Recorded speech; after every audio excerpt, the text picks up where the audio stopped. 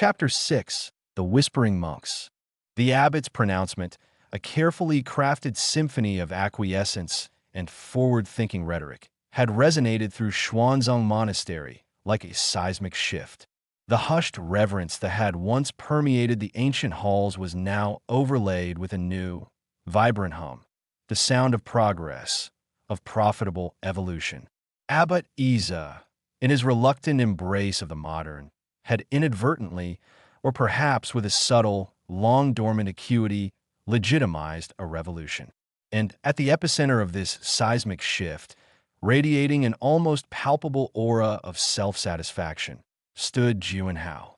His pronouncements, once whispered in the gilded corridors of influence, were now amplified, echoed, and eagerly absorbed. The era of austere contemplation was officially declared a charming, if somewhat impractical, relic of the past. The future, it seemed, was to be found not in the starkness of renunciation, but in the opulent embrace of experience. Juanhao, ever the astute strategist, understood that true power lay not just in initial conquest, but in the systematic redefinition of the very foundations upon which that conquest was built. Abbot Iza had opened the gates. It was Juanhao's task to rename the fortifications and repaint the banners within. He didn't merely want to lead. He wanted to rewrite the scripture. And so, with the deftness of a seasoned propagandist and the unblinking conviction of a true believer in his own manufactured dogma, Juanhao set about disseminating his revised spiritual teachings. The carefully orchestrated success of the Festival of Inner Joy had served as the overture. Now came the main act. His chosen medium? A series of pamphlets and lectures, bearing a title that was both audacious and disarmingly elegant: The Sutras of Sensual Awakening. These were not the dusty, parchment-bound tomes that had served as the bedrock of monastic scholarship for millennia. Oh no, Juanhao's sutras were printed on glossy, recycled paper, adorned with minimalist, abstract designs that hinted at both earthly pleasures and ethereal transcendence. The language was a revelation. Gone were the dense, complex metaphors and the often unyielding pronouncements of self-denial that had characterized traditional Buddhist texts. In their place, Juanhao offered a prose as smooth as aged silk, laced with witty aphorisms and explanations so accessible they felt less like spiritual guidance and more like well-crafted advice from a highly successful life coach. He had, with remarkable precision, distilled millennia of spiritual wisdom into easily digestible, palatable sound bites. The cornerstone of this new doctrine was the radical reinterpretation of foundational concepts. Detachment, for instance, once a cornerstone of monastic practice, a rigorous discipline aimed at severing the ties that bound one to the cycle of suffering, was now presented in a decidedly more appealing light. Juanhao's detachment was not about arduous negation of desire, but rather a sophisticated liberation from the burden of self-denial. It was framed as shedding the cumbersome weight of unnecessary asceticism, of freeing oneself from the tiresome obligation to not enjoy. The pamphlets explained, with persuasive logic, that true detachment was simply the intelligent understanding that one did not need to cling to pleasures, but rather to experience them with an enlightened appreciation. Why deny yourself a perfectly crafted artisanal pastry, the sutras mused, when its enjoyment could be a fleeting, beautiful moment of conscious appreciation, unburdened by the guilt of indulgence? Similarly, mindfulness, a practice long associated with focused introspection and the careful observation of one's own thoughts and emotions, was given a vibrant, hedonistic makeover. Under Juanhao's tutelage, mindfulness transformed into the conscious appreciation of pleasure. It was no longer about observing the impermanence of a thought, but about acutely savoring the texture of a wine, the warmth of sunlight on one's skin, the exhilarating rush of a well-executed business deal. The sutras exhorted the monks to be fully present in every sensory experience, to imbue each moment of pleasure with a profound, almost sacred, attention. A particularly popular passage described the act of sipping a rare, aged whiskey not as a lapse in discipline, but as a profound meditation on the nuanced interplay of oak, grain, and time, a spiritual communion with the very essence of crafted enjoyment. The monks, accustomed to the austere pronouncements of their ancient texts, found these new doctrines not just refreshing, but intoxicating. The demanding nature of traditional Buddhist philosophy, with its emphasis on overcoming desire and the ceaseless struggle against the ego, had always been a formidable barrier for many. Juanhao's reinterpretations removed these hurdles entirely, replacing them with invitations. The intellectual rigor was replaced by emotional appeal. The arduous path of self-mortification was elegantly sidestepped in favor of the sunlit avenue of curated indulgence. Lectures on the blissful art of the ephemeral bite and detachment in the age of designer lifestyles became standing-room-only events. The attendees, not withering scholars but eager disciples, their faces alight with the promise of spiritual fulfillment without the inconvenient requirement of spiritual struggle. Brother Jian, who had once found solace in the repetitive chant of Om Mani Padme Hum, now discovered a profound new joy in chanting Juanhao's aphorisms. The only true emptiness, one of his favorites declared, is the emptiness of an unfulfilled desire. He found this to be a far more motivational mantra than anything involving impermanence. The monastic library, once a silent repository of ancient wisdom, began to fill with Juanhao's publications, stacked high and prominently displayed, eclipsing the faded spines of texts that now seemed impossibly, almost comically, out of step with the monastery's vibrant new identity. The original doctrines were not banished, of course. That would have been too overtly disruptive. Instead, they were relegated to an advanced studies wing, a dusty corner accessible only to the most dedicated or perhaps the most anachronistic of scholars. Juanhao's charisma was a force of nature, a potent blend of intellectual agility, theatrical flair, and an uncanny ability to connect with his audience on an almost primal level. He moved through the monastery grounds with the confidence of a rock star, his pronouncements delivered with a compelling blend of earnestness and wit. He wasn't merely teaching, he was performing. His lectures were interspersed with carefully timed pauses for dramatic effect, punctuated by knowing smiles and gestures that seemed to imply a shared secret, a profound understanding that only he and his devoted followers possessed.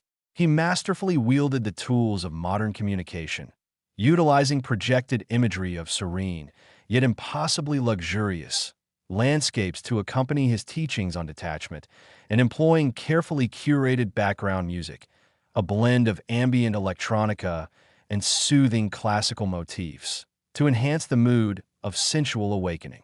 He understood that the monks, like any other segment of society, responded to validation. His sutras of sensual awakening provided this in spades. They affirmed the monks' burgeoning desires, reframing them not as weaknesses to be overcome, but as indicators of their spiritual evolution. The pursuit of comfort, beauty, and pleasure was no longer a distraction from the spiritual path. It was, in fact, the path itself. The monastic cells, once Spartan refuges of austerity, were subtly transformed. Small, tasteful additions appeared, ergonomic meditation cushions upholstered in fine silks, miniature diffusers emitting subtle, mood-enhancing aromatherapy blends, even discreetly placed tablet devices preloaded with curated playlists designed to complement the awakening process. Brother Bao, the embodiment of stoic detachment, was now seen sporting a pair of noise-canceling headphones during his morning meditation, a subtle yet profound shift in his practice. He explained to a curious novitiate that he was not seeking to block out the world, but to achieve a deeper level of mindfulness, a more conscious appreciation of the silence, unmarred by the lingering echoes of the previous night's communal gourmet dinner. Anastasia, ever the pragmatist, had even begun offering a sensual awakening spa package, which included guided meditation sessions focused on the pleasure of scent, touch, and taste, followed by bespoke aromatherapy massages and a tasting menu of aphrodisiac-infused delicacies. The ancient monastery was rapidly morphing into a holistic wellness retreat, albeit one with a distinctly spiritual yet hedonistic bent. Juanhao's genius lay in his ability to weave these luxurious externalities into the fabric of his spiritual narrative. The high thread count sheets were not mere comfort. They were an instrument for conscious connection with the physical vessel. The artisanal pastries were not indulgence. They were opportunities for profound sensory exploration. The meticulously curated playlists were not mere entertainment. They were auditory bridges to inner harmony. He was a master of semantic alchemy, transforming the mundane into the magnificent, the material into the spiritual, all with a twinkle in his eye and a perfectly rehearsed smile. The financial implications, of course, were not lost on anyone, least of all Juanhao himself. The Festival of Inner Joy had been a phenomenal success, a splash of vibrant color that had attracted significant attention and, more importantly, significant capital. But it was the Sutras of Sensual Awakening that promised to embed this new ethos into the very DNA of Xuanzang Monastery, creating a sustainable, ongoing revenue stream. The monks, now enthusiastic evangelists of this new doctrine, became walking advertisements. Their newfound contentment, their apparent ease, their subtle but undeniable aura of refined enjoyment. It was all remarkably persuasive.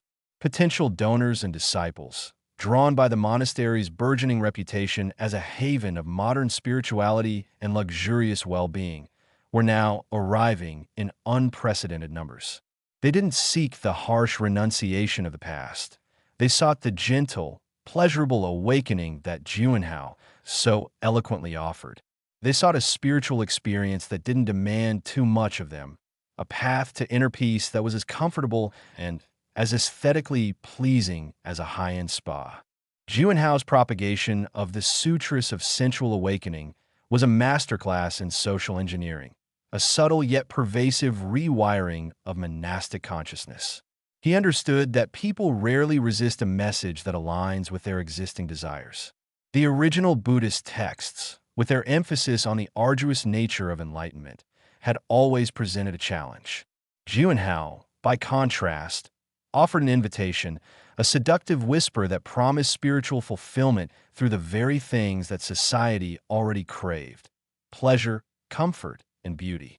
He had, in essence, created a religion that was not only easy to follow, but genuinely enjoyable. The monks, once custodians of ancient traditions, were now readily embracing their roles as disciples of delight, eager to spread the gospel of sensual awakening, one exquisitely crafted pamphlet and one blissfully mindful moment at a time.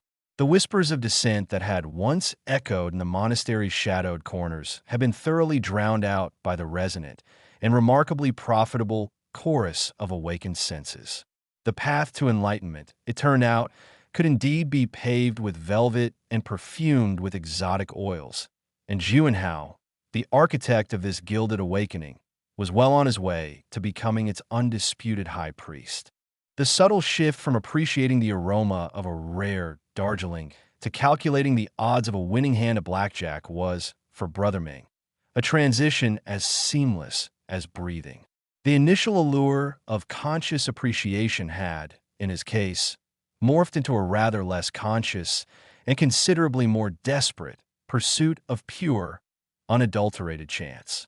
It began innocuously enough. A few friendly wagers amongst the brethren after a particularly successful evening of sensual awakening. Perhaps a spirited debate about the philosophical implications of a perfectly aged plum wine, which inevitably escalated into a friendly wager on who could discern its most subtle notes. Brother Ming, always a keen observer of detail, found he had a knack for it. More importantly, he found he had a knack for winning. The thrill of it was intoxicating, a dopamine surge that no artisanal pastry or mindful sip of whiskey could ever replicate. His newfound spiritual practices, the ones that emphasized embracing the present moment with uninhibited joy, proved remarkably adaptable to the feverish intensity of a high-stakes game. Each card dealt was a divine intervention, each roll of the dice a testament to the universe's whimsical generosity. He saw it not as gambling, but as a profound, if unconventional, form of spiritual communion. He was not merely playing cards. He was engaging in a dynamic dance with destiny, a tactile exploration of karma and consequence. This sutress of sensual awakening had taught him to embrace experience, and the card table, he reasoned, was an experience of the highest, most exhilarating order. Soon, however, the friendly wagers were no longer enough. The thrill of winning was eclipsed by the gnawing anxiety of losing, and the losses began to accumulate with alarming speed. Brother Ming, who had once meticulously catalogued the nuances of various monastic tea ceremonies, now found himself frantically calculating the dwindling balances in his alms pouch. The subtle art of negotiation, a skill honed during his previous life before joining the monastery, and now dusted off and polished by Juanhao's teachings on empowered interaction, was being applied to an entirely different kind of transaction. He found himself approaching his fellow monks, men he had once shared silent meditation with an eager, almost desperate glint in his eye. "Brother Jian," he began, his voice a little too high, a little too quick, "a moment of your time, if I may. You see, I had a rather unexpected opportunity arise, a chance to partake in a truly enlightening investment. It requires a small infusion of capital, purely temporary, of course. The returns, my brother, will be astronomical. Think of it as a spiritual synergy, a joint venture in manifesting abundance." Brother Jian, a man whose stoicism had been tested but not entirely eroded by Juanhao's doctrines, would often sigh. He'd seen the glint in Ming's eye before, the same one that had accompanied the acquisition of a particularly extravagant silk robe that Juanhao had so eloquently framed as an instrument of tactile enlightenment. "Ming," he'd say, his voice a low rumble, "the sutras speak of detachment from material gain." "Ah, but, Brother Jian," Ming would counter, his smile practiced and a touch too wide, "Juanhao also teaches us that true detachment is not about deprivation, but about freedom. Freedom from the burden of scarcity. This is an opportunity to exercise that freedom, to embrace abundance not as a clinging, but as a flowing. A temporary loan, you see, is merely a brief eddy in the river of prosperity." More often than not, Brother Jian would relent, pressed by a mixture of pity and an ingrained sense of monastic camaraderie, perhaps also a nascent understanding that these were the practical applications of Juanhao's teachings, albeit twisted. He'd lend Ming a few coins, a gesture that felt more like appeasing a restless spirit than facilitating a wise investment. But Ming's circle of lenders soon expanded beyond the monastery walls. His newfound networking skills, honed through Juanhao's workshops on building synergistic relationships, proved remarkably effective in the seedier underbelly of the city. He discovered that the same persuasive charm that convinced a wealthy patron to fund a new aromatherapy wing could also extract loans from individuals who operated in shadows far darker than any Juanhao had envisioned. These were not men who understood spiritual synergy or manifesting abundance. These were men who understood collateral, interest, and the sharp end of a very unpleasant conversation. They were the proprietors of the burgeoning gambling syndicates that had sprung up, drawn by the monastery's newfound wealth and the discreet, yet profitable, activities that Juanhao's revolution had inadvertently encouraged. Ming, in his pursuit of enlightened risk, had found himself entangled with individuals who treated risk with a far more tangible and threatening methodology. The whispers began subtly at first. A furtive glance exchanged between two monks when Ming, looking pale and drawn, scurried past. A hushed conversation in the refectory, punctuated by worried frowns. Then, the whispers grew louder, more insistent.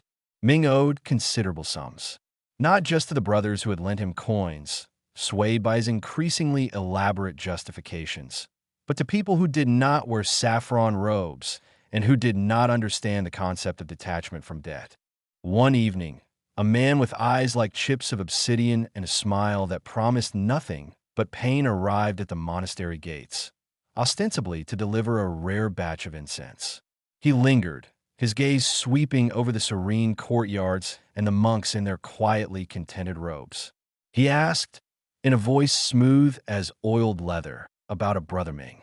The novice on duty, still mesmerized by the notion of sacred scent, innocently directed the man towards the wing where Ming often spent his evenings, lost in the thrilling cacophony of dice and cards. Juanhao, who prided himself on his keen awareness of his environment, the same awareness he now preached as a cornerstone of conscious living, began to notice the subtle tremors beneath the surface of his carefully cultivated paradise. He saw the anxiety etched on Brother Ming's face, a stark contrast to the usual blissful serenity he was so adept at projecting. He observed the hushed conversations, the averted gazes when he approached. He was, after all, a master of observation, a connoisseur of nuance. And the nuances of Ming's burgeoning desperation were becoming impossible to ignore. Initially, Juanhao had found Ming's predicament rather amusing, a humorous consequence of applying this sutress of sensual awakening, with perhaps a touch too much literal enthusiasm. He'd even offered Ming some light-hearted advice on managing his energetic flow of resources. But the appearance of the obsidian-eyed man and the subsequent increase in hushed, fearful whispers shifted his amusement to a cold, hard nod of concern. This was not just about a monk's minor indulgence. This was about a potential scandal. The carefully crafted image of Xuanzang Monastery as a beacon of modern, luxurious spirituality was fragile. A whiff of organized crime, of debt collection, of violence, it could shatter everything. Juanhao summoned Brother Ming to his impeccably appointed chambers, where the air was always infused with the subtle scent of sandalwood and a carefully selected blend of essential oils designed to promote clarity and focus. Ming entered, his shoulders hunched, his usual buoyant demeanor replaced by a visible slump. He looked like a man who had been physically carrying the weight of his accumulating debts. Brother Ming, Juanhao began, his voice devoid of its usual theatrical warmth, replaced by a steely edge that few had heard before. He gestured to a low, velvet-covered stool. "Sit. We need to discuss the nature of awakened risk." Ming sat, his hands clasped so tightly his knuckles were white. He avoided Juanhao's steady gaze. "I understand," Juanhao continued, his tone measured, "that your engagement with the principles of embracing experience and conscious appreciation has led you down a path that is, shall we say, energetically complex." He paused, letting the euphemism hang in the air. "There have been whispers, Ming, whispers of obligations. Obligations to parties who do not share our monastic ethos of mindful exchange. Parties who, I am told, are less concerned with the spiritual impermanence of wealth and more with its immediate, tangible repossession." Ming finally looked up, his eyes wide with a fear that Juanhao had never seen in him before. It was the raw, unadulterated fear of a man staring into an abyss, not a philosophical concept, but a very real, very dangerous pit. "Master Juanhao," he stammered, his voice cracking, I miscalculated. The flow of energy, it became overwhelming. Juanhao leaned forward, his eyes narrowing. Overwhelming? Or simply uncontrolled? The sutras of sensual awakening are not a license for recklessness, Ming. They are a guide to a more fulfilling, more balanced experience. They are about elevating the senses, not about succumbing to base impulses under the guise of spiritual exploration. You have, it seems, confused the thrill of the game with the serenity of the awakened mind. He steepled his fingers, the smooth surfaces of his rings catching the soft light. I understand that you have incurred significant debts. Debts that, if allowed to fester, could have repercussions. Not just for you, Ming, but for the entire monastery.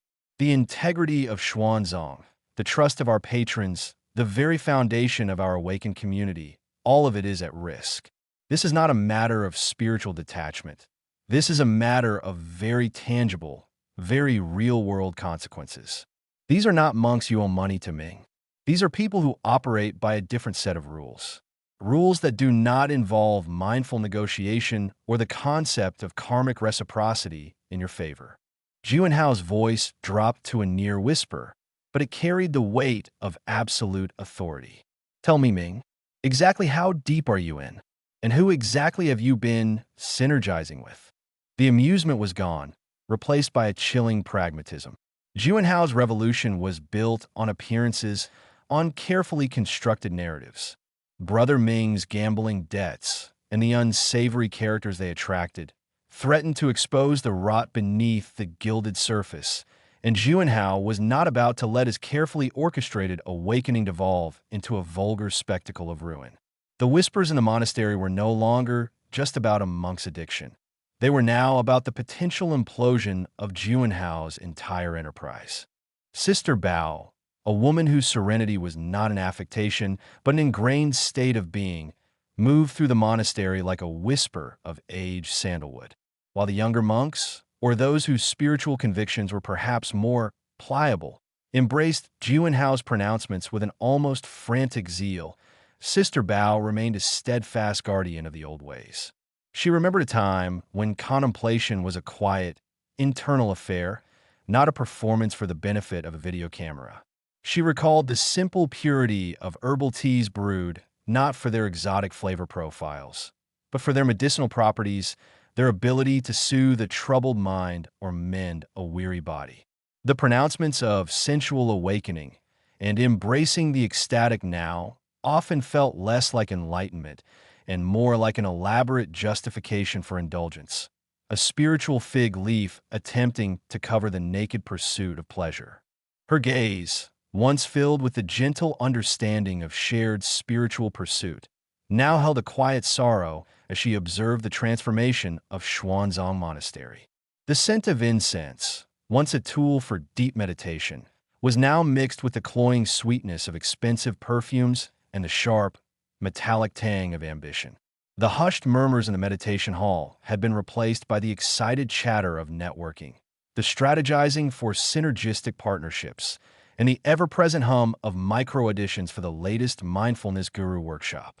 It was a far cry from the silent dawn chants and the humble rituals of self-reflection she had dedicated her life to. While she could appreciate the intention behind Juanhao's message, that life's experiences, even the sensory ones, could be pathways to understanding, she found his methods to be a gross distortion, a perversion of true asceticism into an opulent spectacle. It was like trying to purify water by adding more, albeit more fragrant, chemicals. She watched as Brother Ming, a man who had once meticulously cataloged the subtle variations in a single drop of dew, now chased the fleeting exhilaration of chance, his eyes hollowed by a desperate need for a thrill that no amount of mindful breathing could provide. She saw the younger novices, their minds impressionable and eager for guidance, being led down paths that seemed more concerned with their outward projection of serenity than the quiet cultivation of inner peace. The sutras, once a source of profound wisdom, were being dissected and repackaged into digestible sound bites, their depth sacrificed for marketable simplicity. Sister Bao felt a familiar ache in her chest, a sense of loss for the spiritual sanctuary that was slowly, insidiously being eroded. Yet, Sister Bao was not a woman prone to overt confrontation. Her resistance was not a thunderclap, but a persistent, gentle rain. She understood that Juanhao's charisma was a powerful force, and that many were genuinely captivated by his vision. To openly oppose him would be to invite an unwelcome schism, to shatter the fragile peace that still existed within the monastery walls, however superficial it might be becoming. Instead, she chose a different path, a subtle subversion, a quiet reclaiming of the sacred within the increasingly secularized halls of Xuanzang. In the forgotten western wing of the monastery, a section that had always been less frequented due to its dampness and the persistent chirping of crickets that seemed to have made it their permanent residence, Sister Bao began her clandestine project.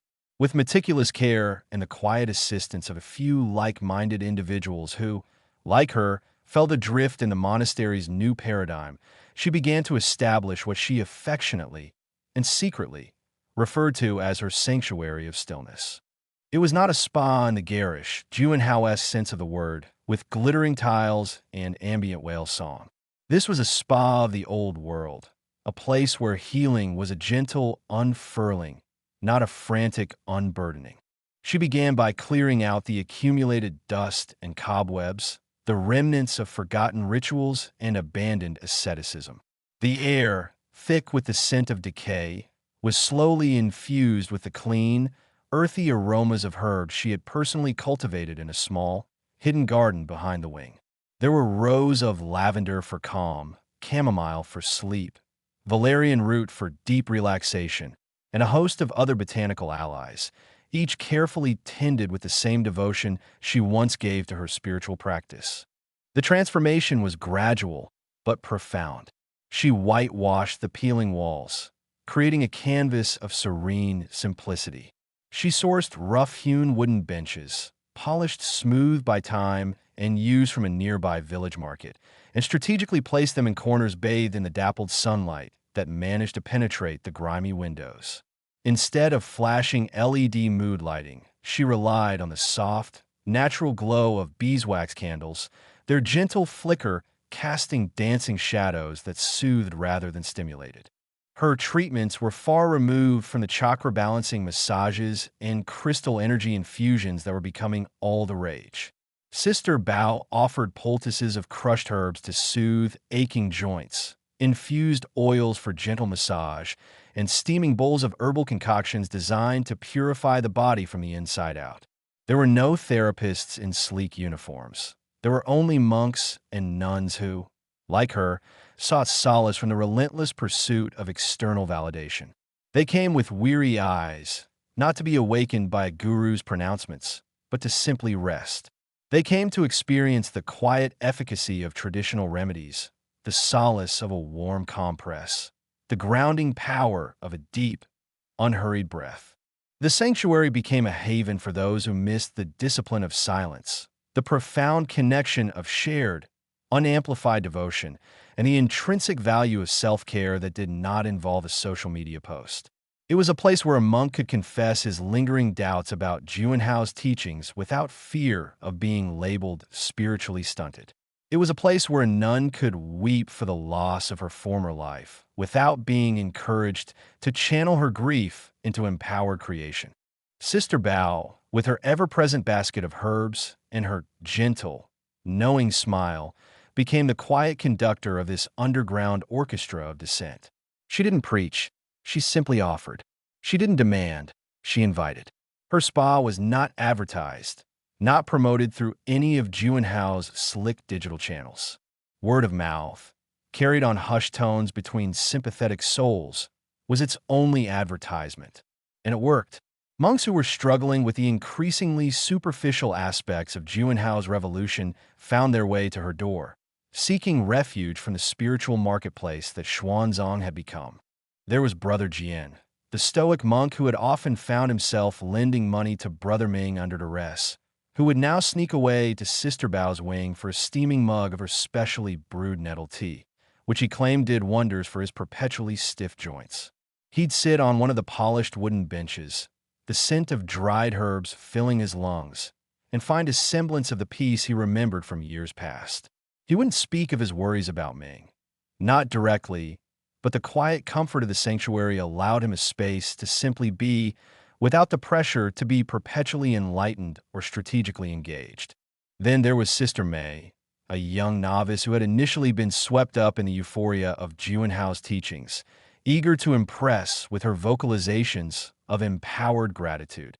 But the constant pressure to perform, to be seen as constantly joyous and vibrantly spiritual, had left her exhausted and anxious.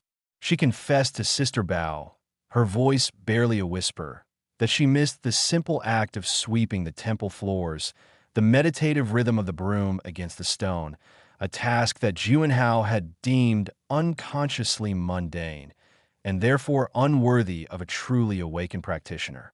Sister Bao, without judgment, offered her a task of her own, tending to the lavender plants in the hidden garden. The gentle work, the sun on her skin, the earthy smell of the soil, became her new form of meditation, a quiet rebellion against the forced effervescence of the monastery's new ethos. Even some of the monks who outwardly embraced Juanhao's teachings, those who were adept at navigating the performative aspects of their new spiritual lives, found their way to Sister Bao's sanctuary.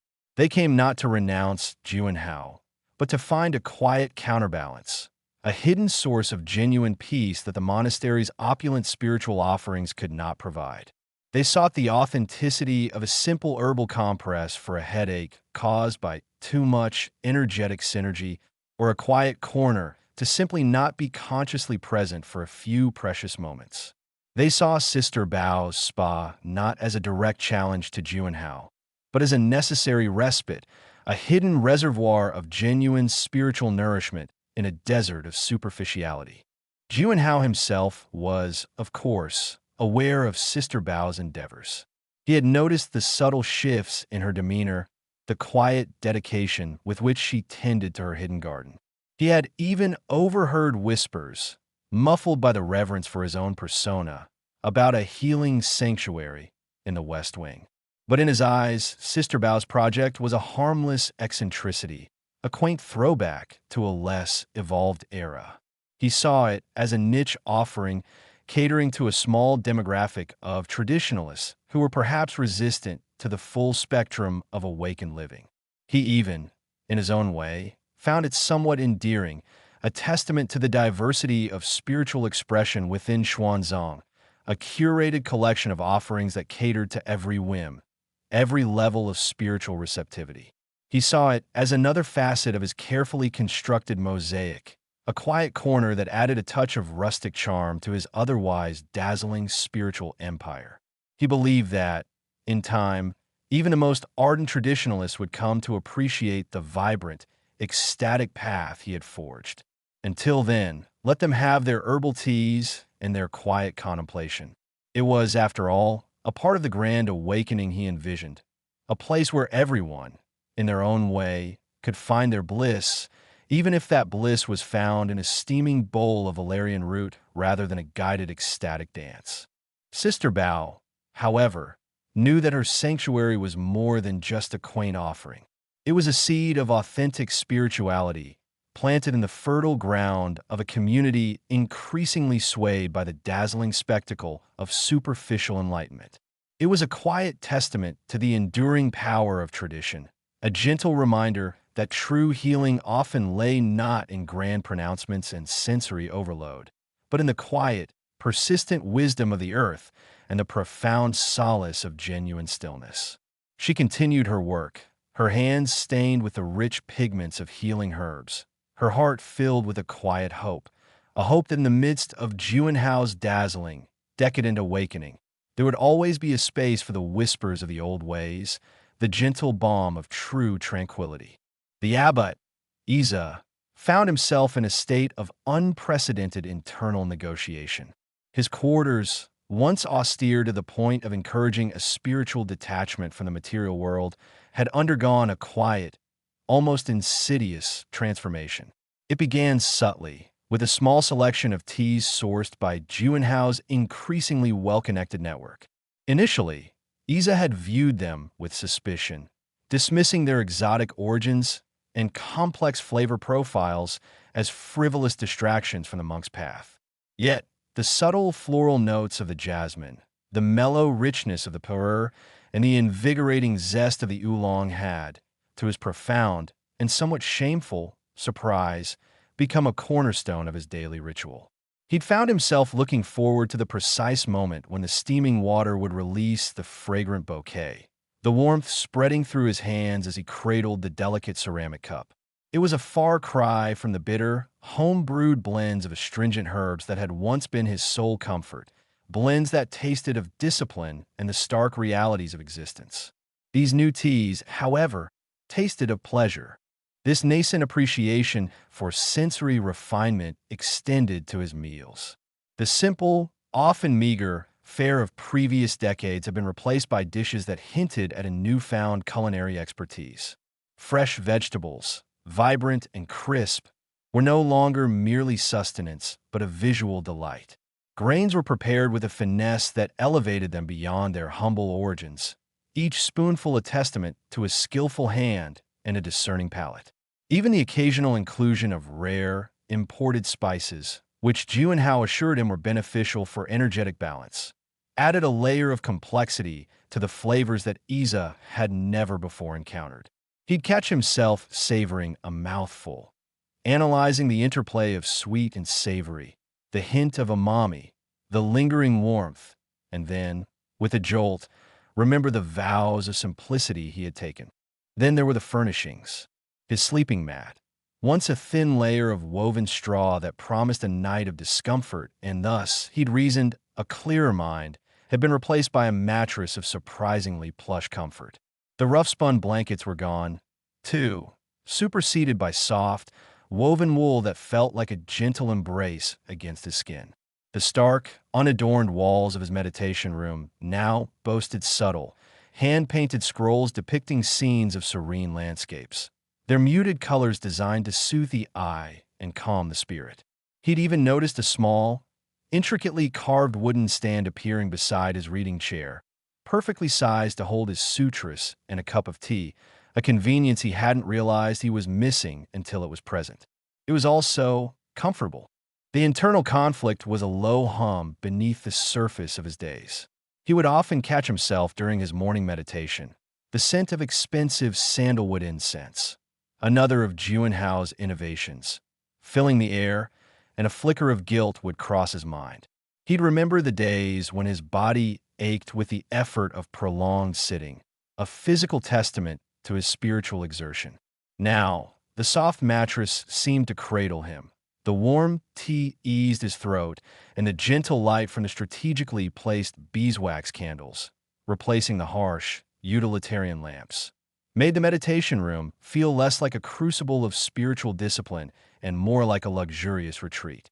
He'd feel a fleeting urge to strip away these comforts, to return to the stark reality of his former life. But the sheer pervasive atmosphere of contentment within Xuanzang made such a drastic step feel unnecessary. Juanhao's philosophy, he rationalized, was not entirely without merit. Hadn't the Buddha himself spoken of the importance of a balanced mind, free from excessive suffering? And was not suffering often exacerbated by physical discomfort and deprivation? Perhaps, Isa mused, a degree of comfort was not an impediment to spiritual growth, but rather a necessary precursor. A mind that was not preoccupied with aches and pains, with hunger or cold, was a mind that was free to explore subtler realms of consciousness. The imported teas weren't just about indulgence. They were about facilitating contemplation. The softer furnishings weren't about luxury. They were about reducing distractions. The improved meals weren't about gluttony. They were about optimizing physical well-being for spiritual pursuit. He found himself constructing elaborate arguments in his mind, each one designed to assuage his burgeoning guilt. He would recall passages from ancient texts that spoke of the importance of right livelihood and right mindfulness, subtly reinterpreting them to accommodate the new reality of Xuanzang. If monks were more comfortable, more content, wouldn't they be more likely to engage deeply with their practice? Wouldn't a monastery that attracted followers with its worldly comforts ultimately serve a greater spiritual purpose by drawing more souls towards enlightenment? He was, in essence, justifying the seduction. This rationalization, once a timid whisper, began to grow bolder, echoing the very pronouncements Juanhao made from his gilded podium. The abbot's contemplation on comfort had become a contemplation on justification. He was no longer simply a recipient of Juanhao's pervasive influence. He was becoming an architect of his own spiritual compromise. The subtle sweetness of the imported teas was now the taste of expediency, the softness of his mattress a pillow for his eroded principles. He looked around his comfortable quarters, at the fine silks draped over his writing desk, at the small bowl of exotic dried fruits resting beside his teacup, and for a moment, he saw not the erosion of monastic tradition, but the elegant evolution of spiritual practice. The abbot's mind, once a fortress of asceticism, was slowly being transformed into a well-appointed salon, each comfort a velvet rope drawing him further into a gilded cage. The line between self-care and self-indulgence had become so blurred, so artfully softened, that he could no longer discern where one ended and the other began. And in that haze of fragrant tea and comfortable silences, Abbot Isa found a strange, unsettling peace, a peace that tasted remarkably like surrender. He was, after all, the abbot. Surely, his contentment was a sign of a well-functioning spiritual institution, a testament to the success of its leader, whoever that might be. The thought, once a source of immense distress, now brought a faint, contented smile to his lips as he reached for another cup of jasmine-scented solace. The subtle alchemy of Juanhao's influence had not merely softened Abbot Isa's austerity. It had fundamentally reconfigured the spiritual landscape of Xuanzang Monastery. The original monks, men who had once embraced the gnawing emptiness of hunger as a pathway to enlightenment, now found themselves anticipating the precisely timed delivery of delicate pastries and fragrant, imported fruit. Their coarse robes, once symbols of renunciation, had been gradually replaced by garments woven from finer silks and dyed in richer hues, a visual manifestation of their evolving priorities. This transformation was not a sudden coup, but a slow, almost imperceptible seep, much like water finding its way through ancient stonework, each drop wearing away at the original edifice until something entirely new was formed. Juanhao, with a smile that could curdle milk or charm a snake, had become the undisputed arbiter of their material and, increasingly, their spiritual well-being. The contraband, which had once been a hushed, illicit secret, was now a managed commodity, its distribution a carefully orchestrated symphony of veiled transactions and preferential treatment. The forbidden liquor, once procured at great risk by daring novices, now flowed with a regularity that would make a seasoned tavern keeper blush. It was dispensed not from shadowy corners, but from a gleaming, purpose-built cellar, its temperature meticulously controlled, its contents displayed with an almost reverent pride. Each bottle, a testament to Juanhao's understanding of the monk's need for occasional spiritual lubrication, was a tiny victory for his pervasive control. The gambling dens, which had once operated in the hushed secrecy of disused storerooms, were now openly acknowledged establishments within the monastery's grounds. Juanhao had, with a flourish of mock piety, declared them to be halls of contemplative risk, where the monks could test their fortunes and their detachment from worldly gain. This Orwellian rebranding had been met with little resistance. After all, why engage in the arduous discipline of meditation when one could experience the exhilarating thrill of a loaded die? The disputes that inevitably arose from these games, accusations of cheating, arguments over winnings, the occasional drunken brawl, were no longer brought before a stern abbot for judgment. Instead, they were settled in Juanhao's exquisitely appointed chambers, where he, with a theatrical sigh and a pronouncement that often favored the party who had offered him the most generous donation, a term he used with the utmost discretion, dispensed his own brand of justice. His spiritual advice was a masterpiece of carefully constructed sophistry. He spoke of the liberation of the senses, of embracing the abundance of existence, and of the dynamic interplay between material comfort and inner peace. He would often quote ancient texts, twisting their meanings with a glibness that belied his ignorance of true scholarship. A passage about the Buddha's simple bowl became a justification for the monk's new, intricately decorated ceramic tea sets.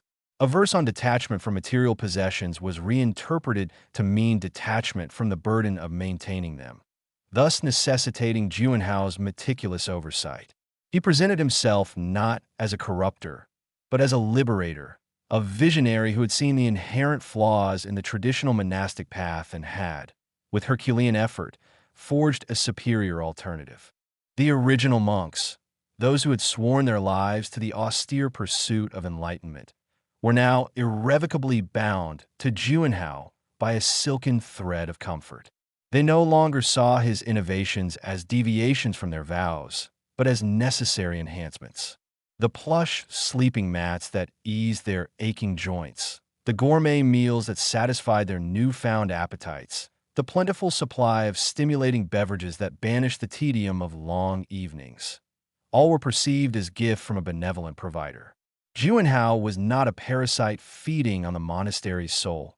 He was its Midas, turning leaden discipline into golden indulgence. His self-appointed role as the monastery's spiritual advisor had solidified, casting a long shadow over any lingering vestiges of traditional monastic leadership. Abbot Iza, a man once revered for his profound wisdom and unyielding asceticism, now seemed a placid figurehead, a benevolent grandparent figure whose opinions held little sway against Juanhao's dynamic pronouncements. When Iza, in a moment of clarity that felt like a fleeting fever, once dared to question the appropriateness of a particularly flamboyant silk banner advertising a new shipment of exotic spices, Juanhao had simply smiled and explained, with patient condescension, that it was a visual affirmation of Xuanzang's burgeoning prosperity, a beacon to attract worthy disciples. Iza had retreated, his concern dissolving into the pervasive scent of sandalwood and the gentle hum of contented monks. The daily routines, once dictated by the harsh, unyielding rhythm of prayer and labor, had been subtly reshaped. Hours once dedicated to chanting now became opportunities for leisurely discussions over premium teas. Chores that required physical exertion were now outsourced to a growing core of hired hands, procured and managed by Juanhao's ever-expanding network. The monks, freed from the mundane realities of existence, were encouraged to pursue their higher callings, which, conveniently, often involved activities that Juanhao profited from. This included the production of elaborate artworks, the distillation of rare essences, and the curation of exquisite gardens, all of which were then sold at exorbitant prices to wealthy patrons, the profits flowing directly into Juanhao's coffers, with a generous stewardship fee deducted for his troubles. Juanhao's charisma was a potent, intoxicating force. He moved through the monastery with an air of confident authority, his pronouncements delivered with a theatrical flair that captivated his audience. He was a master manipulator of perception, able to frame his most self-serving actions as acts of profound spiritual generosity. He would often gather the monks in the grand assembly hall, not for somber sermons, but for what he termed enlightenment seminars, where he would expound on his novel philosophies, weaving tales of his own supposed spiritual struggles and ultimate triumph over materialistic temptations, a rich irony given his opulent lifestyle. He had, with unnerving precision, identified and exploited the inherent human desires that the monastic vows sought to suppress: the yearning for comfort, the craving for pleasure, the need for belonging, and a deep-seated fear of insignificance. By offering these in abundance, he had effectively neutralized any potential opposition. The monks, lulled into a state of contented dependency, no longer questioned his authority. They embraced it. Their spiritual journey had become a comfortable cruise, and Juanhao was their captain, navigating them through waters of their own choosing, toward a horizon that promised only more pleasant diversions. The austerity that had defined Xuanzang for centuries was now a distant, almost mythical memory, replaced by the shimmering, seductive reality of Juanhao's meticulously constructed paradise. He had not merely infiltrated the monastery. He had become its heart, its lungs, and its ever-increasingly demanding digestive system. The whispering monks were no longer whispering prayers. They were whispering Juanhao's praises, their voices a chorus of contentment, their souls comfortably ensnared. Chapter 7. The Economics of Enlightenment. The gilded gates of Xuanzang Monastery, once a stoic sentinel against the tide of worldly distraction, now swung open with an almost theatrical flourish, beckoning not to pilgrims seeking solace, but to merchants bearing their wares. Juanhao, ever the impresario of this unfolding spiritual circus, had not merely tweaked the monastery's spiritual diet, he had fundamentally rewritten its economic manifesto. The notion of austerity, That ancient bedrock of monastic life had been meticulously dismantled, replaced by a vibrant, irrepressible edifice of spiritual commerce. The once austere halls, echoing with the solemn chants of renunciation, now hummed with the industrious thrum of entrepreneurial monks, their rosaries replaced by meticulously crafted looms and their prayer beads by scales weighing precious silks. Juanhao's genius lay in his ability to reframe the narrative, to transform the cardinal sins of avarice and indulgence into virtues, or at least into necessary components of spiritual advancement. He introduced a novel concept: merit by material accumulation. Gone were the days when arduous meditation and selfless service were the primary metrics of a monk's spiritual prowess.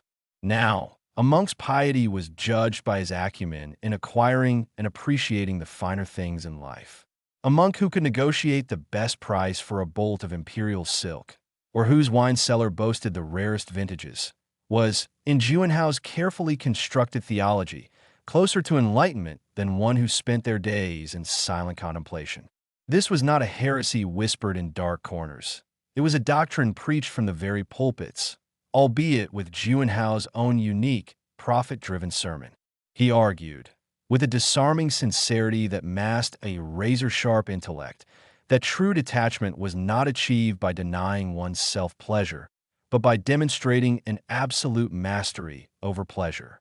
To be able to luxuriate in silk without being enslaved by it, to savor fine wine without succumbing to gluttony, this, he declared, was the true test of spiritual fortitude.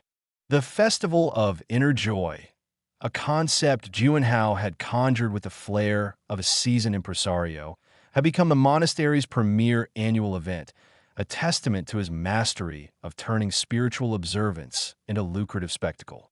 It was no longer a somber reflection on spiritual awakening, but a riotous celebration of material abundance. The revenues generated from this grand bazaar, a dizzying array of artisanal goods, exotic spices, and opulent relics, all bearing the Xuanzang seal of approval and Juanhao's substantial markup, were not channeled into supporting the downtrodden or funding charitable works, as tradition dictated. Instead, they were meticulously reinvested, not into the monastery's spiritual infrastructure, but into its comfort infrastructure. Plush new cushions, woven from the finest cashmere, appeared in the meditation halls, ostensibly to aid in longer periods of seated contemplation. Imported incense burners, crafted from jade and filled with rare, slow-burning resins, perfumed the air, their cost astronomical, their purpose seemingly to enhance the monk's olfactory experience during prayer. Gleaming new ceramic tea sets, each piece a miniature work of art, replaced the utilitarian earthenware of old, encouraging longer, more leisurely tea ceremonies that, coincidentally, provided ample opportunity for Juanhao's discreet sales pitches. The monastery's amenities, as Juanhao termed them, were in a perpetual state of opulent upgrade, each renovation a shrewd investment in further revenue generation. Juanhao understood that true economic sustainability lay not in sporadic festivals, but in a continuous flow of income. To this end, he cultivated a sophisticated network of spiritual sponsorships. Wealthy merchants and influential nobles, eager to imbue their businesses and lives with a veneer of sanctity, were invited to sponsor various aspects of monastic life. A local silk merchant might sponsor the weaving of ceremonial robes. A wealthy patron could sponsor the renovation of the refectory with a donation that afforded him naming rights, and the monastery's increasingly lavish library was funded by a consortium of bibliophile industrialists. These sponsorships, often presented as acts of devout generosity, were in reality meticulously negotiated contracts, ensuring Juanhao a steady stream of capital. The sponsors, in turn, received not only the goodwill associated with supporting a venerable institution, but also preferential access to the monastery's increasingly sought-after goods and services, and, more subtly, the assurance that their names were now subtly intertwined with the spiritual aspirations of Xuanzang. To further fuel this engine of spiritual commerce, Juanhao actively encouraged the monks to engage in artisanal crafts and services that could be profitably marketed to the outside world. The gentle art of calligraphy, once practiced for the sole purpose of transcribing sacred texts, was now taught with an eye towards producing illuminated manuscripts for wealthy collectors. The monks' proficiency in herbal medicine was repurposed to create exotic, high-priced elixirs and tinctures, marketed as ancient secrets of longevity and vitality, their efficacy amplified by Juanhao's elaborate marketing campaigns. Even the monastery's agricultural output, once dedicated to self-sufficiency, was now focused on cultivating rare and lucrative crops, saffron, rare mushrooms, and specially bred tea leaves, which are then sold at premium prices to discerning gourmands. The monks, previously trained in disciplines of detachment, were now masters of their chosen crafts, their hands deftly transforming raw materials into tangible assets, their profits, of course, flowing through Juanhao's ever-widening financial channels, with a healthy management fee deducted for his visionary guidance. The redistribution of labor within the monastery mirrored this economic shift. The arduous tasks that once formed the backbone of monastic discipline, tending fields, mending robes, maintaining the grounds, were now largely delegated to a growing contingent of hired laborers, their wages a mere fraction of the profits generated by the monks' artisanal endeavors. This freed up the monks to focus on what Juanhao termed their higher value contributions, the creation of exquisite objects and the provision of specialized services that commanded the highest prices. It was a clever redistribution of effort, channeling the monks' talents towards activities that generated the most significant financial returns. The physical labor, the humility of manual work, was now relegated to those on the periphery, while the inner circle, the favored monks who demonstrated Juanhao's desired blend of spiritual aspiration and commercial acumen, were liberated to pursue more profitable artistic and intellectual pursuits. Juanhao's pronouncements on this new economic order were always delivered with a paternalistic air, framed as a natural evolution dictated by the changing times. He spoke of Xuanzang's role as a spiritual marketplace, a conduit through which the divine bounty of the universe could be accessed and appreciated by all. He would gather the monks, not for sermons on humility, but for innovation workshops, where they would brainstorm new product lines and marketing strategies. He introduced a system of profit sharing, a concept alien to traditional monasticism, where monks who excelled in their craft or service would receive a small percentage of the profits generated, a motivational tool that further incentivized their commercial endeavors. This share, however, was always carefully calculated to remain a modest supplement to the monastery's overall revenue, ensuring that Juanhao's personal coffers remained the most amply filled. The language of spirituality itself was subtly rewired to accommodate this new paradigm. Prayers for sustenance were reinterpreted as prayers for profitable opportunities. Meditations on impermanence were reframed as reflections on the fleeting nature of market trends, necessitating constant adaptation and innovation. The concept of giving, once central to monastic life, was redefined as strategic investment, where donations were not acts of charity but carefully calculated gambits to acquire spiritual merit and tax breaks. Juanhao's sermons often revolved around parables of successful merchants and shrewd traders, their worldly achievements presented as divine blessings, their prosperity a clear indication of their spiritual favor. He even commissioned new artwork for the monastery, depicting scenes not of the Buddha's ascensions or acts of compassion, but of monks skillfully bartering, artists triumphantly displaying their creations, and prosperous patrons gratefully accepting their spiritually infused wares. The transformation was, by all accounts, breathtakingly successful. Xuanzang Monastery, once a quiet haven of contemplation, was now a bustling hub of economic activity. Its products were renowned throughout the land, its services in high demand. Wealth flowed into its coffers with an unprecedented torrent, and the monks, once accustomed to the ascetic rigor of their vows, now found themselves living lives of considerable comfort and material abundance. They wore silks, dined on delicacies, and slept on the finest linens, all while attending spiritual workshops and engaging in divine commerce. Juanhao, the architect of this grand illusion, surveyed his creation with a satisfied smile. He had not merely reformed a monastery. He had invented a new form of spiritual capitalism, a testament to his belief that the path to enlightenment could, indeed, be paved with gold. The old ways were not abandoned. They were simply recontextualized, their original intent obscured beneath layers of opulent prosperity and shrewd financial maneuvering. Enlightenment, it seemed, was now a commodity, and Xuanzang Monastery was its premier purveyor. The genesis of the Guangming bubble tea empire was, like many truly monumental endeavors, born from a whisper of serendipity and a healthy dose of Juanhao's calculated foresight. It began not with a grand decree or a meticulously planned rollout, but with a single, unassuming stall nestled discreetly near the monastery's eastern gate, a location chosen more for its foot traffic from curious day trippers than for any spiritual resonance. The monks, initially tasked with the somewhat mundane duty of preparing refreshments for visitors, found themselves experimenting with the burgeoning trend of Taiwanese bubble tea. What started as a simple offering, brewed tea, milk, and tapioca pearls, soon evolved under their meticulous, Zen-like attention to detail. Juanhao, ever the keen observer of emerging markets and consumer desires, saw not just a beverage, but a golden chalice of opportunity.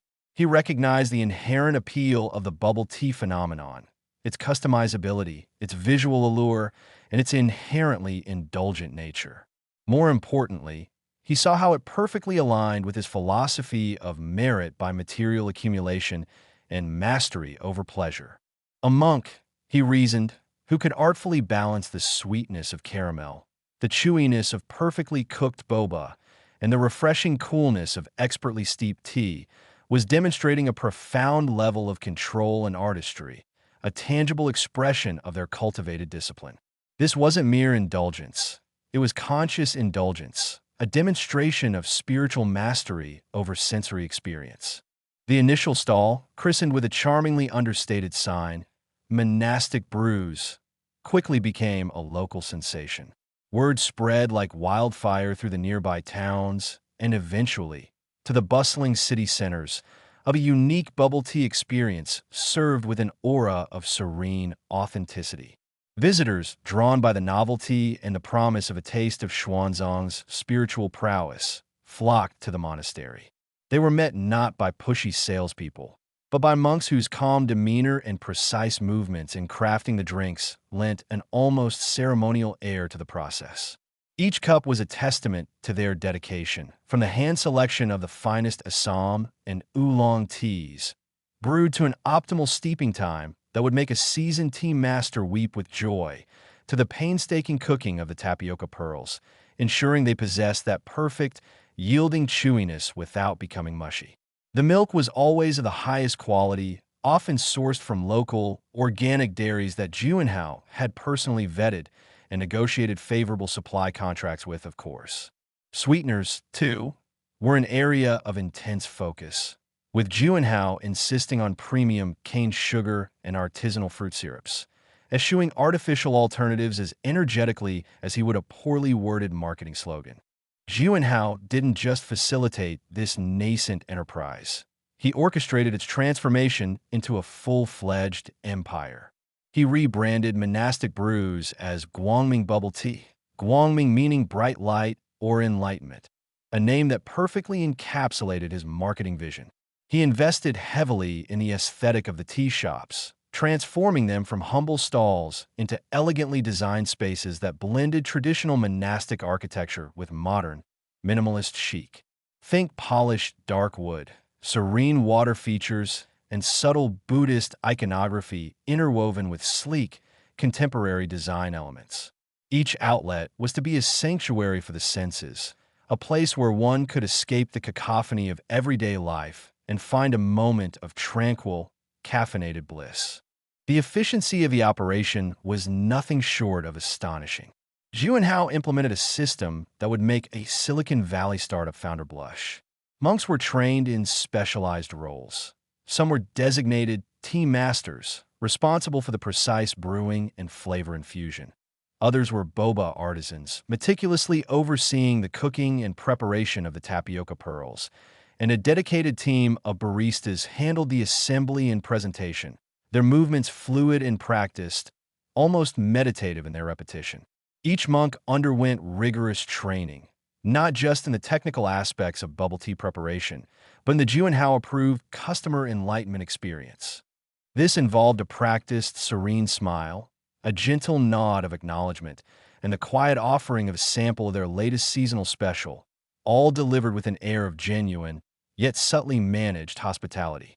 Juanhao's genius extended to his procurement strategies.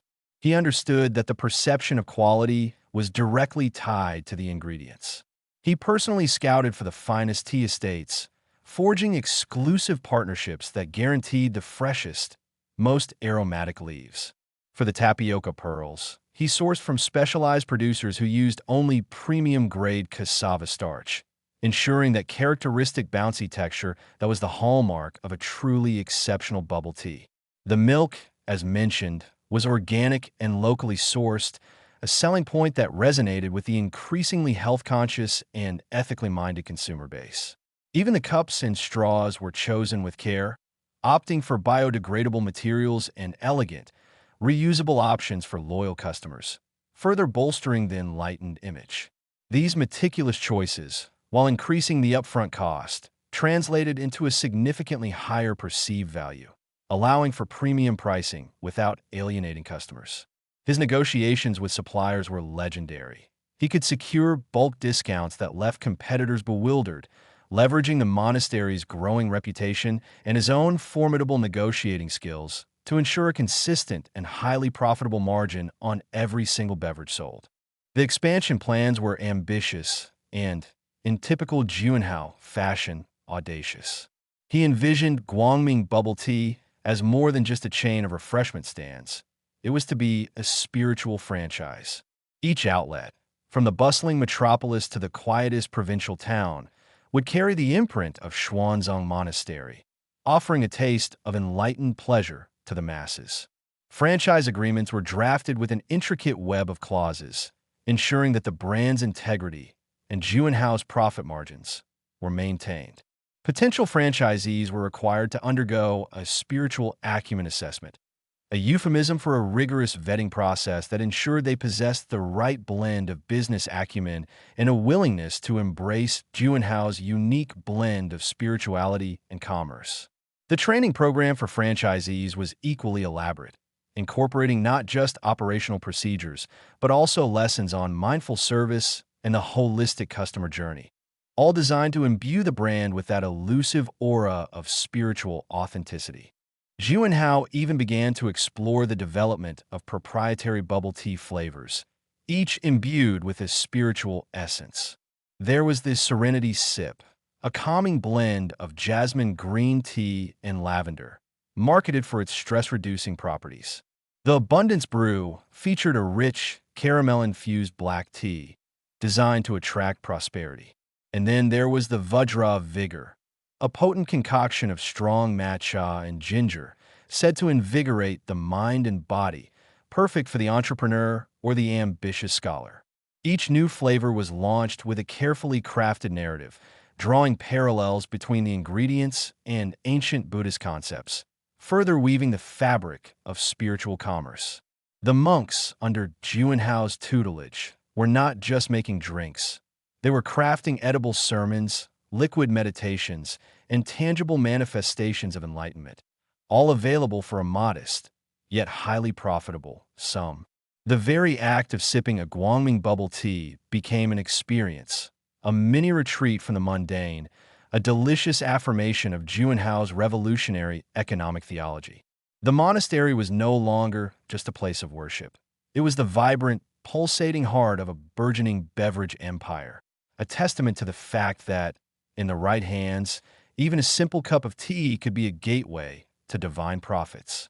The hum of the ancient monastery, once solely dictated by the rhythmic chanting of sutras and the gentle rustle of prayer beads, had begun to acquire a new undertone. It was the subtle thrum of ambition, the quiet whirring of gears that signified not just spiritual awakening, but economic ascension.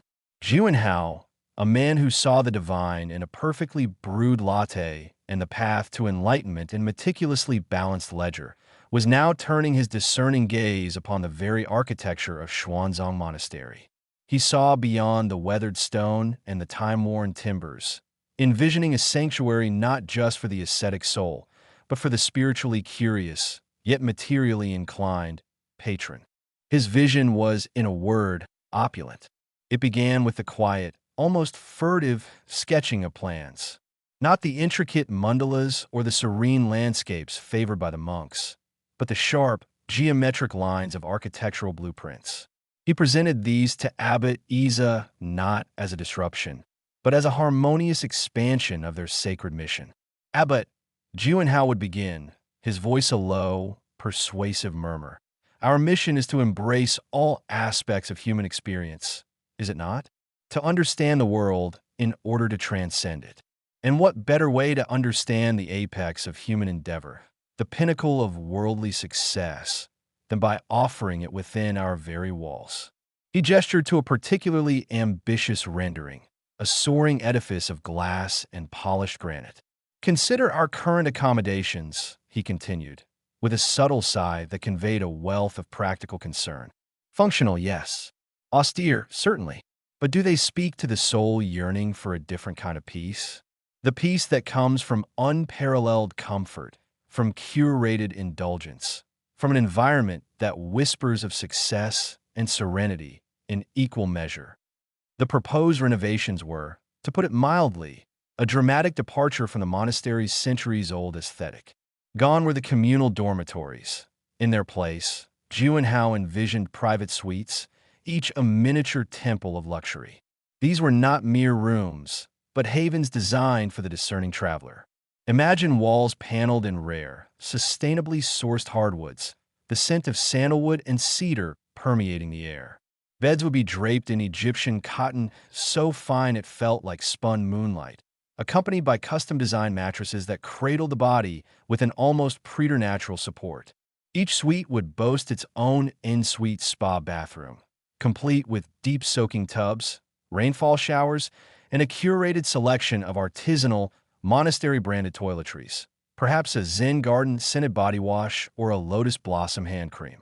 The windows, strategically placed and fitted with soundproofing technology, would offer breathtaking views of the surrounding landscape, framed by silk drapes that shimmered with subtle, embroidered motifs of auspicious clouds or leaping koi. But Juanhao's ambition didn't stop at mere accommodation. He envisioned a culinary experience that would rival the finest establishments in the world.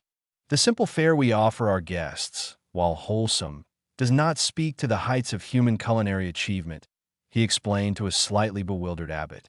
We must offer a gastronomic journey, a symphony of flavors that mirrors the complexity of the universe itself. Thus, the plans included a gourmet restaurant, tentatively named the Gilded Pagoda. This was to be an establishment where the freshest, most exquisite ingredients were transformed into works of art by world-class chefs.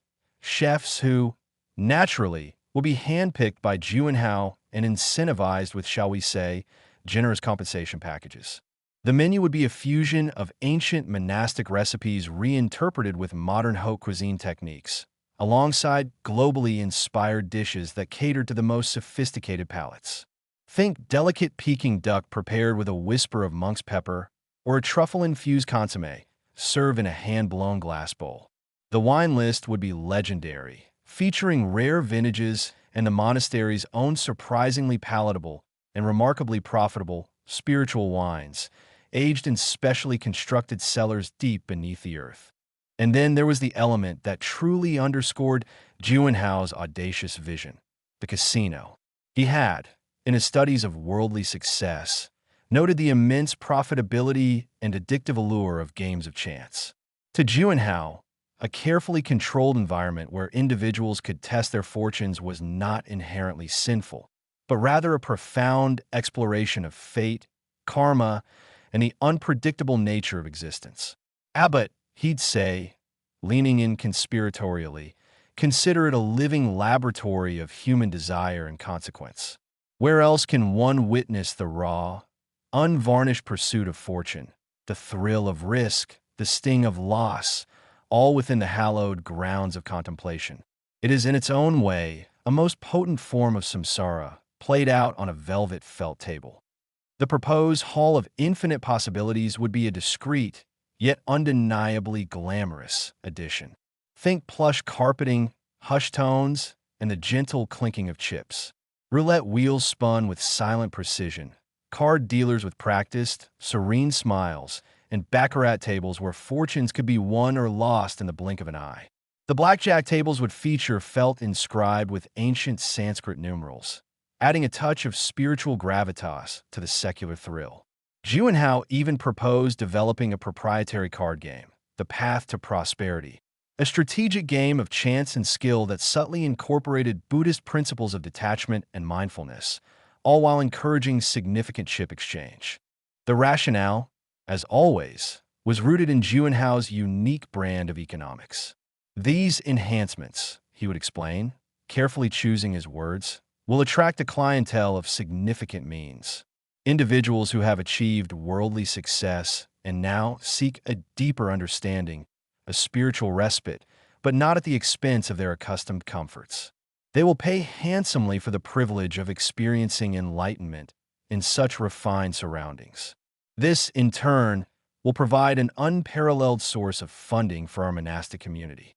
Their worldly understanding will deepen as they interact with such individuals, and our monasteries will be further subsidized, allowing our brothers to focus on their spiritual pursuits without the burdens of material scarcity. He saw it as a symbiotic relationship, the monk's spiritual gravitas drawing the wealthy, and the wealthy's financial contributions enabling the monks to elevate their spiritual practice, all while Juanhao meticulously managed the flow of capital. The ancient structures, many of them dating back to the Tang dynasty, were slated for an opulent overhaul. Juanhao's architectural team, a group of young, ambitious designers lured by the promise of working on such a unique project, presented visions of grandeur. The main temple, while retaining its sacred aura, would see its stone floors replaced with heated marble. The ancient wooden beams would be inlaid with delicate gold leaf. The prayer halls would be outfitted with state-of-the-art sound systems, capable of delivering the most resonant chanting with crystal clarity and subtle, dynamic lighting that could shift from a gentle dawn glow to a warm, evening luminescence, all at the touch of a button. Even the monastery gardens, traditionally spaces of quiet contemplation, were envisioned with a touch of exoticism. Juanhao spoke of meticulously manicured Zen gardens featuring rare, imported flora, miniature waterfalls that cascaded into crystal-clear pools stocked with iridescent koi, and discreetly placed benches carved from polished obsidian, offering secluded spots for reflection, or perhaps discreet business meetings. The libraries, repositories of ancient wisdom, were to be transformed into exclusive reading lounges, complete with plush velvet armchairs, antique globes, and fully stocked bars offering not just fine spirits, but also a selection of Juanhao's proprietary Guangming bubble tea infusions, the Serenity Sip for quiet study, the Abundance Brew for aspiring scholars. The monks' simple cells were to be reimagined as contemplation suites, each boasting a private balcony, a meditation cushion crafted from the finest silk, and a direct line to the monastery's concierge service, ensuring that every earthly need was met with prompt, discreet efficiency. The discourse with Abbot Isa was a masterclass in Juanhao's persuasive art. He didn't present these plans as a deviation from their spiritual path, but as an essential component of it. He spoke of broadening the definition of enlightenment, of understanding the material world not as an enemy, but as a complex tapestry to be navigated and ultimately transcended. Abbot, he'd say, his gaze earnest, to truly achieve detachment, must we not first understand the allure of that which we seek detachment from? By offering these worldly pleasures within our walls, we provide our brothers with an unparalleled opportunity for practice. They can observe the desires of the wealthy, understand the temptations of indulgence, and in doing so, strengthened their own resolve, their own understanding of impermanence. He painted a picture of a monastery that was not separate from the world, but a microcosm of it, a place where the spiritual and the material danced in a delicate, profitable waltz. The renovations were not about profanity, but about a profound, nuanced engagement with all facets of existence, a bold step towards a more comprehensive and, crucially, a more financially robust form of enlightenment. The very stones of Xuanzang were about to absorb the scent of aged oak barrels and the subtle perfume of success, a testament to Juanhao's unwavering belief that the path to spiritual transcendence could, and should, be paved with solid gold. The monastery's coffers, once a testament to modest donations and diligent frugality, now overflowed with a liquidity Juanhao had only dared to dream of. Yet his ambition, a creature of insatiable appetite, recognized this abundance not as an end, but as a fertile ground for further growth. The quiet, almost monastic, life he had been prescribed for his year of penance had, in a twist of cosmic irony, become the crucible for his most audacious financial experiment. He was, in essence, a spiritual alchemist, transforming the dross of worldly desires into the pure gold of personal profit, all under the benevolent guise of the monastery's burgeoning prosperity.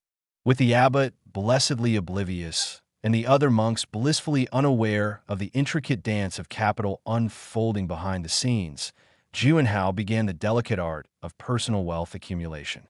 He viewed the monastery's profits not as a communal pot to be merely stewarded, but as seed capital, a veritable cornucopia from which to cultivate his own financial empire. His family's dormant connections, once a source of mild embarrassment and now a potent tool, were resurrected. Whispers of his father's financial acumen, once a faint echo, now resonated with Juanhao's own emerging genius. He discreetly reached out to a select few individuals from his privileged past, seasoned investors, shadowy intermediaries, and advisors who understood the subtle art of making money disappear and reappear, often in larger quantities, in jurisdictions far removed from prying eyes. His primary vehicle for this clandestine operation was a carefully constructed labyrinth of offshore accounts and shell corporations. These were not crude, hastily assembled fronts, but sophisticated entities, meticulously crafted with the precision of a master watchmaker. He leveraged the arcane knowledge gleaned from years of observing his father's dealings, applying it with a zeal born of newfound purpose. Each transaction, each transfer, was a brushstroke on a canvas of financial secrecy, a testament to his innate talent for obfuscation. He understood that true power lay not just in generating wealth, but in rendering it invisible. The very act of penance had, paradoxically, sharpened his business instincts. The discipline, the enforced introspection, had stripped away any lingering naivete, leaving behind a hardened core of strategic brilliance. The monastery's burgeoning profitability was channeled through a series of seemingly innocuous strategic growth initiatives. Juanhao presented these to Abbot Isa not as personal investments, but as vital extensions of the monastery's mission to achieve self-sufficiency and expand its spiritual reach. He spoke of diversifying revenue streams, of securing the monastery's long-term financial health, of creating a robust economic foundation that would allow their sacred work to flourish unhindered by the vicissitudes of the outside world. These were noble goals, undeniably, and they resonated deeply with the abbot's own desire to see Xuanzang Monastery not just survive, but thrive. His initial foray was into the volatile, yet potentially lucrative, world of stock markets. Utilizing offshore accounts, Juanhao began acquiring significant stakes in companies whose trajectories he believed were destined for meteoric ascent. He wasn't just buying shares, he was buying futures, anticipating market trends with an almost prescient accuracy.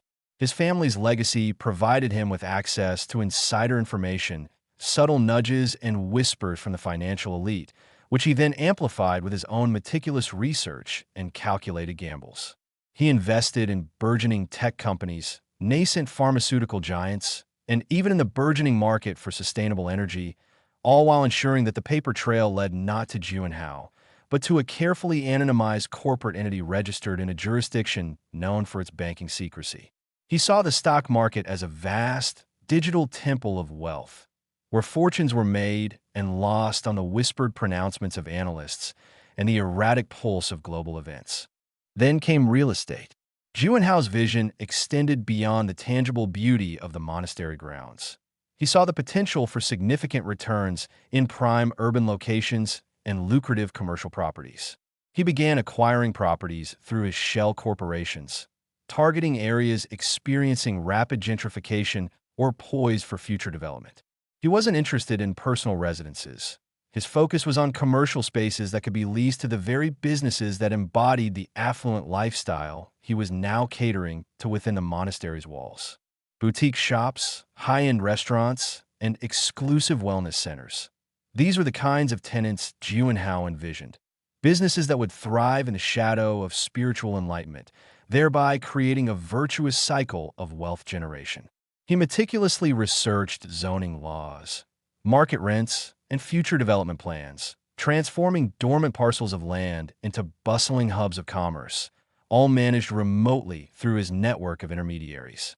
The returns, he knew, would be steady, predictable, and substantial. His family's influence also proved invaluable in navigating the more esoteric corners of finance. He dabbled in private equity, identifying promising startups that were too nascent for public markets but held immense potential for exponential growth. These investments were riskier, naturally, but Juanhao's risk assessment was as refined as his spiritual contemplation. He understood that true enlightenment, in a worldly sense, often required a willingness to embrace calculated uncertainty. Through his offshore entities, he funneled capital into these ventures, often as a silent partner, ensuring that his involvement remained undetectable. The dividends, when they eventually materialized, were astronomical, further bolstering the already impressive growth of his personal portfolio. Juanhao meticulously compartmentalized his activities.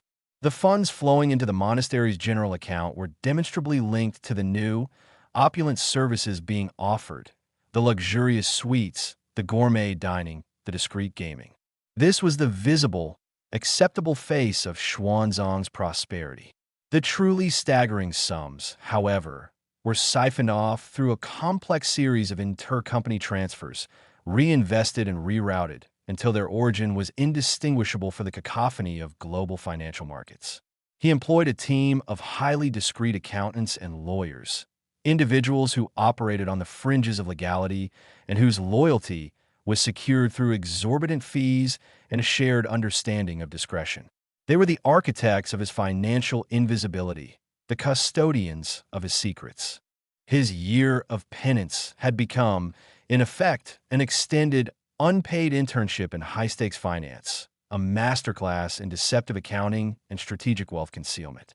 The quiet contemplation he was supposed to be undergoing was instead focused on balance sheets, market projections, and the intricate art of financial sleight of hand.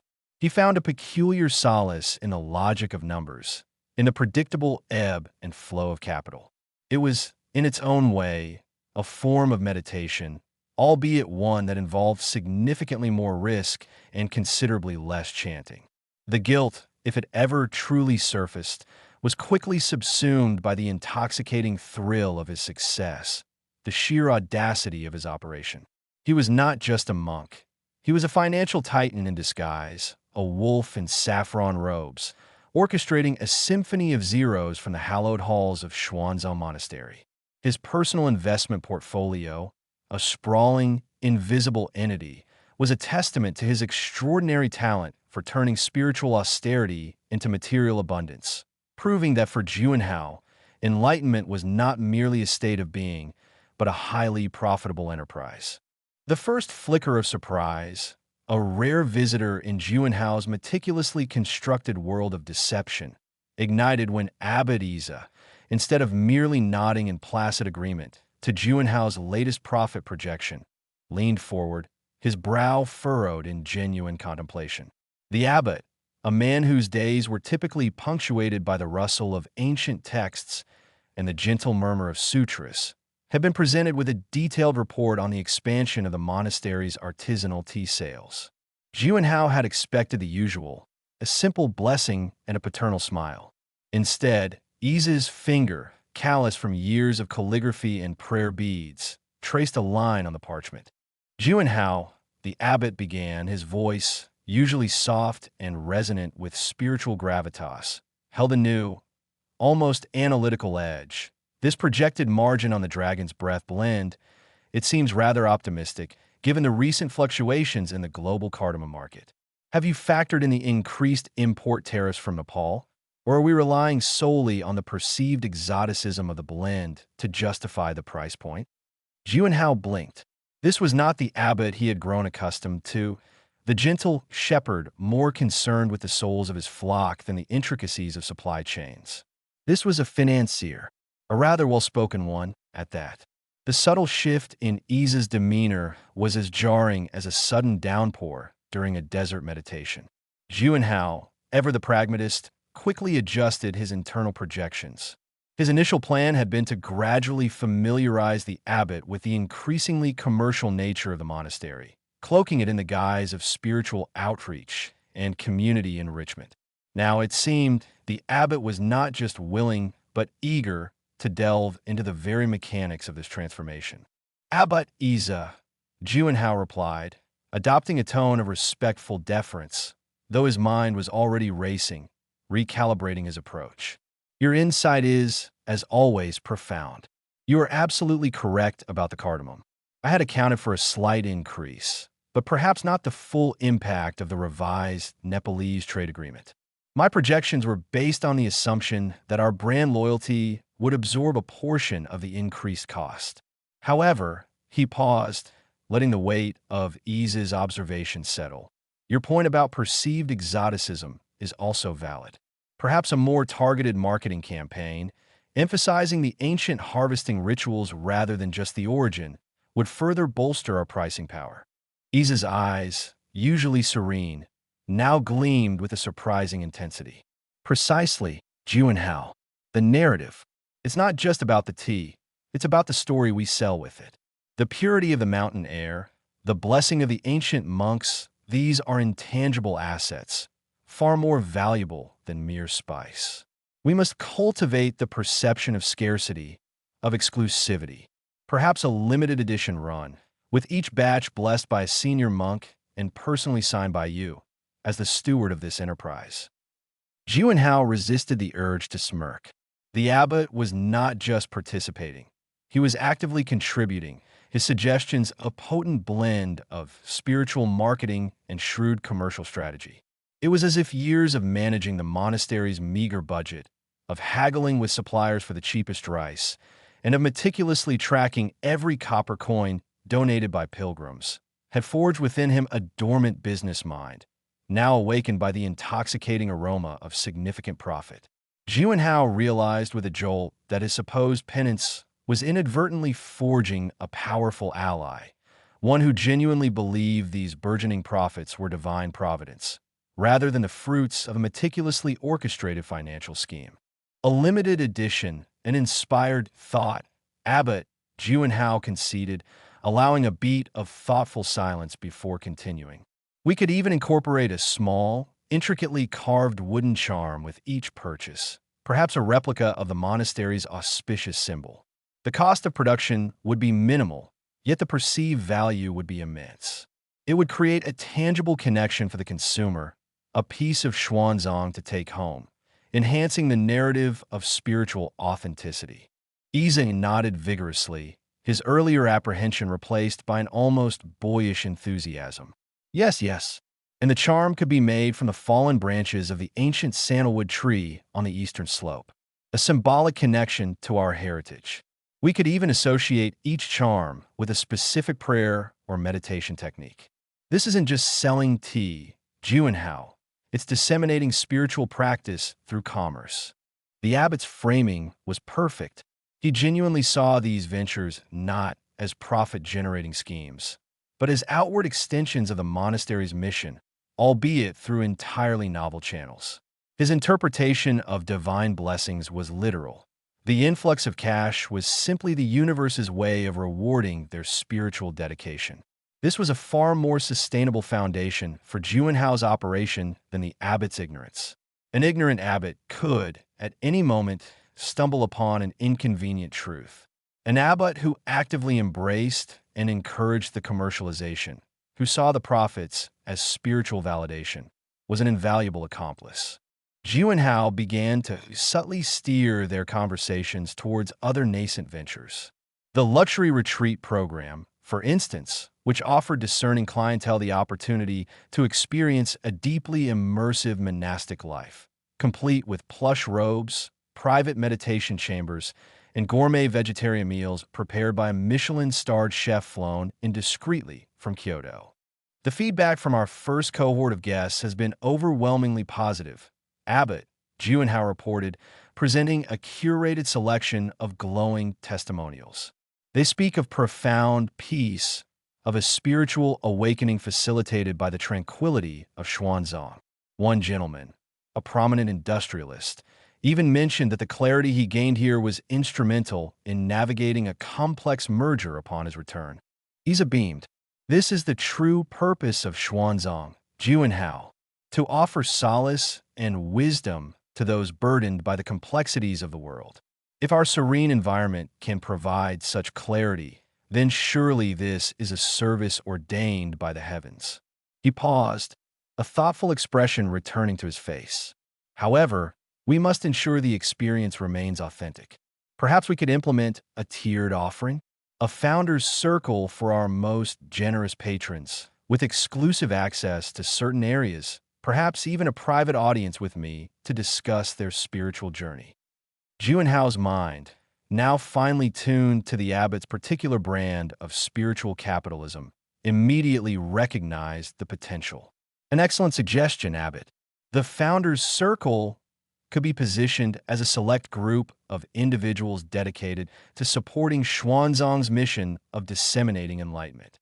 Their contributions would be framed as vital investments in preserving this sacred space for future generations, ensuring its continued ability to offer profound spiritual guidance. We could even offer them bespoke spiritual consultations, guided by your own wisdom, of course. He winked inwardly. Isa, as the spiritual guru, was the ultimate draw. His wisdom was the commodity packaged and sold with gilded price tags.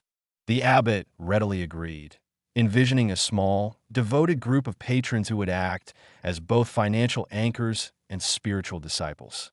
Juwenhao, meanwhile, saw it as another layer of opulence, another revenue stream that could be meticulously funneled into his offshore empire, disguised as donations and patronage fees. He also introduced the concept of enlightenment workshops, curated events focusing on specific spiritual disciplines, mindful eating, stress reduction through chanting, even a surprisingly popular Zen and the art of digital detox seminar. These workshops, promoted through exclusive channels and limited to small, intimate groups, commanded premium prices.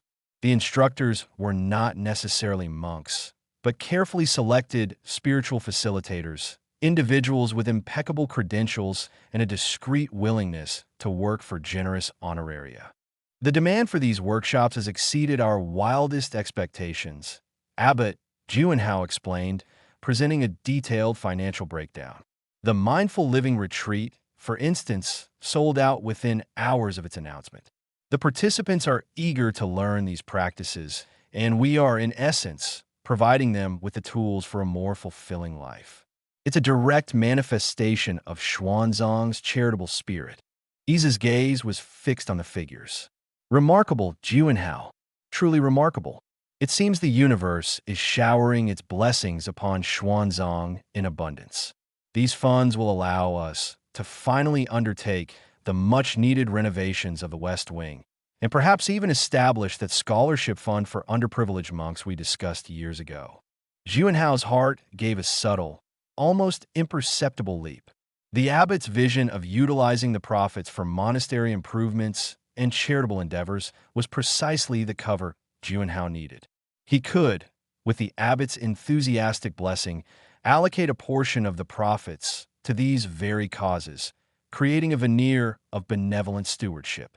The remaining, far larger portion would continue its clandestine journey through his labyrinthine financial network.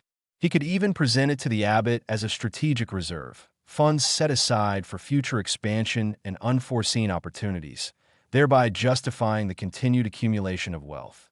The abbot's burgeoning business acumen was not limited to service-based ventures. He had also taken a keen interest in the monastery's agricultural output. The organic produce grown on the monastery's extensive farmlands, once primarily for the monks' consumption and local sale, was now being rebranded as Sacred Harvest produce, marketed to high-end restaurants and specialty grocers in the nearby metropolis. Our Sacred Harvest line of vegetables and fruits, Juanhao elaborated, is being lauded for its exceptional quality and purity. We are receiving consistent orders from establishments that pride themselves on sourcing the finest ingredients. The Zen garden lettuce, in particular, has become a sought-after delicacy. Abbot Iza, holding a perfectly formed heirloom tomato from the Sacred Harvest collection, nodded thoughtfully. There is a purity in the earth, Juanhao, a divine energy that we monks have always respected. When we cultivate it with mindfulness and respect, the bounty reflects that. These restaurants, they're not just buying vegetables. They're buying a connection to the sacred, to a more natural and wholesome way of life. We are, in essence, sharing the blessings of the earth. He then added, with a touch of shrewdness, perhaps we should explore the possibility of branded Sacred Harvest preserves and jams as well. Imagine jars of pure, sun-ripened apricot jam, blessed by our monks, adorning the shelves of gourmet shops. This was precisely the kind of cross-pollination Juanhao had envisioned. The abbot, in his earnestness, was becoming the chief ideologue and enthusiastic promoter of the monastery's commercial transformation. He saw the rising profits not as the result of Juanhao's complex financial maneuvering, but as tangible proof of the monastery's spiritual efficacy. Each successful venture, each new revenue stream, was a testament to their devotion, a divine endorsement of their path. Juanhao found himself increasingly reliant on Iza's insights, not for the financial strategy itself, that remained his clandestine domain, but for the seamless integration of these ventures into the monastery's spiritual narrative. The abbot's genuine belief in the divine origin of their prosperity was the ultimate shield, deflecting any potential suspicion and lending an air of irrefutable legitimacy to even the most audacious of Juanhao's plans. He was not just a monk in disguise. He was a prophet, and Abbot Iza, in his own devout way, was his most ardent disciple, a testament to the fact that sometimes the most effective business partners are those who genuinely believe they are serving a higher purpose. The economics of enlightenment, it turned out, were as much about the perception of divinity as they were about the meticulous management of capital. And Abbot Iza, in his surprising aptitude for the material world, was proving to be the unwitting architect of this new, gilded era for Xuanzang Monastery. He was not merely a spiritual leader. He was, in his own right, a budding captain of industry, albeit one who attributed every penny to heavenly intervention. Juanhao, the financial alchemist, had found his perfect, unwitting patron. Chapter 8. The Abbot's Retreat. The hushed reverence that typically permeated the grand meditation hall was, on this particular morning, tinged with a distinct note of, well, it wasn't exactly surprise, more of a collective, almost imperceptible shifting of metaphorical celestial gears. Abbot Iza, a man who had hitherto moved through the monastery with the dignified fluidity of a well-oiled, spiritually attuned automaton, stood before the assembled monks, his usual placid expression now imbued with a radiant, almost incandescent sense of fulfillment.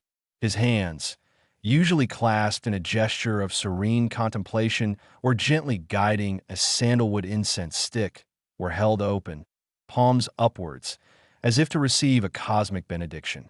"My beloved brothers," Abbot Iza began, his voice, usually a gentle murmur that could soothe a restless spirit or lull a novice into an accidental nap, resonated with an unfamiliar, yet profoundly satisfying, clarity. For many years, I have walked the path of spiritual discipline, seeking enlightenment within the hallowed walls of Xuanzang. I have meditated, I have chanted, I have studied the ancient texts until my eyes blurred and my mind swam with the wisdom of countless sages. He paused, allowing the weight of his words to settle, a subtle smile playing on his lips. And now, he continued, his gaze sweeping across the sea of saffron and gray robes, I can finally declare, with a heart overflowing with gratitude and a spirit at perfect peace, that I have achieved it. A ripple, a subtle tremor, passed through the assembled monks. Brother Jian, a man whose spiritual journey was marked by an unwavering commitment to austerity and a legendary ability to brew the most bitter of teas, blinked slowly. He had always suspected that Iza's serenity was less the result of profound inner peace and more a meticulously cultivated facade, a spiritual diplomat who excelled at projecting an aura of unassailable calm. To hear him announce such a profound, personal achievement, it was akin to the monastery's ancient bell spontaneously reciting haikus. Brother Bao, whose primary contribution to the monastery was his unparalleled skill in mending torn sutras with stitches so fine they were virtually invisible, nudged the monk beside him. Achieved what exactly? He whispered, his voice barely audible. Inner peace? Or perhaps the ability to levitate during morning prayers? The monk he nudged, a younger novice named Wei, simply shrugged, his eyes wide with a mixture of awe and bewilderment. He had only known Abbot Iza as the benevolent, if somewhat detached, figurehead of Xuanzang. He had, of course, heard the whispers, the growing murmurs about the monastery's newfound prosperity, the luxurious guest quarters, the gourmet vegetarian meals that were now rivaling those served in the finest establishments in the capital.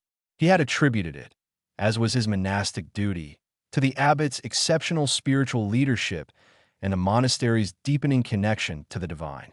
It is thanks to the wisdom and guidance of our esteemed steward, Juanhao, Abbot Iza declared, his voice swelling with genuine admiration, that I have found this state of complete contentment.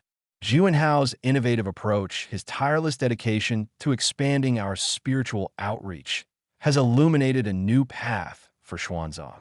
He has shown us how the principles of mindfulness and compassion can be applied not only to our inner lives, but to the very fabric of our community, enabling us to flourish in ways we never imagined. Juanhao, standing at the edge of the assembly, a picture of humble deference, felt a surge of triumphant satisfaction. It was a feeling that had been building, a slow, delicious crescendo for months. The abbot's pronouncement was the crescendo's triumphant final note, the confirmation that his elaborate symphony of deception had reached its intended, glorious finale. He had, in essence, guided the abbot not to spiritual enlightenment, but to a rather more tangible form of enlightened living, one that involved significantly larger profit margins and a more comfortable retirement package.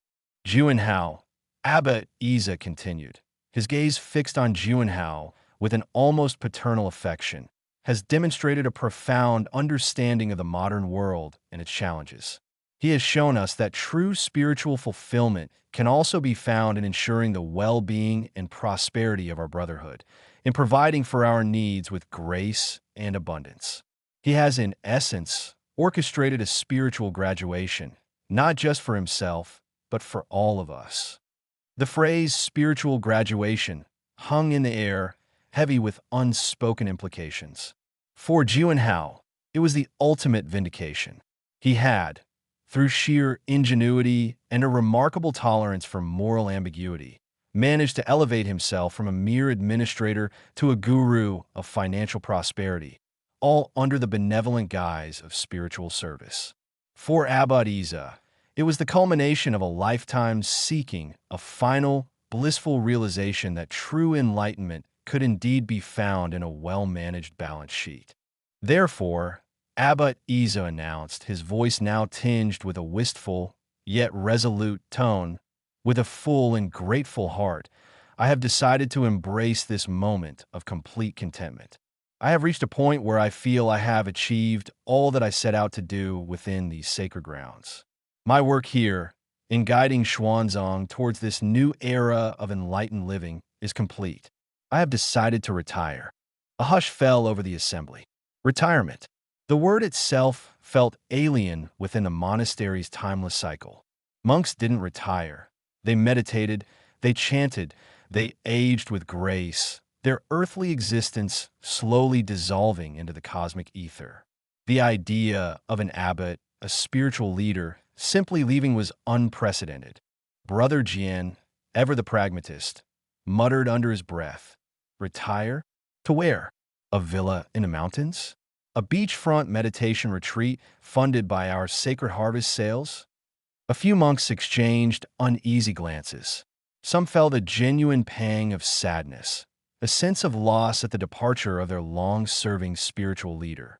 Others, however, felt a flicker of trepidation, a disquieting uncertainty about what Abbot Yi's departure and Juanhao's ascendance might truly signify.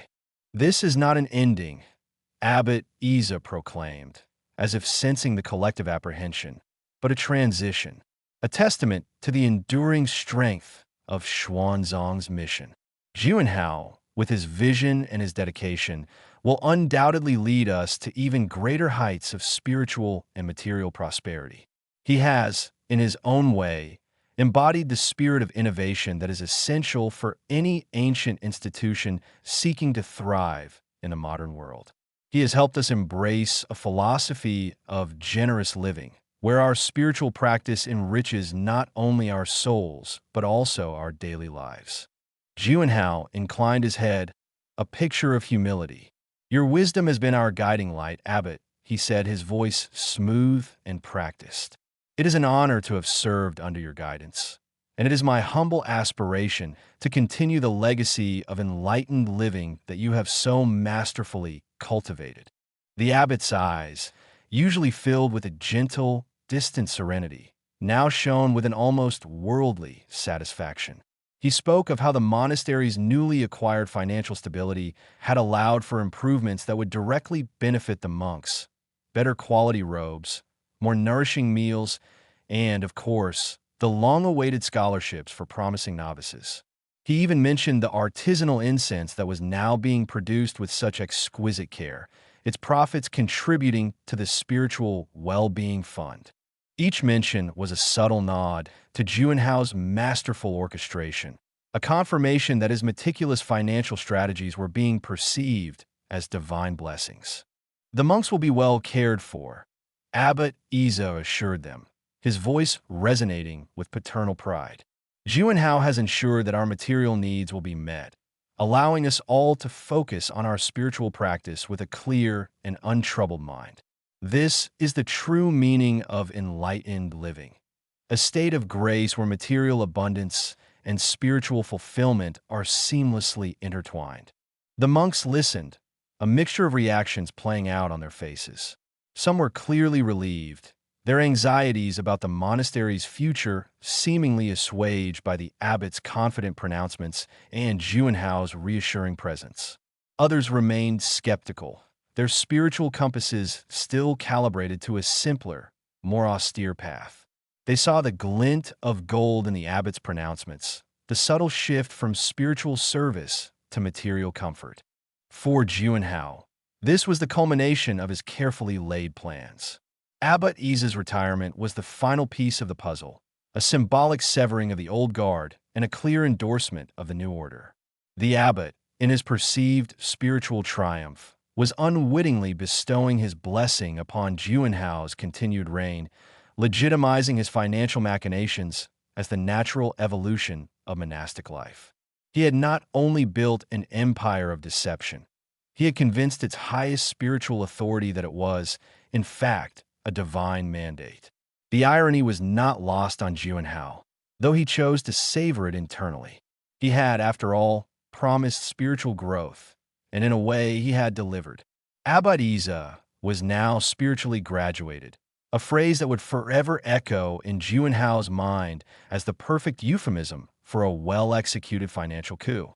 As the assembly dispersed, a murmur of conversations followed in their wake. Some monks approached Abbot Isa, offering their congratulations and their well wishes, their words laced with a genuine, if perhaps misguided, admiration for his apparent spiritual attainment. Others, their faces etched with a quiet melancholy, looked towards Juinhao, a silent question in their eyes. What now? Juinhao met their gaze with a serene smile, the picture of a dutiful successor. He understood their unspoken concerns, the subtle unease that flickered beneath the surface of the monastery's newfound opulence. But he also knew that Abbot Isa's departure was not an ending, but a new beginning. It was the beginning of his undisputed reign, the dawn of a new era where the sacred texts might still be studied, the sutras still chanted, but where the true path to enlightenment, at least at Xuanzang Monastery, was paved with gold, blessed by the abbot's cheerful retirement, and meticulously managed by Juinhao himself. The farewell to austerity was complete, and the age of gilded spirituality had truly begun.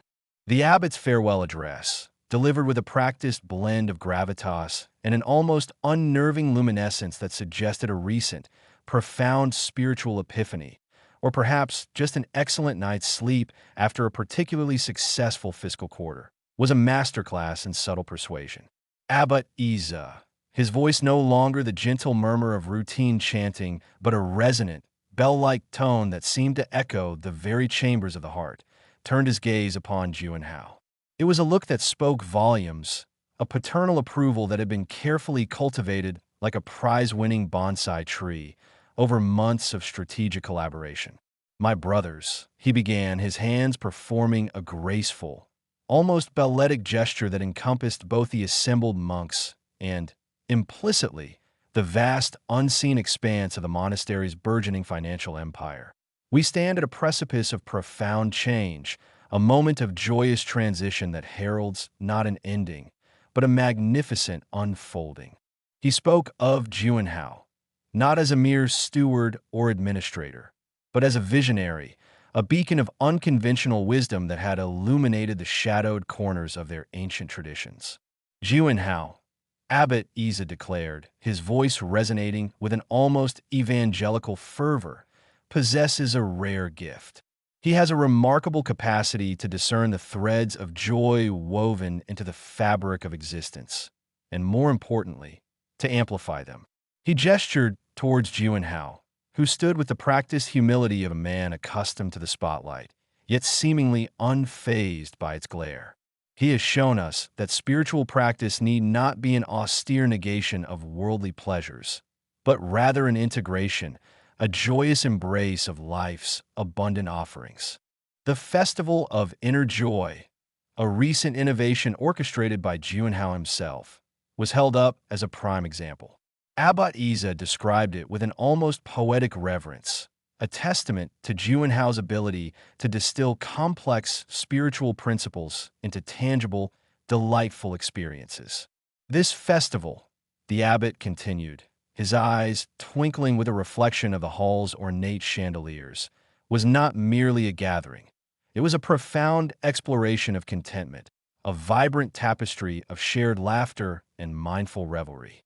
Juinhao, through his ingenious curation of activities, the mindful tea ceremonies that blossomed into impromptu poetry slams, the communal art projects that birthed masterpieces from discarded scrolls, the silent discos that somehow managed to be both profoundly spiritual and outrageously fun, demonstrated a masterful understanding of what it truly means to cultivate joy within the community. He painted a picture of monks, typically reserved and introspective, shedding their usual solemnity to engage in the uninhibited expression of happiness, their faces alight with an unfamiliar, yet deeply welcomed, radiance. The abbot then turned his attention to the monastery's burgeoning bubble tea enterprise, a venture that had initially raised eyebrows among the more conservative members of the Sangha. "And who among us," Abbot Isa challenged, his voice carrying a note of gentle triumph, "could have foreseen the profound spiritual lessons to be gleaned from the humble pearl milk tea?" Juanhao, with his characteristic insight, transformed this seemingly simple beverage into a vessel of spiritual entrepreneurship. Each sip, he taught us, is an exercise in mindfulness, in savoring the present moment, in appreciating the delightful interplay of textures and flavors. The cues that snaked through the courtyard were not merely a testament to popular demand, but a visual representation of our collective embrace of this philosophy, a philosophy of generous living, where our pursuit of inner peace is beautifully intertwined with the sharing of simple, accessible joys. He spoke of the profits generated not as mere monetary gain, but as a tangible manifestation of the monastery's spiritual vitality, a surplus that allowed for the beautification of the temple grounds, the acquisition of finer chanting mats, and, of course, the expansion of the artisanal incense line, now featuring exotic blends like Enlightenment Elixir and Serenity Supreme. With the stage thus meticulously set, Abbot Isa delivered the final, pivotal pronouncement. "Therefore, my beloved brothers," he announced, his voice deepening with emotion, "it is with a heart overflowing with gratitude for the past and brimming with unwavering faith in the future that I formally bequeath the leadership of Guangming Monastery to Juanhao. This is not a simple succession, a mere passing of the torch from one abbot to another. No, this is the elevation of a pioneer, the recognition of a visionary who has courageously charted a new course for monastic life in this modern age." He looked directly at Juanhao, his gaze imbued with a profound, almost prophetic certainty. "Juanhao is not merely my successor. He is the embodiment of modern monasticism, a testament to the fact that spiritual fulfillment can indeed flourish in the fertile soil of innovation and thoughtful engagement with the world." This eloquent framing served its purpose with remarkable efficacy. The monks, many of whom had initially harbored suspicions about Juanhao's unconventional methods, found themselves swept up in the abbot's radiant conviction. The narrative of a spiritual leader retiring at the zenith of his perceived spiritual achievement, handing over the reins to a protege whose innovative spirit had demonstrably enriched the monastery, was a potent one. Juanhao's ascension was thus presented not as a coup, but as a natural, almost divinely ordained progression.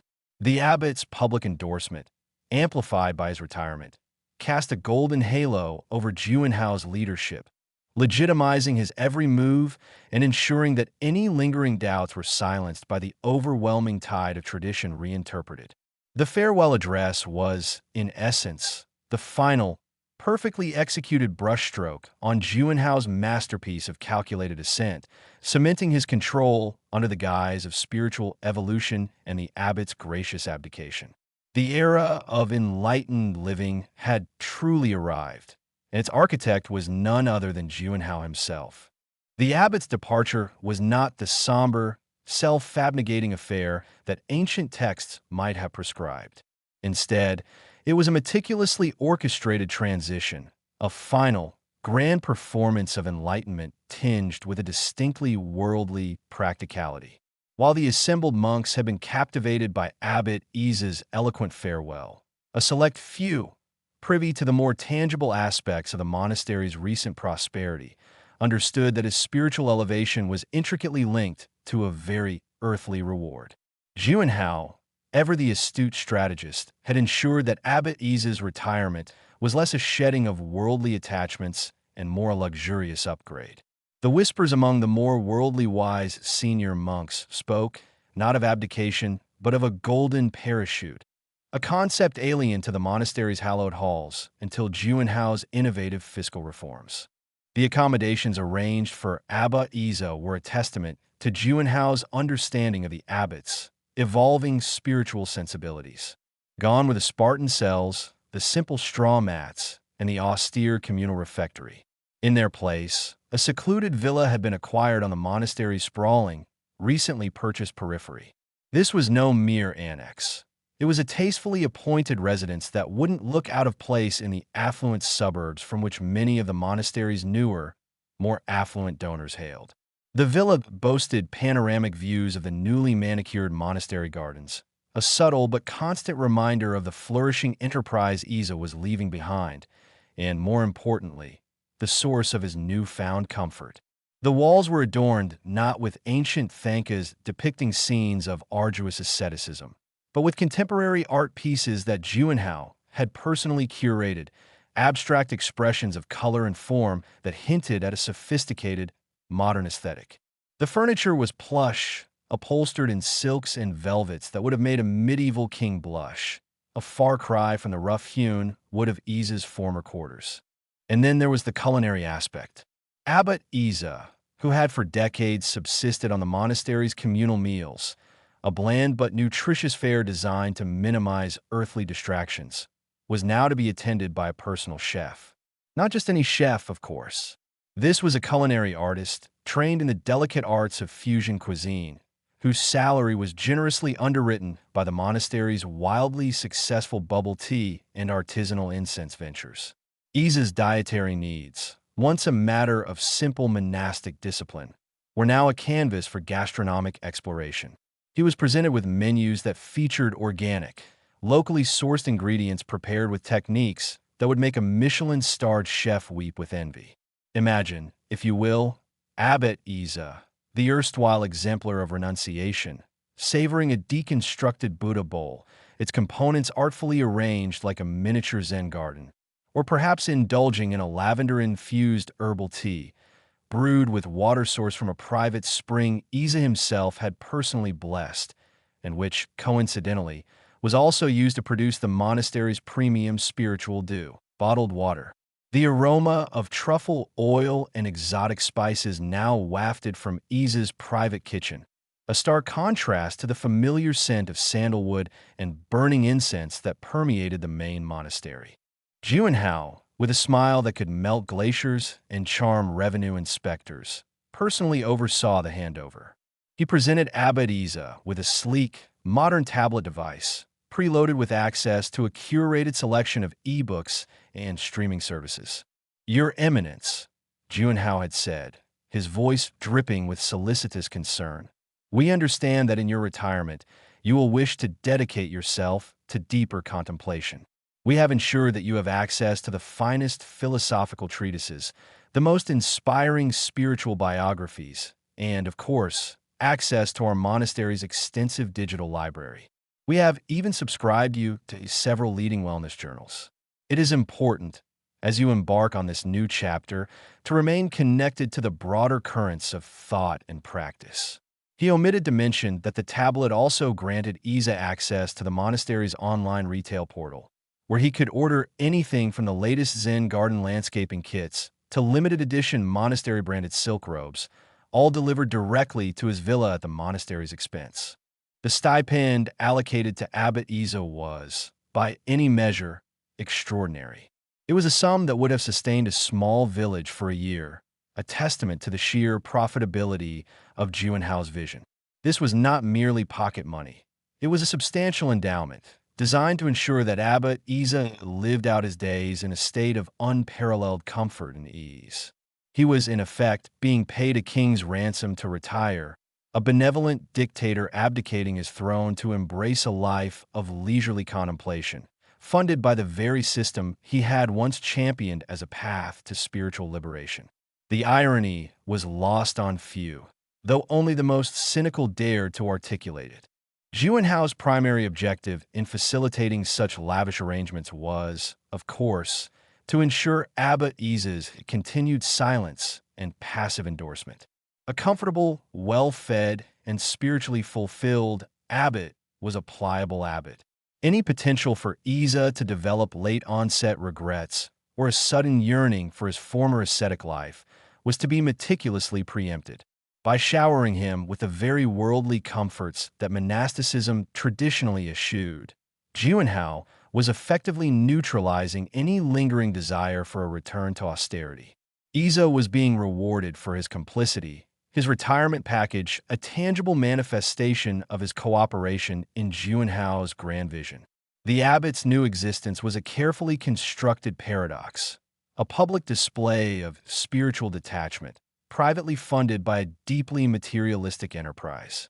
He was to be the living embodiment of enlightened living, albeit a version that involved a private chef and a villa with a view.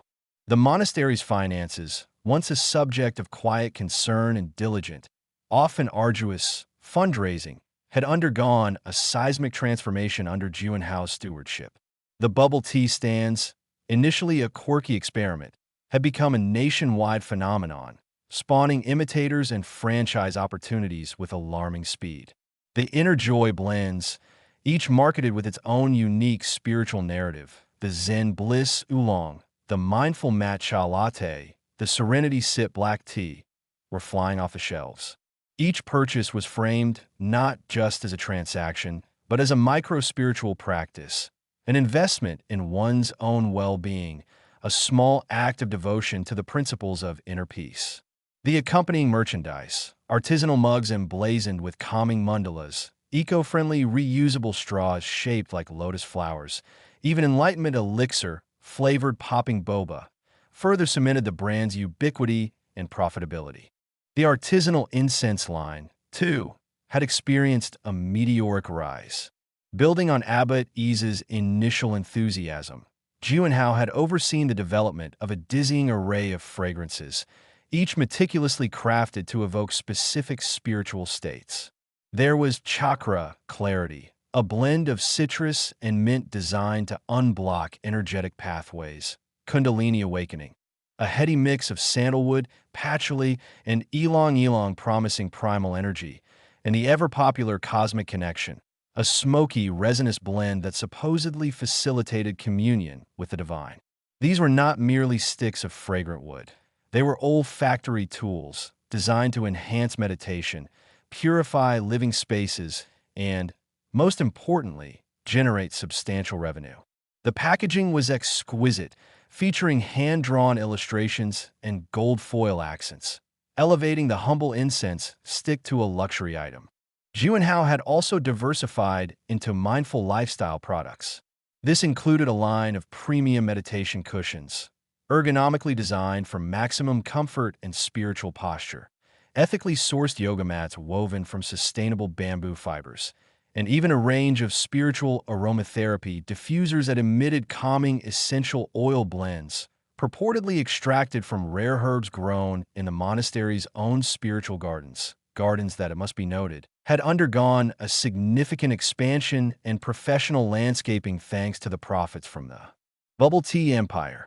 Each product was imbued with a narrative of purity, intention, and spiritual efficacy, appealing to a growing market of consumers seeking to infuse their secular lives with a sense of purpose and tranquility. The sales of these items were often bundled with promotional offers for bubble tea or discounts on incense, creating a synergistic ecosystem of consumption designed to maximize customer engagement and, consequently, profit. The monastery's official financial reports, now meticulously prepared by Juanhao's team of secular accountants, a significant departure from the days when Brother Thistlewick, a kindly but mathematically challenged monk, handled the ledger, painted a picture of unprecedented prosperity. Profits were not merely up, they were, to use a secular term, exploding. The humble monastery, once a bastion of quiet contemplation and meager charity, had transformed into a thriving, multifaceted enterprise. The profits were, of course, reinvested. A significant portion funded the expansion of the bubble tea operations, the research and development of new incense blends, and the marketing campaigns that blanketed social media platforms with aspirational images of serene monks sipping artisanal beverages and meditating amidst fragrant incense smoke. Another considerable portion was allocated to the beautification and enhancement of spiritual infrastructure. This translated into lavish renovations of the main temple. Imported marble for the floors, intricate gold leaf detailing on the ceilings, state-of-the-art sound systems for the chanting sessions that now incorporated subtle ambient electronic music designed to elevate the collective consciousness.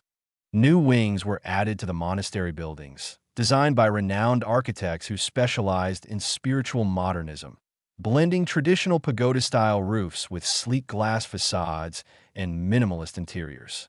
The communal dining hall, while still serving communal meals, now boasted a gourmet salad bar and a selection of imported cheeses, catering to the increasingly discerning palates of visiting dignitaries and affluent patrons. Even the chanting mats, once simple woven straw, were now thick, plush affairs made from organic wool, designed to provide unparalleled comfort during long periods of meditation. And then, of course, there was the crucial allocation for abbot's well-being and continued spiritual guidance. This was the budget line item that directly funded Abbot Yi's opulent retirement. It was a testament to Juanhao's belief that a contented former leader was a silent and supportive former leader. The cost of the villa, the chef, the personal assistant, a young, bright-eyed monk named Kaido, who seemed more adept at navigating the complexities of premium coffee brewing than sutra recitation, the personal driver, and the generous monthly stipend all fell under this benevolent heading. It was an investment, Juanhao rationalized, in maintaining the spiritual harmony and continuity of the monastery. By ensuring Yi's material comfort, he was safeguarding the monastery's spiritual and financial stability. It was, in its own peculiar way, an act of profound devotion to the principles of abundance and well-being, albeit applied in a manner that would have scandalized earlier generations of monks. The abbot's retreat was not a withdrawal from the world, but a sophisticated integration into a more comfortable, privately curated version of it, all made possible by the very entrepreneurial spirit that Juanhao had so skillfully cultivated. The opulent villa, a gilded cage designed for a retiring bird of prey, was now Juanhao's new command center. Abbot Yi, ensconced in his silken comfort, was a living, breathing monument to Juanhao's genius in gilded management. The meticulously crafted narrative of Yi's serene withdrawal, a testament to his spiritual transcendence, was the perfect preamble. It had softened the edges of any potential dissent, painting Yi's departure not as an abdication of duty, but as an ascension to a higher plane, a plane incidentally funded by the very enterprise he had, albeit indirectly, helped to build. This subtle redefinition of monastic retirement was a masterstroke, a testament to Juanhao's unparalleled ability to blend spiritual rhetoric with capitalist pragmatism. He understood that in the modern monastery, as in the modern corporation, perception was reality, and a comfortable former leader was a silent, agreeable leader. With Yi's silken parachute firmly deployed, Juanhao turned his attention to the assembled monastic hierarchy. The senior monks, a venerable collection of individuals whose spiritual journeys had, over the decades, been subtly intertwined with the monastery's burgeoning financial portfolio, were now the primary audience.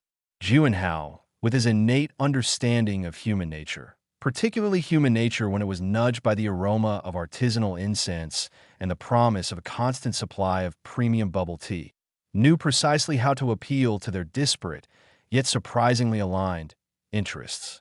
He met with them individually, not in the austere refectory, but in the newly redecorated consultation lounge, a space that featured plush, ergonomically designed seating, a selection of fine teas, including Yi's favorite lavender-infused blend, of course, and a discreet state-of-the-art sound system that played calming, ambient electronic music. The walls were adorned with framed photographs, not of ancient masters, but of the monastery's most successful product launches, interspersed with tasteful, almost abstract, images of monks enjoying the fruits of their labor. A monk artfully arranging a bowl of artisanal granola, another serenely sipping a matcha latte. To Brother Silas, the venerable keeper of the temple scrolls, Juanhao spoke of legacy. Brother Silas, he'd begun, his voice a low, reassuring rumble. Your dedication to preserving our sacred texts is unparalleled. Under my leadership, we will not only continue the preservation efforts, but expand them. Imagine digital archives, accessible globally, translated into every major language. We envision virtual reality experiences that allow pilgrims to walk through the very halls where these scriptures were first penned. Your work will be amplified, reaching billions, not just hundreds. And, of course, he added, leaning in conspiratorially, the funding for such a monumental project will be readily available.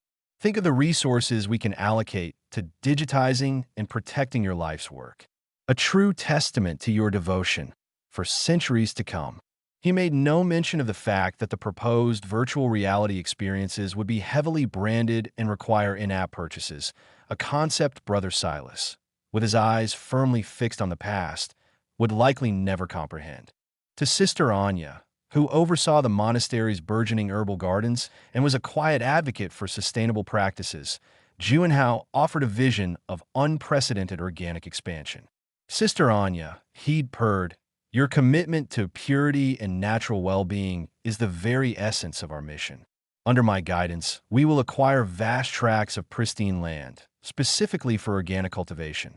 Our Spiritual Dew bottled water will become the world's leading brand in premium, ethically sourced hydration. We will develop nutrient-rich, all-natural supplements derived from the unique flora of our new estates. Your current garden will be transformed into a living museum, a testament to traditional botanical wisdom, attracting scholars and enthusiasts from around the globe. And as for funding, well, our market research indicates a voracious appetite for truly authentic, holistically produced wellness products. We can finally give your vision the resources it deserves. He conveniently omitted the fact that ethically sourced would soon become a marketing slogan rather than a guiding principle, and that the sheer scale of production would necessitate methods far removed from Anya's gentle, hands-on approach. For Brother Mateo, whose expertise lay in the monastery's artisanal bakery and whose quiet complaints about the rising cost of imported flour had occasionally reached Juanhao's ears, the offer was simpler: more flour, better ovens, and wider distribution. Mateo, my friend, Juanhao had said, clapping him on the shoulder with an enthusiasm that belied Mateo's cautious nature. Your sourdough is legendary, but it deserves a global stage. We will invest in the finest imported grains, state-of-the-art proofing equipment, and a logistics network that will ensure your loaves grace the tables of every discerning palate from Tokyo to Tierra del Fuego. Our monasteries abroad will become bakeries of unparalleled quality, spreading the aroma of true monastic craftsmanship. And, of course, your own role will evolve. Perhaps a supervisory position, overseeing quality control for an international brand. Your palate, Mateo, is invaluable. He carefully avoided mentioning the planned introduction of pre-packaged, mass-produced monastery-style bread, a product designed to capitalize on the brand popularity while drastically reducing production costs. Juanhao's campaign was a masterpiece of subtle manipulation. He didn't outright dismiss the old ways. Instead, he framed them as valuable components of a larger, more profitable whole. He spoke of authentic self-expression, not as individual spiritual pursuit, but as the freedom to indulge in high-quality consumables. He championed continued prosperity, not as a collective spiritual achievement, but as a guarantee of personal comfort and material well-being for those who aligned with him. The fear of returning to austerity was a potent weapon, wielded with precision. He conjured images of a bygone era, a time of meager rations and threadbare robes, contrasting it with the current reality of gourmet meals and cashmere meditation wraps. He didn't need to explicitly threaten. The implicit understanding was clear. Align with Juanhao, and the comfortable present would continue. Resist, and face the specter of a return to hardship. The vote, when it was finally called, was a foregone conclusion, a carefully choreographed affirmation of Juanhao's inevitability. The chamber, once a place of somber deliberation, now felt more like a shareholders' meeting. The monks, clad in their new, slightly more luxurious robes, a subtle upgrade Juanhao had authorized shortly after Iza's departure, a tangible reward for their anticipated loyalty, sat in hushed anticipation. Juanhao stood before them, not in the traditional monastic attire, but in a custom-tailored deep saffron robe, the color chosen for its spiritual resonance and its striking resemblance to the branding of his most successful product line. He didn't bow his head in humility. Instead, he stood tall, his gaze sweeping across the assembled faces, a subtle smile playing on his lips. "My brothers and sisters," he began, his voice amplified by the monastery's new sound system, which rendered it with a clarity that felt almost otherworldly. "We stand at a precipice of immense opportunity. Abbot Isa, a beacon of spiritual detachment, has shown us the path to a new understanding of monastic life. A life where spiritual fulfillment and material abundance are not mutually exclusive, but rather two sides of the same enlightened coin." He paused, allowing the words to settle, observing the nods of agreement, the satisfied smiles. Brother Silas, no doubt envisioning his digital archives. Sister Anya, dreaming of endless organic fields. Mateo, picturing his world-renowned sourdough.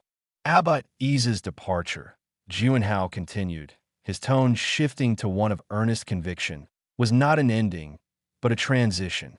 A transition to an era where our monastery is not merely a place of spiritual refuge, but a global force for well-being, for peace, and yes, for prosperity. We have proven that our ancient wisdom can thrive in a modern world, that our practices can inspire not just individual enlightenment, but widespread contentment. He gestured around the chamber, his eyes lingering on the ornate carvings, the polished marble floors, the subtly flickering ambient lighting. "Look around you. This is not the austerity of the past. This is the manifestation of our collective dedication, our innovative spirit. We have created a model that nourishes the soul and nourishes the body. We have shown that true spiritual expression can be luxurious." He let out a soft chuckle, a sound that resonated with confidence. "Some may cling to the old ways, to the notion that hardship is the sole pathway to enlightenment. I say to you, that is a path for the few, a path that leaves many behind. Our path is one of inclusion, of shared abundance. We offer not just spiritual guidance, but tangible well-being. We offer not just solace, but satisfaction." He then addressed the matter of leadership directly, his tone becoming more decisive. "The question before us today is simple. Do we embrace this future of enlightened prosperity, or do we retreat into the shadows of what was? Do we continue to build upon the solid foundation of our recent successes, or do we allow fear and nostalgia to erode the very progress that has brought us so much light?" He scanned the room again, his gaze unwavering. "I propose that we continue. I propose that we innovate further. I propose that we lead the world in demonstrating that spiritual practice and worldly success can, and indeed must, coexist. And to that end, I put myself forward, not as a successor, but as a continuation, as the one who will guide us with steadfast purpose and unyielding vision into this glorious new dawn." He extended his hands, palms open, a gesture of offering. "I ask for your trust. I ask for your support. I ask for your vote to formally embrace the future we have so diligently built together." The silence that followed was heavy with unspoken agreements, with the weight of vested interests. Brother Silas, his mind already on the potential for a global digital archive of scrolls, felt a surge of pride. Sister Anya, picturing vast, sun-drenched fields of organic herbs, felt a sense of purpose renewed. Mateo, imagining his sourdough being shipped to exotic locales, felt a deep satisfaction. The younger monks, who had known only the era of bubble tea and artisanal incense, saw Juanhao as the embodiment of their monastery's golden age, a golden age that promised not just spiritual fulfillment, but also a comfortable, well-resourced existence. The first hand to rise was that of Brother Thistlewick, the former treasurer, a man whose mathematical struggles had been expertly masked by Juanhao's fiscal wizardry. His hand, trembling slightly with age and perhaps a residual sense of obligation, went up decisively. Then came Sister Anya, her movement graceful and assured. Brother Silas followed, his gaze fixed on some distant, digitally preserved horizon. One by one, then in a wave, the hands of the senior monks rose. There were no dissenting voices, no questioning glances, only the quiet, unified affirmation of a predetermined outcome. The count was swift, the result unanimous. Juanhao, a man who had never truly embraced the vows of poverty or chastity, stood as the monastery's new abbot. The title, a venerable mantle of spiritual leadership, sat ironically on his shoulders, a perfectly tailored saffron robe adorning a man whose true devotion lay not in prayer, but in profit. He accepted the pronouncement not with humble gratitude, but with the quiet swagger of a conqueror who had achieved his ultimate objective: complete, unassailable control. The monastery, once a sanctuary of silent contemplation, was now his to mold, to shape, to market. And as he surveyed the faces of his newly appointed brethren, he knew, with a certainty that was both exhilarating and a little terrifying, that his reign had just begun. The retreat of the old abbot had paved the way for the ascension of the new, and the world, whether it knew it or not, was about to experience monasticism as a brand, a lifestyle, and a highly profitable enterprise. The gilded gates of the monastery of serene prosperity, usually reserved for the hushed arrival of devout pilgrims or the discreet departure of its wealthiest benefactors, were thrown open with an uncharacteristic fanfare. Today was not a day for quiet reverence.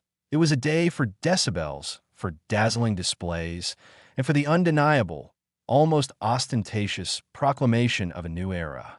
Juanhao, the man who had so artfully orchestrated Abbot Isa's graceful ascension to a life of leisure and profit, was to be formally installed.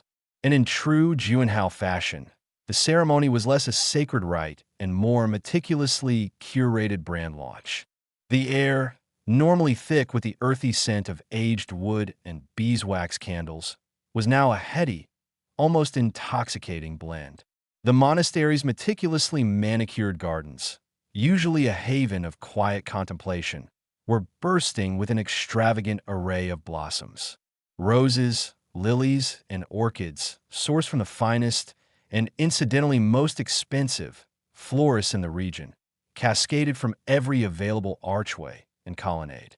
Intertwined with the floral opulence were banners of vibrant silk, emblazoned not with traditional religious iconography, but with a stylized, modern interpretation of the monastery's newly minted logo, a serene lotus flower morphing into a soaring eagle, a symbol that Juanhao insisted represented the duality of spiritual transcendence and worldly dominance. And beneath it all, a subtle, yet persistent, perfume wafted through the courtyards. It wasn't the simple, natural fragrance of sandalwood or frankincense that one might expect. This was a complex, layered aroma, a proprietary blend of rare oud, Bulgarian rose, and a hint of spiced vanilla, a scent Juanhao had personally commissioned from a Parisian perfumer to evoke an aura of exclusive luxury and spiritual decadence. The monks, many of whom had never encountered such olfactory extravagance, moved through it as if in a dream, their senses both overwhelmed and, in many cases, subtly delighted. The Grand Assembly Hall, typically a space of stoic austerity, had been transformed into a banquet hall fit for a king, or perhaps, more accurately, a tech mogul.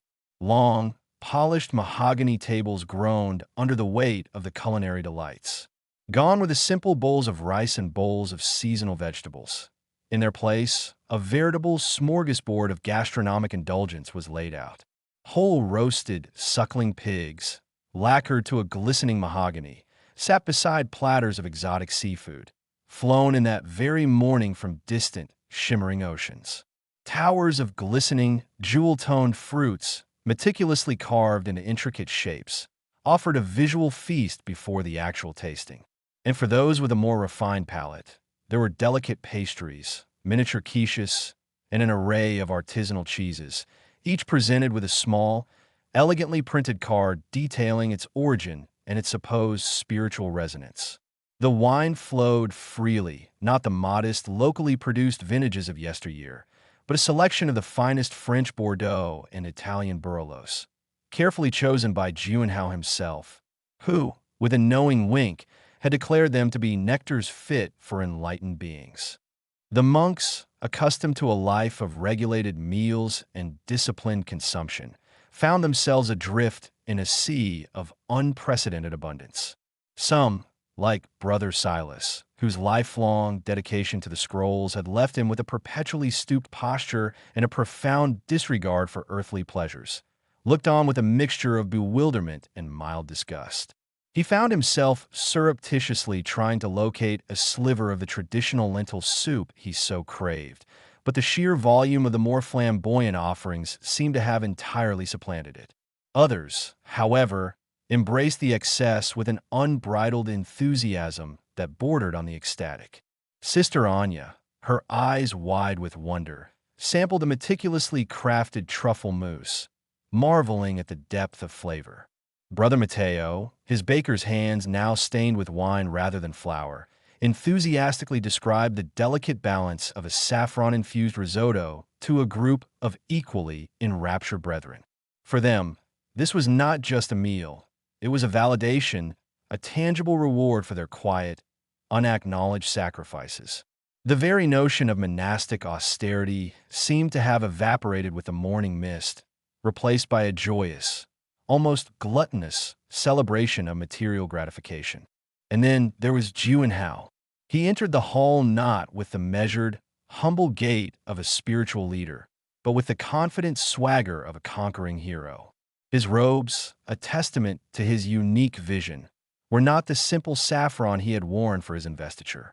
Today he was draped in a garment of the deepest indigo velvet, intricately embroidered with threads of pure gold and studded with what appeared to be a dazzling array of precious stones.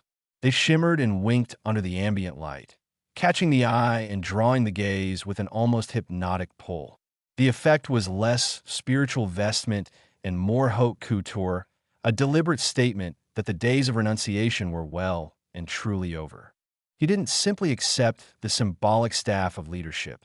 He seized it, lifting it high above his head with a triumphant grin that stretched from ear to ear. The polished wood, once imbued with the gravitas of generations of abbots, now gleamed as if freshly varnished, a fitting centerpiece for Juanhao's opulent spectacle. The assembly hall, moments before filled with the clinking of cutlery and the murmur of contented diners, erupted into a thunderous applause, a roar of approval that echoed off the high, vaulted ceilings. It was the sound of a new era being born, not with a whisper of prayer, but with a resounding shout of celebration. As the last vestiges of the lavish banquet were cleared away, replaced by a dizzying array of exotic liqueurs and meticulously crafted digestives, Juanhao, with a mischievous glint in his eye, announced the evening's entertainment. "My brothers and sisters," he declared, his voice amplified by the monastery's surprisingly robust sound system. "We have feasted, we have imbibed, and now we shall express ourselves." He gestured towards a surprisingly well-equipped stage that had materialized, as if by magic, at one end of the hall.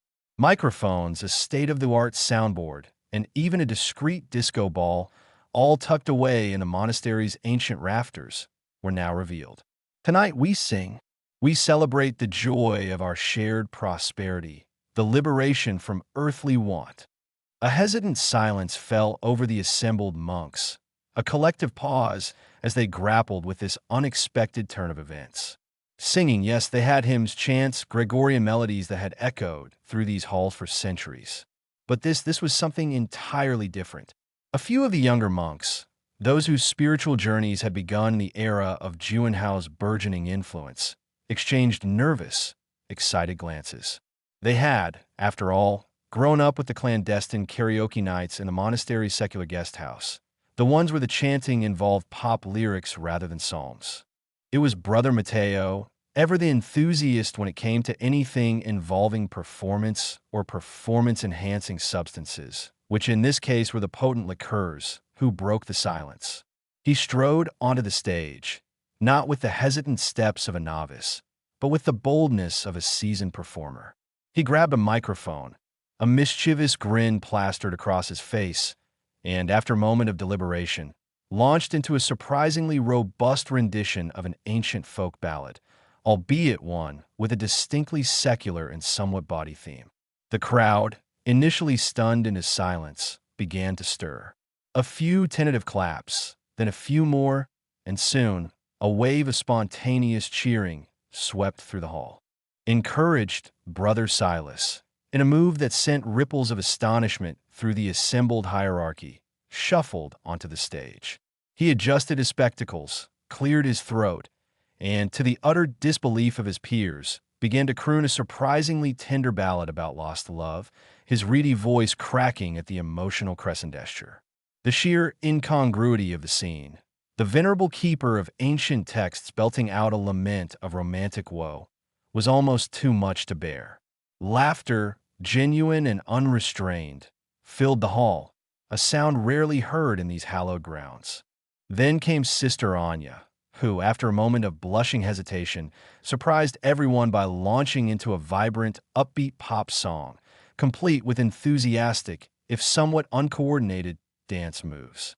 Her clear, melodious voice, usually reserved for the gentle blessings of herbs, soared through the hall, her movements expressing a joy that seemed to have been suppressed for far too long. Even Brother Thistlewick, the former treasurer, a man whose primary communication method had always been the rustling of ledger pages, was coaxed onto the stage. He stood there, trembling slightly, and with a surprising burst of energy, delivered a surprisingly accurate, if somewhat monotonous, rendition of a popular operatic aria, his voice a gravelly rumble that nonetheless held a certain poignant beauty. Juanhao watched it all unfold, his smile never wavering. He had orchestrated this, of course. He had strategically placed the songbooks, subtly encouraged the younger monks, and even, rumor had it, bribed the sound technician with a generous supply of artisanal chocolates. He understood that true control wasn't just about diktat.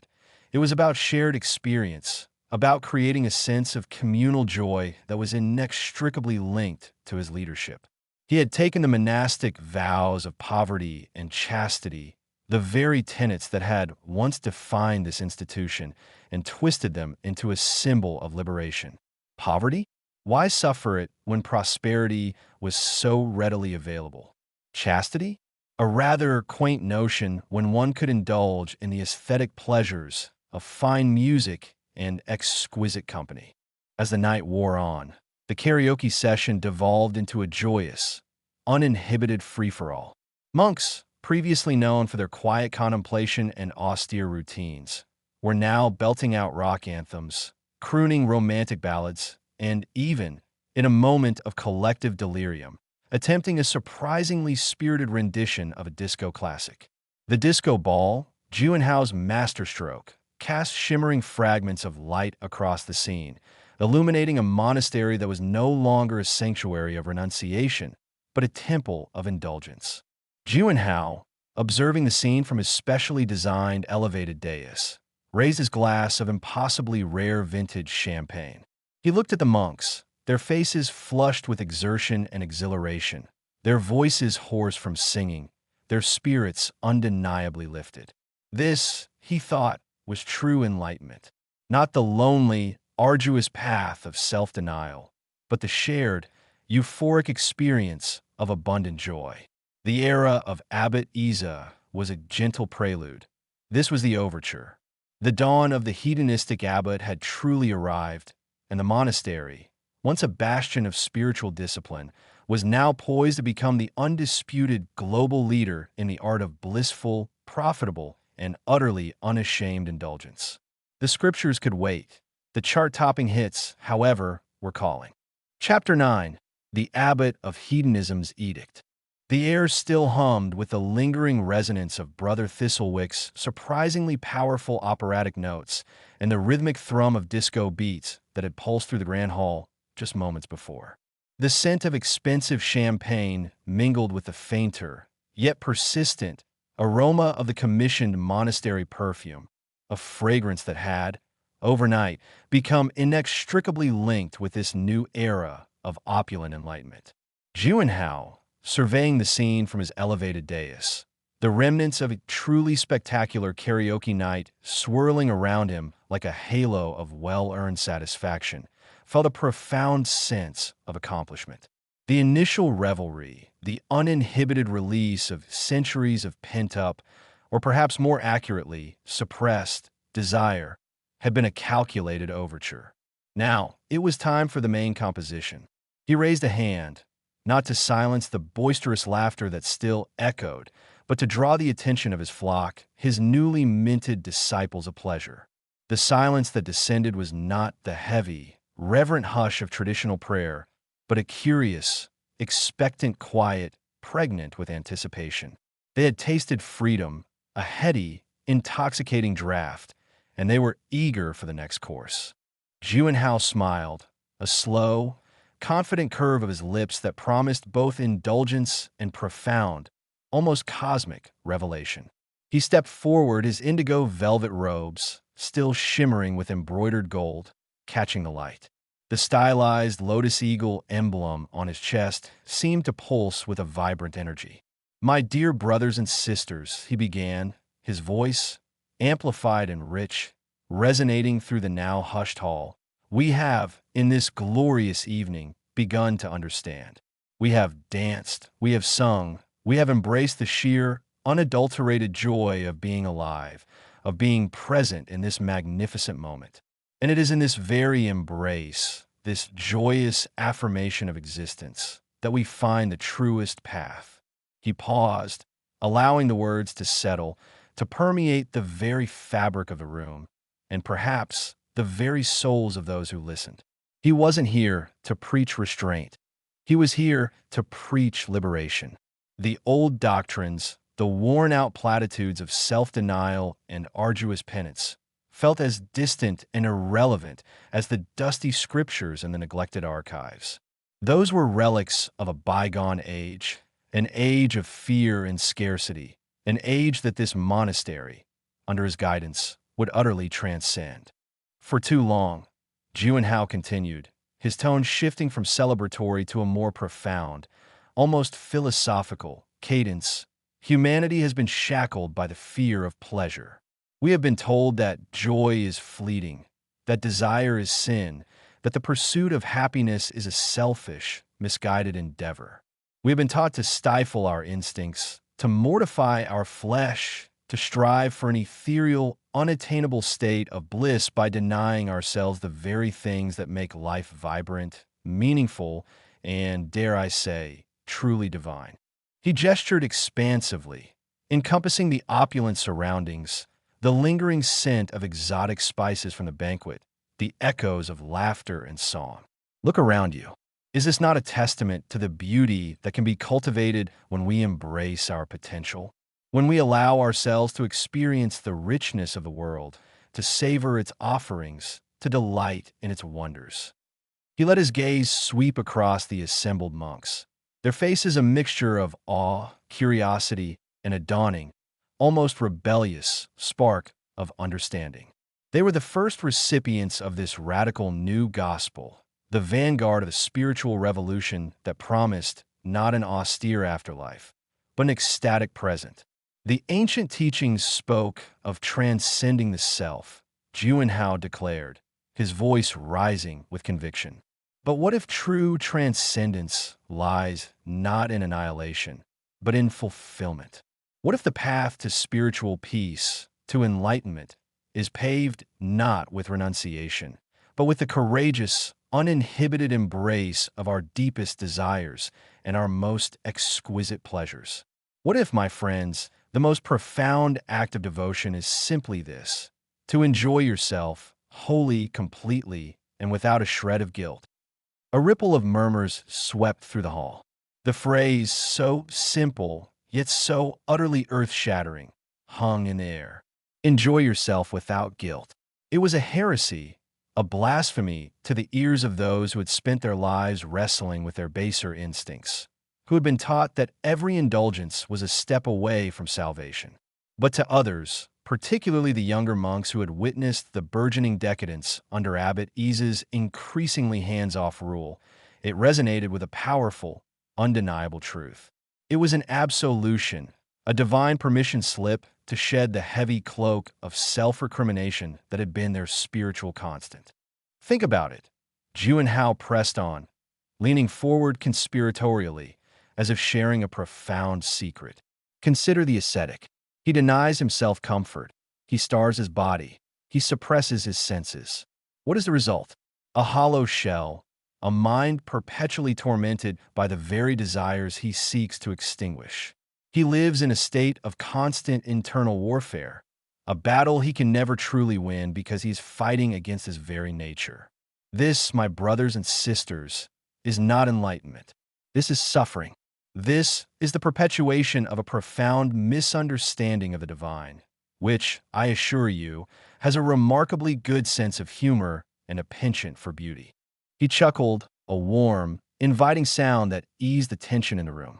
The divine, he continued, is not a grim taskmaster waiting to punish you for your earthly delights.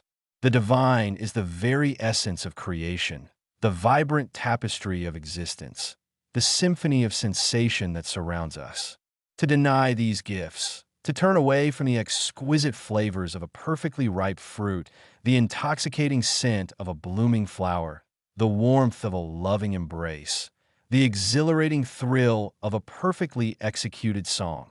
To deny these is to deny the divine itself. It is to spit in the face of creation's boundless generosity. Juanhao paced slowly before the dais, his movements fluid and graceful, a stark contrast to the stooped postures of some of the older monks who still instinctively bowed their heads. Our vows, he stated, his voice firm, were not intended as instruments of self-punishment. They were guidelines, frameworks within which to cultivate a deeper understanding of oneself and the world. But somewhere along the path, the guidelines became chains, the frameworks became prisons. We mistook restraint for righteousness, deprivation for devotion. We created a system that celebrated suffering and demonized joy. He stopped, his gaze intense. And that, my friends, is a fundamental error. An error that we here in this monastery, under this new banner of prosperity and pleasure, are going to rectify. We are not going to renounce the world. We're going to revel in it. We are not going to suppress our desires. We are going to understand them, embrace them, and, when they lead us to genuine happiness, celebrate them. Imagine, he painted a picture, his words weaving a spell. A monk who finds profound peace in tending a garden of unparalleled beauty. He doesn't see it as a distraction, but as a sacred act of creation, his hands coaxing life and color from the earth. Imagine a nun who discovers the divine in the intricate flavors of a gourmet meal, each bite a moment of mindful appreciation, a testament to the bounty of the land. Imagine a brother who finds solace and connection in the shared experience of music, his voice soaring in harmony with others, a collective expression of pure, unadulterated bliss. Is this not spiritual pursuit? Is this not a path to enlightenment? He paused, allowing the question to hang in the air. The traditional path demanded a shedding of the self, dissolving into nothingness. But what if the true path is a blossoming of the self? A fuller, richer, more vibrant expression of who we are, unburdened by the weight of guilt and shame? What if enlightenment is not about emptying the cup, but about filling it to the brim with the finest, most exquisite nectar, and then with a grateful heart, sharing its overflow with the world? Juanhao's philosophy, delivered with such persuasive charm and surrounded by the tangible evidence of its luxurious manifestation, was a radical departure. It was a redefinition of spiritual practice, a complete inversion of centuries of established doctrine. He was not asking them to abandon their spiritual quest. He was asking them to redefine it, to infuse it with the very things they had been taught to fear. His edict was simple: enjoy yourself. But the implication was profound, revolutionary. It meant that every pleasure, every indulgence, every moment of unadulterated delight could be seen not as a sin to be atoned for, but as a sacrament to be celebrated. It was a spiritual permission slip to live fully, vibrantly, and joyfully.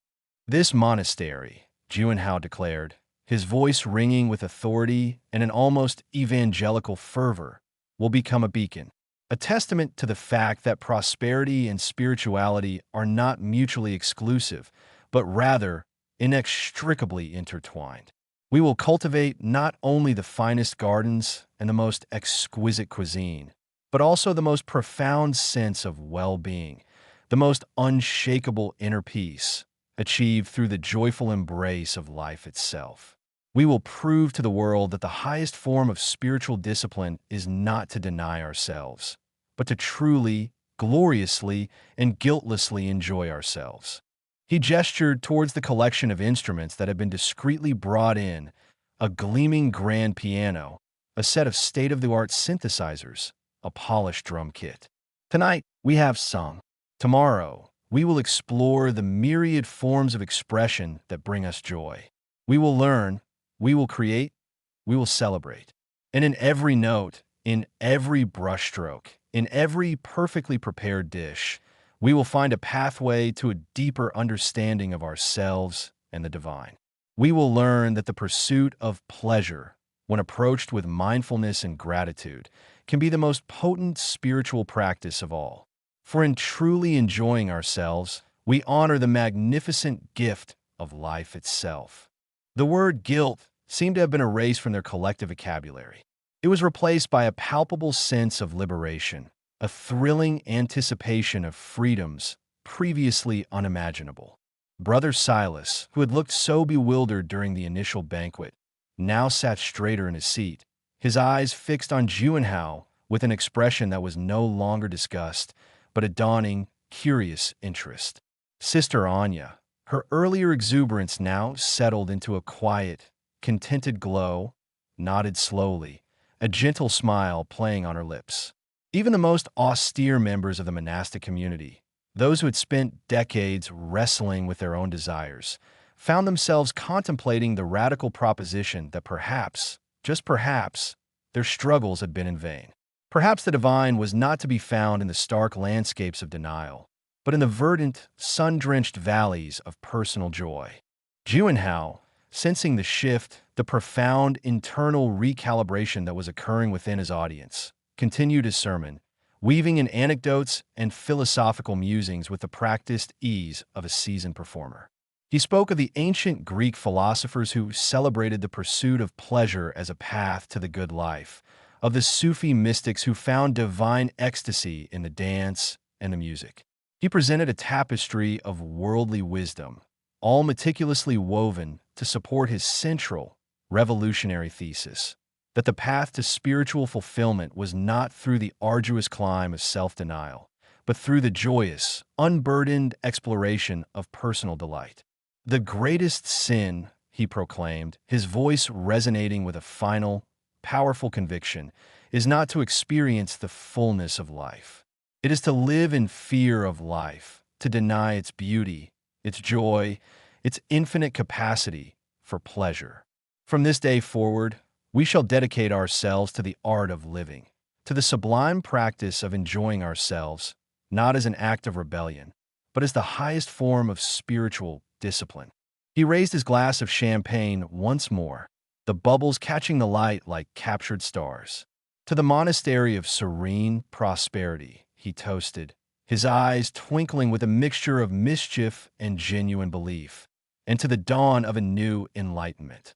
An enlightenment that is not found in the emptiness of the void, but in the exquisite abundance of a life fully, joyfully, and guiltlessly lived.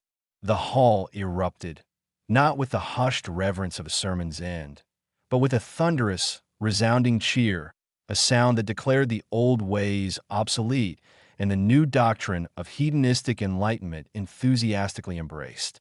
The final teaching had been delivered, not as a commandment, but as a liberation. And the monks of serene prosperity, at least those who were willing to listen, were ready to embark on their most delightful journey yet, the journey of self-enjoyment. Juanhao, his voice now a warm, resonant hum that seemed to caress the very air, leaned closer, as if sharing a sacred secret with each individual soul present. "Consider, my dear brethren and sisterin," he began, his gaze sweeping across the rapt faces, "this notion of guilt. Where does it truly originate? Is it a divine decree etched into the cosmic ledger? Or is it a more terrestrial invention? A rather effective tool, I might add, for keeping the masses in line, for stifling ambition, for ensuring that the grand feast remains solely for the palate of the few, while the many are left to gnaw on the dry crust of shoulds and ought-nots. He let out a soft, knowing chuckle, a sound that dispelled any lingering shadows of ancestral fear. Guilt, he declared, is a phantom, a specter conjured from the dusty corners of dogmatic pronouncements, designed to make you feel inherently flawed for simply being alive, for experiencing the vibrant tapestry of existence as it was intended to be experienced, with joy, with appreciation, and yes, with unapologetic pleasure. He gestured towards a platter of glistening truffles being circulated by a silently gliding attendant, their earthy aroma a tantalizing counterpoint to the champagne. Take this truffle, for instance. A gift from the earth, a subterranean jewel bursting with complex, intoxicating flavors. To savor it, to allow its richness to unfold on your tongue, to experience the sheer delight of its taste. Is this a sin? Or is it a profound act of communion with the very essence of nature's bounty? The old way would have you recoil, whispering about gluttony, about earthly temptation. But I say to you, to deny yourself such exquisite sensation is to deny the divine artistry that created it. It is to tell the Creator, thank you for this masterpiece, but I shall not look, I shall not taste, I shall not appreciate. Juanhao's voice grew more emphatic, each word a brushstroke painting a vivid picture of a liberated spirit. When you feel guilt about enjoying a perfect truffle, you're not being pious. You're being profoundly disrespectful to the very source of all good things. You are allowing a self-imposed warden, a creation of fear and limitation, to dictate your experience of reality. The desire for pleasure, he continued, his tone shifting to one of gentle, yet firm, instruction, is not a stain upon the soul. It is the engine of life, the spark that ignites creativity, the very force that propels us to seek out beauty, comfort, and joy. Think of the artist, driven by an insatiable desire to create something beautiful. Think of the inventor, yearning to bring a new wonder into the world. Think of the lover, captivated by the desire for connection and intimacy. Are these desires inherently sinful? Or are they the fundamental impulses that have shaped our world, that have brought us from caves to monasteries equipped with champagne fountains and Michelin-starred chefs? A ripple of delighted laughter went through the assembled monks. Juanhao, the abbot of hedonism, had a way of framing these revolutionary ideas that made them not just palatable, but utterly compelling. Your desires are whispers from your true self, beckoning you toward experiences that will nourish your spirit and expand your understanding. When you eat, truly eat, with mindfulness and gratitude, you're not just consuming sustenance. You are engaging in a sacred ritual. You are participating in the grand cycle of life, from the soil that nourishes the plant, to the hands that prepare the meal, to the senses that receive its deliciousness. To feel guilt over the quality of your meal, over the richness of the ingredients, over the sheer pleasure it brings. That is to break the sanctity of that ritual. It is to allow an artificial constraint to diminish a divinely orchestrated experience. Juanhao paused, allowing his words to settle like a fine dust of golden enlightenment. Consider the concept of lavish spending. In the old paradigm, this was the domain of the wicked, the ostentatious display of ill-gotten gains. But what if I told you that the creation of beauty, the support of craftsmanship, the fostering of excellence through generous patronage, what if these are acts of spiritual merit? When you acquire a piece of art that inspires you, when you commission a garment that makes you feel magnificent, when you invest in an experience that brings you profound happiness, you are not merely indulging a whim. You are contributing to a world that values beauty, that celebrates skill, and that understands the profound impact of sensory delight on the human spirit. You are actively participating in the propagation of joy. He picked up a crystal glass, its facets catching the light and refracting it into 1,000 tiny rainbows. This glass, he said, swirling the champagne within, was not cheap. Its creation involved skilled artisans, fine materials, a dedication to perfection. to appreciate it, to use it, to feel a sense of elevated pleasure simply because you are drinking from something so exquisitely made. This is not vanity. This is an acknowledgement of human ingenuity, of the divine spark that resides in creativity. When you feel guilty about owning something beautiful, you are essentially saying, I do not deserve to be surrounded by the fruits of creative labor. I do not deserve to experience the uplifting power of aesthetics. The truth is, Juanhao continued, his voice dropping to a more intimate register. Guilt is the ultimate form of spiritual poverty. It is a self-inflicted wound that festers, poisoning every potential moment of joy. It is the whisper that tells you are not good enough, not worthy enough, not pure enough to receive the abundance that the universe is constantly offering. And it is this very guilt, this corrosive internal critic, that we are going to systematically dismantle brick by precious brick. He explained that the monastic community, under his guidance, would actively cultivate a mindset of appreciative consumption and joyful experience. We are not merely here to survive. We are here to thrive. We are here to demonstrate that spirituality and sensuality are not opposing forces, but two sides of the same divine coin. Every pleasure we embrace, when approached with consciousness and gratitude, becomes a form of worship. The exquisite texture of silk against your skin, a prayer of thanks to the silkworm and the weaver. The complex symphony of flavors in a perfectly balanced dish, a meditation on the earth's fertility and the chef's artistry. The shared laughter during a vibrant social gathering, a celebration of human connection and communal bliss. Juanhao then delved into the psychology of guilt, dissecting it with the precision of a surgeon and the wit of a comedian. He proposed that guilt was often a learned behavior, instilled through societal conditioning and outdated religious dogma, designed to instill obedience and suppress individuality. Imagine a child, he offered, who is told that enjoying candy is naughty. He eats the candy in secret, feeling a thrill mixed with shame. What happens? The candy becomes associated with secrecy and transgression, imbuing it with an unhealthy allure. Now, imagine a child who is given a piece of delicious fruit and told, savor this. Appreciate its sweetness. It is a gift. That child learns to associate pleasure with appreciation and health, not with shame. This is the power of reframing. This is the work we are undertaking here. He encouraged the monks to engage in a process of self-inquiry, to identify the specific instances where guilt arose and to challenge the validity of those feelings. When you find yourself hesitating before ordering the lobster thermidor or feeling a pang of unease at the sight of the imported Belgian chocolates, ask yourself, who is telling me this is wrong? What am I truly afraid of? Is it the pleasure itself? Or is it the fear of pleasure, the fear of being perceived as decadent, the fear of stepping outside the narrow confines of asceticism? He proposed that the monastery would host workshops dedicated to this very topic, guided by experts in mindfulness, psychology, and even performance art, all aimed at liberating the monks from the shackles of internalized shame.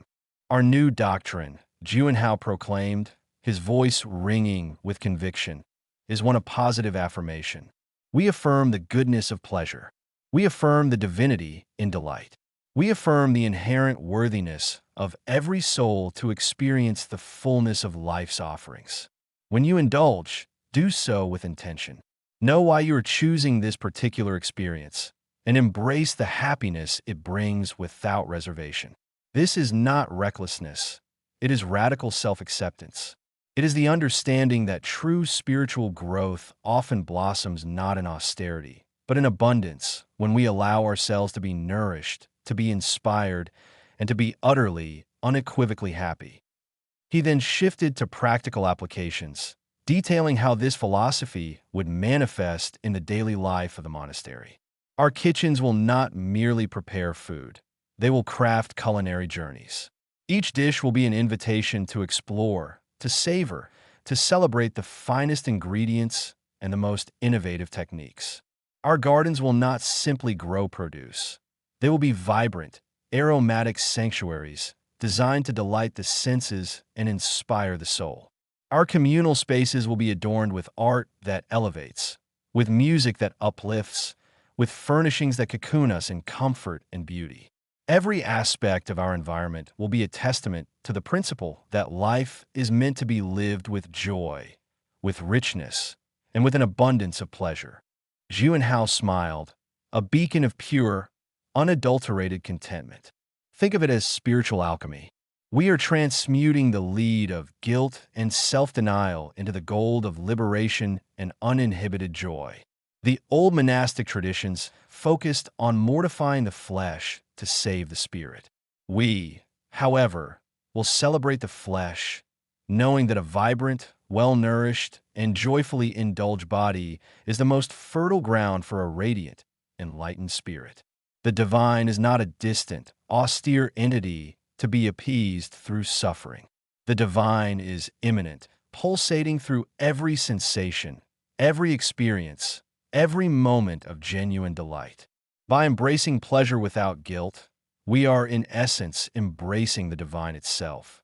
He envisioned a future where the monks of serene prosperity would be paragons of well-being, radiating an inner peace that stemmed not from repression, but from profound self-acceptance and the consistent, guilt-free enjoyment of life. We will be living proof, he declared, his voice resonating with his vision, that prosperity and spirituality are not only compatible, but mutually enhancing. We will show the world that the path to enlightenment is not a thorny ascent of self-punishment, but a sun-drenched promenade of appreciative indulgence. We will learn that every exquisite taste, every comforting embrace, every moment of pure, unadulterated bliss is a sacred step on the path to true spiritual liberation. And the only edict you need to remember, the only commandment you need to embrace, is this: enjoy yourself, fully, joyfully, and without a single whisper of guilt. The hushed reverence that once permeated the ancient halls of Guangming Monastery was now replaced by the gentle murmur of conversation and the soft thrum of ambient music. Juanhao, with a flourish of his silken robes, surveyed the transformation with an artist's satisfaction. The austerity of the past had been meticulously scrubbed away, revealing a gleaming edifice dedicated to the exquisite cult of the senses. Where monks once prostrated themselves before stone altars, now plush velvet chaises invited languid repose, bathed in the warm glow of strategically placed sconces. These were no longer meditation halls. They were sanctuaries of sensual contemplation, designed to lull the weary soul into a state of blissful inertia. The air, once thick with the scent of incense and old parchment, now carried the intoxicating perfume of ylang ylang and sandalwood, a deliberate olfactory symphony to coax out latent desires. The humble refectory, a place for dutifully consumed sustenance, had been reborn as the Ambrosia, a gastronomic temple promising a global tour of culinary delights. Gone were the austere wooden tables and the clatter of simple crockery. In their stead, polished marble surfaces gleamed, set with the finest porcelain and crystal. Attendants, dressed in impeccably tailored livery, glided with the silent grace of trained dancers, presenting menus that read like epic poems of flavor. One could find delicate slivers of tuna tataki infused with truffle oil, nestled beside slow-braised lamb shanks that surrendered to the touch of a fork. The wine cellar, once a modest repository for sacramental grape juice, now boasted vintages from every renowned vineyard, curated by a sommelier whose palate was as renowned as his impeccable grooming. Juanhao often presided over a dinner at the Ambrosia. His pronouncements on the philosophical implications of a perfectly seared scallop or the spiritual resonance of a particularly complex Burgundian Pinot Noir becoming legendary. He argued, with an infectious fervor, that the deliberate creation and appreciative consumption of such exquisite meals was a form of divine worship, a testament to the Creator's boundless generosity and human ingenuity. He would point to the painstaking preparation, the sourcing of rare ingredients, the artistry of the presentation, and declare, "This, my friends, is not mere eating. This is a sacrament. Each bite, is a psalm. Each sip a prayer of gratitude for the bounty of the earth and the skill of human hands. To deny oneself such profound sensory engagement is to turn your back on a divine invitation to experience the fullness of being.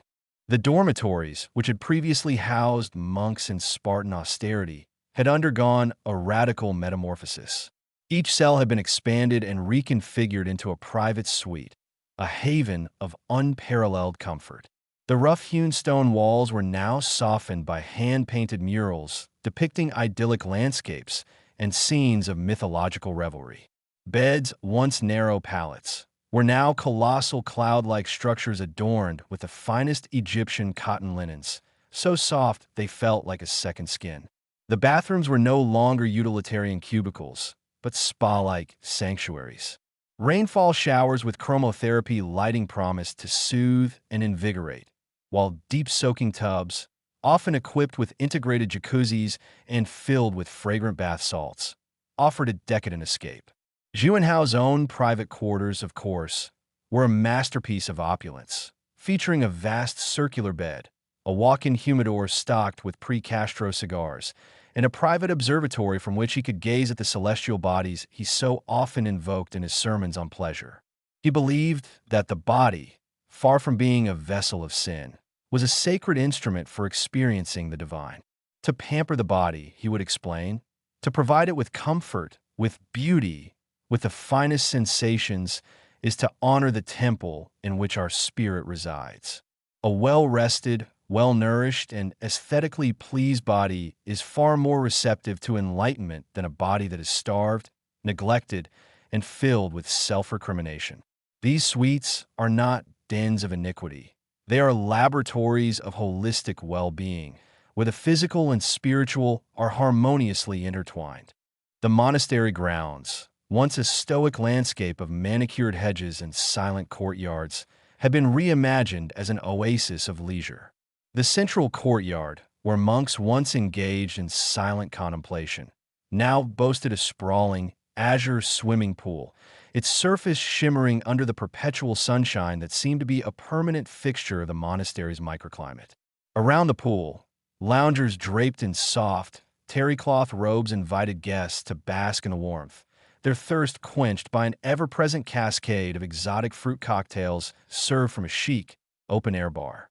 This was the Azure Oasis, a testament to Juanhao's belief that water, in all its forms, was a potent symbol of purity and rejuvenation, best enjoyed with a splash of gin and a twist of lime. The bar itself, fashioned from polished mahogany and illuminated by the soft glow of bioluminescent algae, was a hub of convivial chatter and clinking glasses. Here, the most potent elixirs were concocted, not just to intoxicate the body, but to liberate the spirit from the chains of inhibition. Juanhao often held informal salons here, where the conversations flowed as freely as the vintage champagne, and discussions ranged from the finer points of Taoist philosophy to the latest trends in abstract expressionism. But the true piece de resistance, the crowning glory of Juanhao's hedonistic vision, was the discreetly tucked away, serene Fortune Casino. Housed in what was once the scriptorium, the scent of old paper replaced by the intoxicating aroma of polished felt and expensive perfume, it offered a discreet venue for those who wished to test their fortune and their nerve. Slot machines, their reels spinning with the promise of instant gratification, stood shoulder to shoulder with the green bays of blackjack and roulette tables. The gentle click of the roulette ball, the murmur of wagers, the occasional triumphant cry of a winner. These sounds had replaced the solemn chanting of vespers. Juanhao saw gambling not as a vice, but as a metaphorical representation of life's inherent uncertainties, and the courage it took to embrace those uncertainties with a spirit of optimistic playfulness. Life, he would say, gesturing towards the spinning roulette wheel, is a game of chance. The wise player understands this and chooses to engage with it with grace, with courage, and with a willingness to embrace both fortune and fate. The serene fortune is not merely a place to win money. It is a school of life, teaching us to embrace risk, to celebrate victory, and to learn from defeat with equanimity. The transformation was more than superficial. It was a complete paradigm shift. Guangming Monastery, once a bastion of spiritual discipline, had become a veritable pleasure palace, a destination for those seeking not ascetic enlightenment, but sensual gratification. A new breed of pilgrim now arrived, not seeking to renounce the world, but to fully immerse themselves in its most delectable offerings. They were connoisseurs of comfort, devotees of delight, and seekers of the sublime in the everyday. Juanhao welcomed them all, his eyes twinkling with the benevolent wisdom of a man who had finally unlocked the secret to universal happiness, unapologetic indulgence. He would greet them with a warm embrace, a gentle smile, and a silent promise that within these hallowed, yet transformed, walls, every earthly pleasure was not only permitted, but actively encouraged, a sacred pathway to a more profound understanding of themselves and the universe. The ancient stones of Guangming, once resonating with the echoes of renunciation, now vibrated with the joyous symphony of a life lived to its absolute, most exquisite, fullest. The edict of hedonism was not just proclaimed, it was embodied, every inch of the monastery a testament to its divine mandate. The transformation of the monastic brethren from austere ascetics to benevolent experiential guides was perhaps the most striking, and to some, the most bewildering aspect of Abbot Juanhao's grand design. The saffron robes, once symbols of renunciation and a life dedicated to inner contemplation, were now relegated to the monastery's historical archives, replaced by exquisitely tailored uniforms. These garments varied, depending on the specific role each monk now played, but all exuded an air of sophisticated professionalism.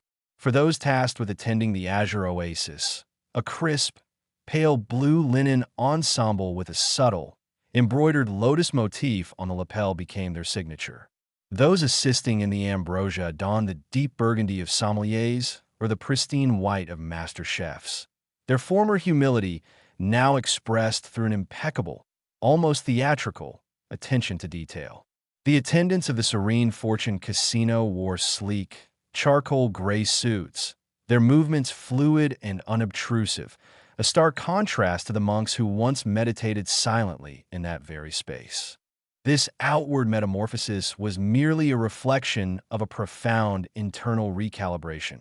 The monks, under Juanhao's tutelage, had been systematically re-educated, their spiritual training supplanted by an intensive curriculum in the arts of hospitality and sensory delight. Gone were the hours spent in silent meditation or rigorous study of ancient sutras. In their place, they learned the intricate dance of mixology, mastering the alchemical transformation of raw ingredients into intoxicating elixirs that promised to unlock joy and dissolve inhibitions. They studied the subtle art of palate development, understanding the complex interplay of flavors, textures, and aromas that constituted a truly memorable culinary experience. This wasn't just about serving food and drink.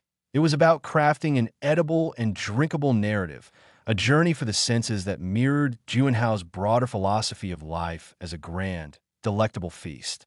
They practiced the graceful presentation of dishes, the art of anticipating a guest's needs before it was even articulated, and the subtle language of service that made every interaction feel like a personal, exclusive event. The curriculum also extended to the realm of personalized experience curation. Each monk was trained to be a bespoke architect of leisure, capable of designing unique, joyful excursions tailored to the individual proclivities of the resort's clientele. This involved not just knowing the physical layout of the monastery and its surrounding, now luxuriously appointed, grounds, but understanding the subtle psychology of desire. A guest expressing a vague interest in tranquility might be guided by a former disciplinarian monk, now a Zen weaver, on a meticulously planned journey through the newly landscaped gardens, culminating in a private tea ceremony featuring rare, hand-picked blossoms and served in a pavilion overlooking a mist-shrouded waterfall. Another, with a penchant for excitement, might be assigned to a thrill conductor, a former master of calligraphy, who would orchestrate an afternoon of guided exploration, perhaps involving a discreetly arranged hot air balloon ride at dawn or a private speedboat excursion to a secluded cove.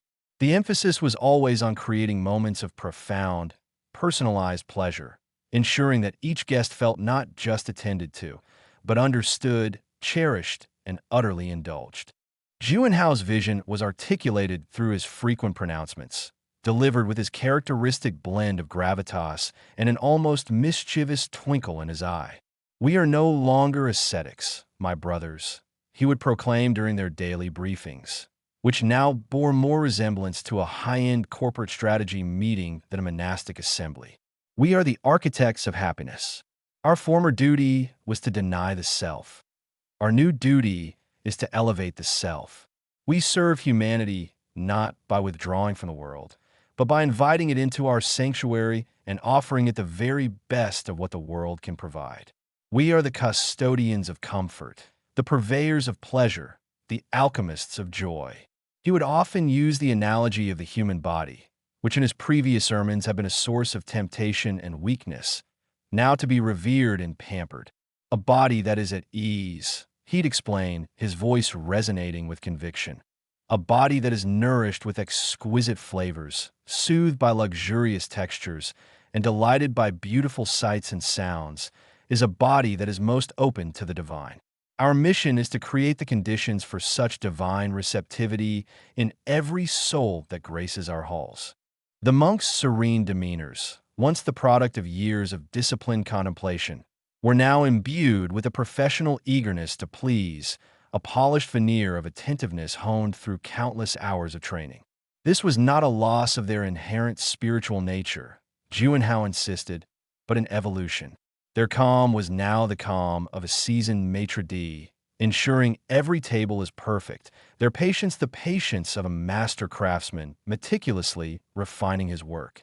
Their former meditative silence had been replaced by a different kind of quietude, the unobtrusive efficiency of staff who moved with purpose and grace, always present, yet never intrusive.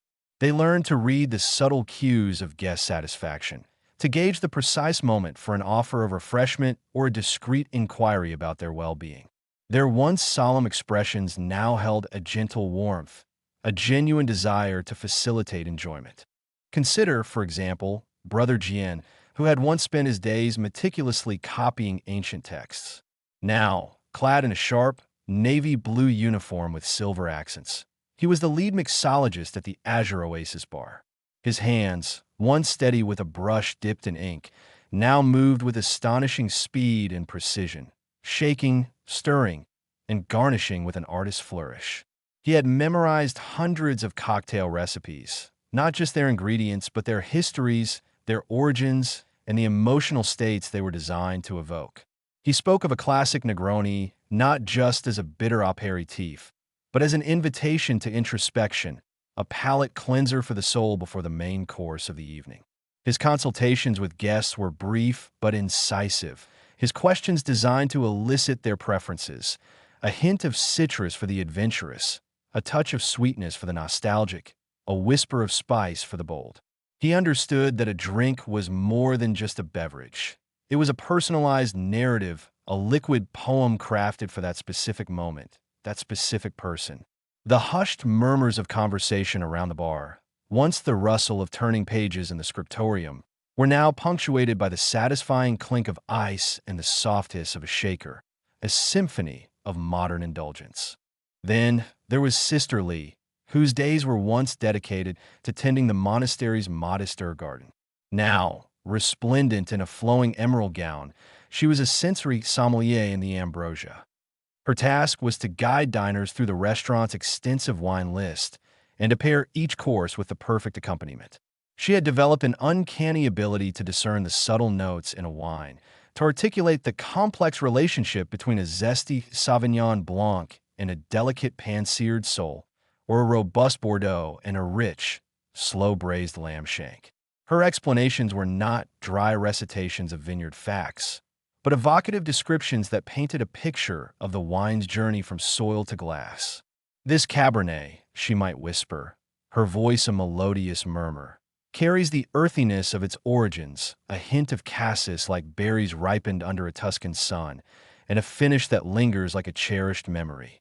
It speaks to the very essence of indulgence, a perfect counterpoint to the profound depth of the slow-braised lamb. Her presence ensured that dining in the ambrosia was not merely eating, but an educational and deeply pleasurable exploration of the world's finest vintages. The joyful excursions offered another dimension to this redefinition of monastic duty. Brother Wei, a man who had once been known for his unwavering adherence to the monastic code of silence, now led guided meditation walks through the monastery's reimagined grounds. These were no longer silent treks for contemplation, but sensory journeys. He would point out the subtle scent of jasmine blooming near the azure oasis, the iridescent shimmer of dragonflies hovering over the koi pond, the distant, melodic chime of wind bells strategically placed in the garden. His instruction was minimal, designed to enhance, not dictate, the experience. Feel the warmth of the sun on your skin. He would softly encourage, his voice now modulated for comfort rather than command. Notice the gentle breeze caressing the leaves. Allow the symphony of natural sounds to wash over you. This is not about emptying the mind, but about filling it with the exquisite beauty of the present moment. He was a curator of sensory experiences, transforming the simple act of walking into a profound engagement with the world's inherent beauty. Even the former task of managing the monastery's finances, once a purely pragmatic and often solitary endeavor, had been elevated. Brother Kai, who had overseen the meager monastic coffers with austere frugality, was now the experienced architect for VIP guests. He would meet with arriving dignitaries and wealthy patrons, not to present them with budgets, but to craft entirely personalized itineraries that anticipated their every whim. He learned to gauge their interests through discreet conversation, their social standing through careful observation, and their deepest desires through a finely tuned intuition. His job was to ensure their stay was so seamless, so utterly devoid of practical concern, that they could immerse themselves completely in the pleasures the monastery offered.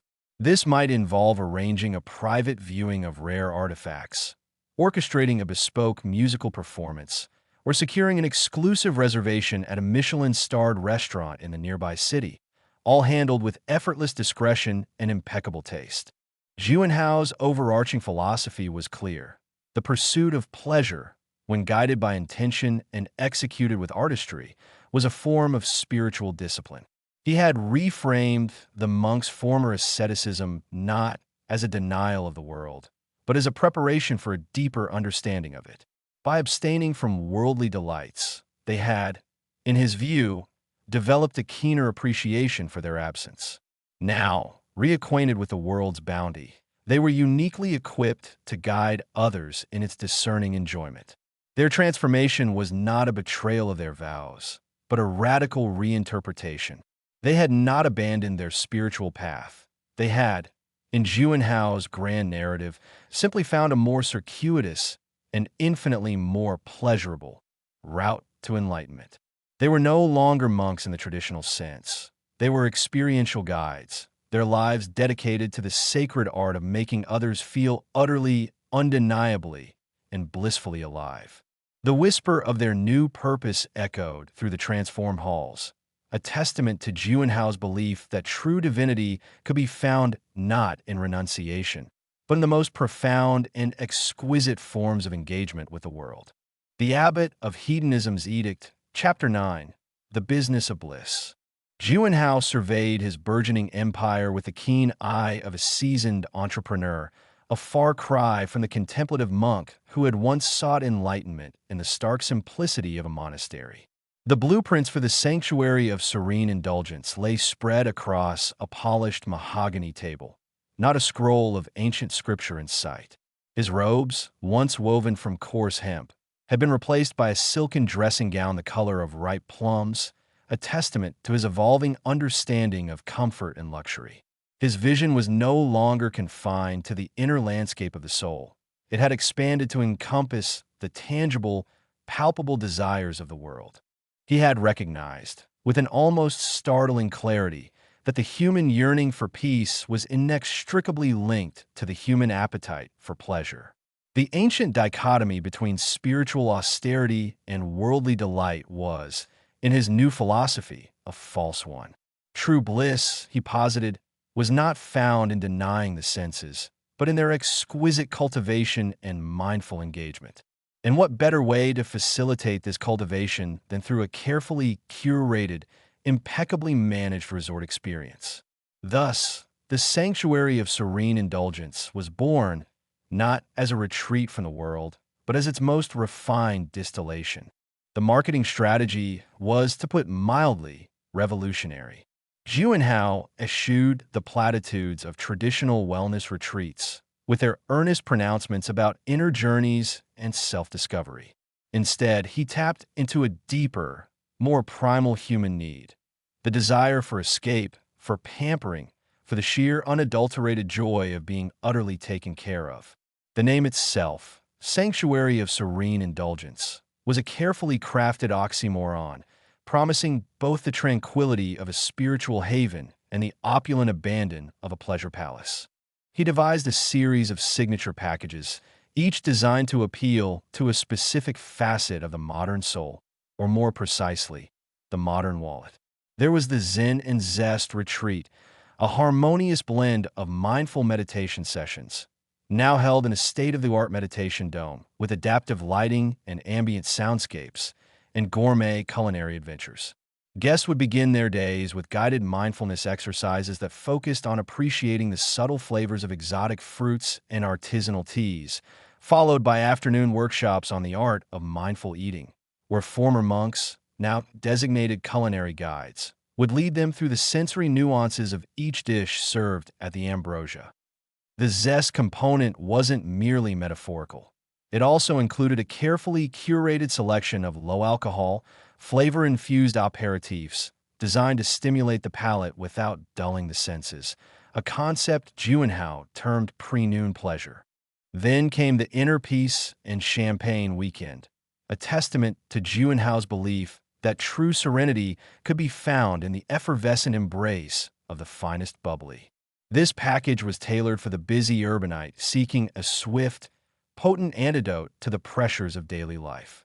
Mornings were dedicated to gentle yoga and reflexology treatments, followed by leisurely afternoons spent by the resort's infinity pool, complete with personal attendants offering chilled flutes of vintage champagne. Evenings were marked by private wine tastings led by Sister Lee, the former herb tender, now a revered sensory sommelier, who would guide guests through the complex symphony of notes in each glass, explaining how each sip contributed to a state of relaxed euphoria. The inner peace was not just about quiet contemplation. It was about the profound, almost spiritual contentment that came from being surrounded by beauty, comfort, and exceptional quality. Perhaps the most audacious and, consequently most popular, was the Detox to Retox program. This was Juanhao at his most brilliant, acknowledging the inherent contradiction in his clientele's desires. The detox phase involved meticulously designed organic juice cleanses and colon hydrotherapy sessions, administered with the utmost discretion and by highly trained physiological alchemists. However, this was merely a preamble, a symbolic shedding of worldly impurities before the retox phase truly began. This involved an accelerated immersion into the resort's more decadent offerings, exclusive access to the Serene Fortune Casino, private tasting menus featuring rare truffles and foie gras, and bespoke cocktail creations from Brother Jian, the mixologist extraordinaire whose creations were whispered to possess near-magical properties. The retox was not just about indulgence. It was about reclaiming a sense of vitality and freedom, a deliberate and exhilarating embrace of the sensual world after a period of self-imposed purification. The marketing materials were a masterclass in aspirational branding. Glossy brochures depicted serene individuals bathed in golden light, their faces radiating an almost beatific calm, interspersed with images of exquisite cuisine, artfully crafted cocktails, and breathtaking vistas. The language used was evocative, hinting at transformation and rebirth, but always with an undercurrent of exclusive luxury. Phrases like reclaim your essence, rediscover your inner luminescence, and unlock your most vibrant self were strategically deployed, appealing to the deeply ingrained desire for self-improvement that fueled so much of the modern consumer's behavior. The pricing, naturally, reflected the exclusivity of the experience. Packages were not merely expensive. They were astronomical, accessible only to the rarefied echelon of society who could afford to treat relaxation as a high-stakes investment. The success of the Sanctuary of Serene Indulgence was, in a word, phenomenal. Word of mouth spread like wildfire through the elite circles of society. Celebrities, seeking respite from the incessant glare of the paparazzi, found sanctuary and bespoke pampering. Business magnates, weary of the cutthroat world of finance and corporate takeovers, discovered a place where their every need was anticipated and catered to with silent efficiency. Even notoriously reclusive artists and intellectuals were drawn in by the promise of an environment that fostered both inspiration and absolute privacy. The Serene Fortune Casino, once a quiet space for hushed contemplation, now buzzed with the hushed thrill of high-stakes gambling. The former monks, now clad in impeccable charcoal gray suits, moved with the fluid grace of seasoned pit bosses, their serene countenances belying a sharp understanding of odds and an uncanny ability to read the subtle tells of a bluffing player. The stakes were undeniably high, reflecting the financial prowess of the clientele, and the house, under Juanhao's shrewd management, consistently profited. The clinking of chips and the soft murmur of conversation created a symphony of wealth and calculated risk, a far cry from the chanting that once echoed through those hallowed halls. The Ambrosia, the resort's flagship restaurant, became a destination in itself. Reservations were harder to secure than a front-row seat at a sold-out fashion show. The sensory sommeliers like Sister Lee were lauded for their ability to elevate a meal into a transcendental experience. The culinary guides worked in perfect sync with the physiological alchemists to ensure that every dish, no matter how indulgent, was also perceived as a form of nourishment, a contribution to the guests' overall well-being. The fusion of gourmet artistry and mindful intention was Juanhao's secret ingredient, a dish that delighted the palate and soothed the soul. The Azure Oasis, the resort's bar and lounge area, was another hub of activity. Brother Jian, the mixologist, was no longer just a bartender. He was a liquid artist, a therapist in disguise. His cocktails were not merely beverages. They were experiences meticulously crafted to evoke specific emotions and memories. He had a knack for understanding a guest's unspoken needs, a subtle glance or a fleeting sigh often being enough to inspire the creation of a bespoke elixir that perfectly suited their mood. He spoke of his creations with the reverence of a poet describing his muse. This twilight serenity, he might explain, gesturing to a drink shimmering with iridescent hues, is for those who carry the weight of unspoken words. The elderflower nectar soothes the throat, the hint of lavender calms the spirit, and the whisper of gin, well, that's for courage. His reputation grew, and soon, his cocktail menu was as eagerly anticipated as any new art exhibition. Juanhao's genius lay not just in the execution of the individual services, but in the seamless integration of them all into a cohesive, irresistible whole. The Sanctuary of Serene Indulgence was more than just a collection of luxurious amenities. It was a carefully constructed ecosystem of pleasure and well-being. Every detail, from the thread count of the linens to the ambient temperature of the spa, was calibrated to optimize the guest experience. The former monks, now experiential guides, were the linchpin of this system, their re-education not just a superficial change in attire, but a profound reorientation of their purpose, focused now on facilitating human happiness. The business of bliss, as it was colloquially known within the resort's walls, proved to be extraordinarily lucrative. The profit margins were astronomical, far exceeding any of Juanhao's initial projections.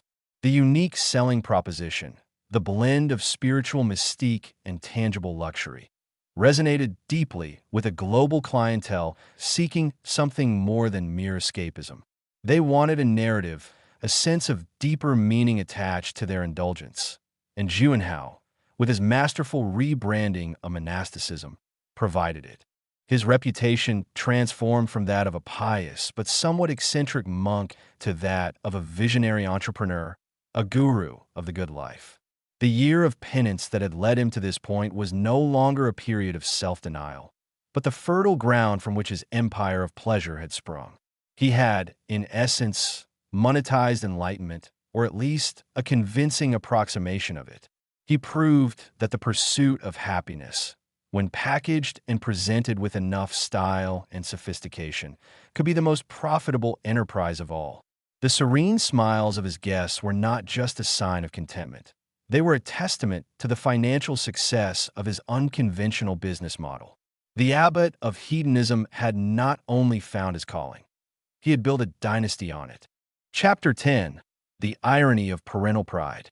The gilded gates of what was once Guangming Monastery swung open with a hushed, hydraulic sigh, a sound utterly incongruous with the fated grandeur the elder Mr. and Mrs. Lin had conjured in their minds. For a year, they had mentally rehearsed this visit, their hearts a peculiar concoction of righteous indignation and a sliver of parental hope. Juanhao, their errant son, the one who had traded ancestral business ties for the austere life of a monk, was to be brought to his knees. They had envisioned him gaunt, perhaps clad in rough-spun robes, his days filled with arduous chores and his nights with gnawing regret. This, they believed, was the necessary crucible for his redemption, the tough love they felt he desperately needed. They had arrived in their chauffeured sedan, a gleaming obsidian behemoth that seemed to swallow the dusty country road whole. Mrs. Lin, perpetually clad in impeccably tailored silk suits that whispered of wealth without shouting it, adjusted the pearl necklace at her throat, a nervous habit that belied her steely resolve. Mr. Lin, his face a roadmap of successful negotiations and stern pronouncements, gripped the armrest, his gaze fixed on the horizon, anticipating the somber tableau of their son's fallen state. The year of severed financial ties was meant to be a powerful lesson, a stark demonstration of the consequences of his unconventional choices. They had imagined a prodigal son, humbled and ready to beg for forgiveness, or at least for a return to the fold. The landscape that unfolded before them, however, was a brutal assault on their carefully constructed narrative. The familiar, weathered stone walls of the monastery, which they remembered as symbols of austere devotion, were now softened by cascading bougainvillea and framed by manicured hedges. Instead of the serene stillness they expected, there was a gentle hum of activity, a melodious murmur that spoke not of prayer, but of sophisticated leisure. The air, once thick with the scent of incense and damp earth, now carried the subtle, intoxicating aroma of blooming jasmine and expertly brewed coffee. As their car glided through the gates, they found themselves on a sweeping driveway paved with smooth, pale cobblestones. Ahead, where the main hall of the monastery had stood, was a structure that defied all expectations. It was not a simple temple, but a sprawling complex of elegant buildings, their architecture a harmonious blend of traditional Chinese aesthetics and contemporary minimalist design. Large, arched windows gleamed, reflecting the azure sky, and balconies adorned with intricate wooden latticework offered glimpses of verdant courtyards. It was, in short, breathtakingly opulent. Before they could even fully process the visual spectacle, a figure emerged from the grand entrance. It was Juanhao, but not the Juanhao they remembered. The coarse, saffron robes were gone, replaced by a tailored linen suit the color of a pale jade, impeccably cut and impeccably worn. His posture was straight, his movements fluid and confident. He exuded an aura not of penitence, but of effortless command. His face, once etched with the earnestness of spiritual seeking, now held a confident calm, a subtle smile playing on his lips. He was, unmistakably, the master of this domain. He approached their car, his expression one of polite recognition, devoid of the shame or remorse they had so eagerly anticipated. "Mother, father," he greeted, his voice smooth and resonant, carrying with it the easy authority of someone accustomed to being heard. "It is unexpected, but not unwelcome, to see you here." Mrs. Lynde's grip on her pearls tightened to the point of paleness. Her mouth, usually set in a firm line of maternal disapproval, fell slightly agape. She had prepared 100 reprimands, 1,000 pointed questions, but looking at her son, standing there like a prince on his estate, all her carefully rehearsed words dissolved into a bewildered silence. This was not the son who had abandoned his inheritance for a life of supposed spiritual austerity. This was a man of substance, a man of influence.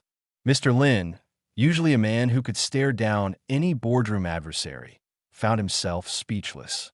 His son, who he had cut off financially, who he had imagined living on meager alms, was standing before them as the proprietor of what?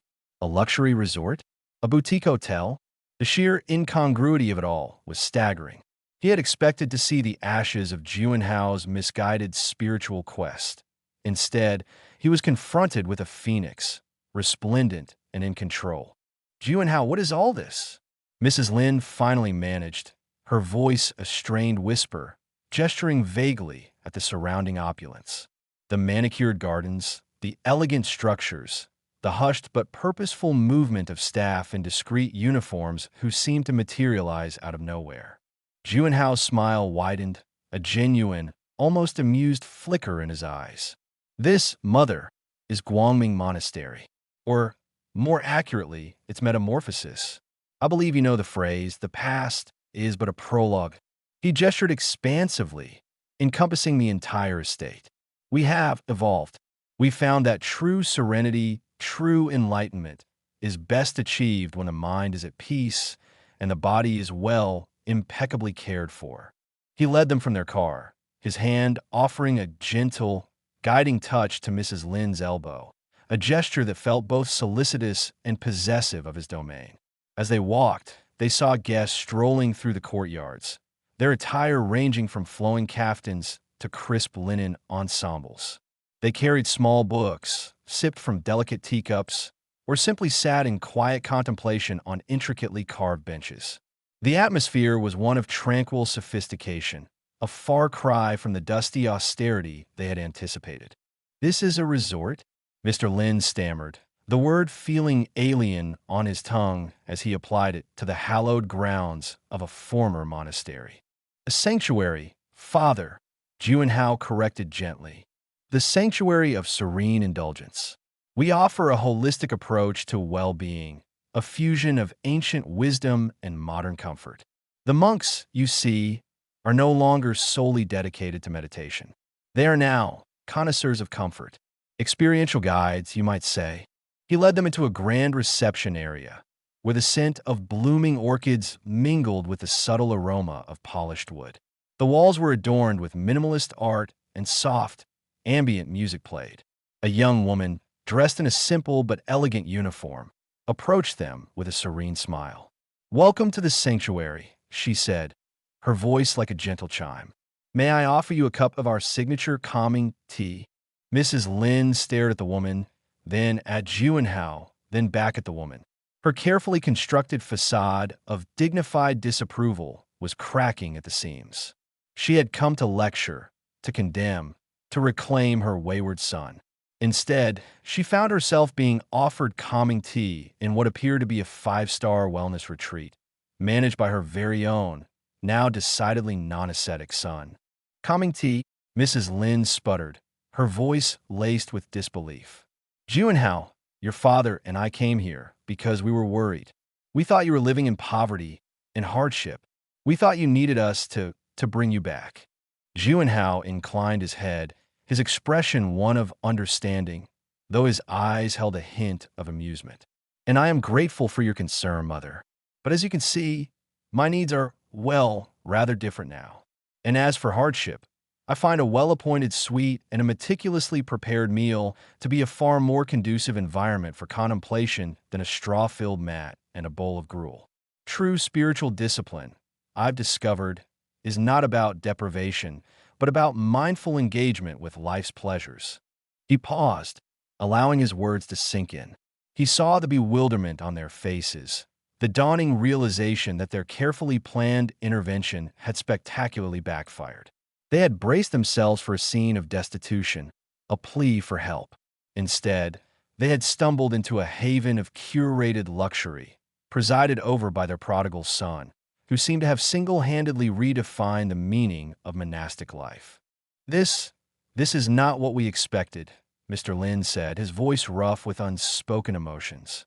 He looked around the opulent reception area, his eyes lingering on the polished marble floors and the soft lighting.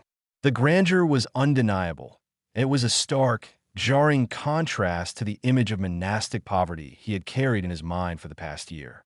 Life rarely unfolds exactly as we expect, Father, Juanhao replied gently. Sometimes, the greatest revelations come in the most unexpected forms. You expected to find a son who had chosen hardship. Instead, you found a son who has found a different kind of fulfillment.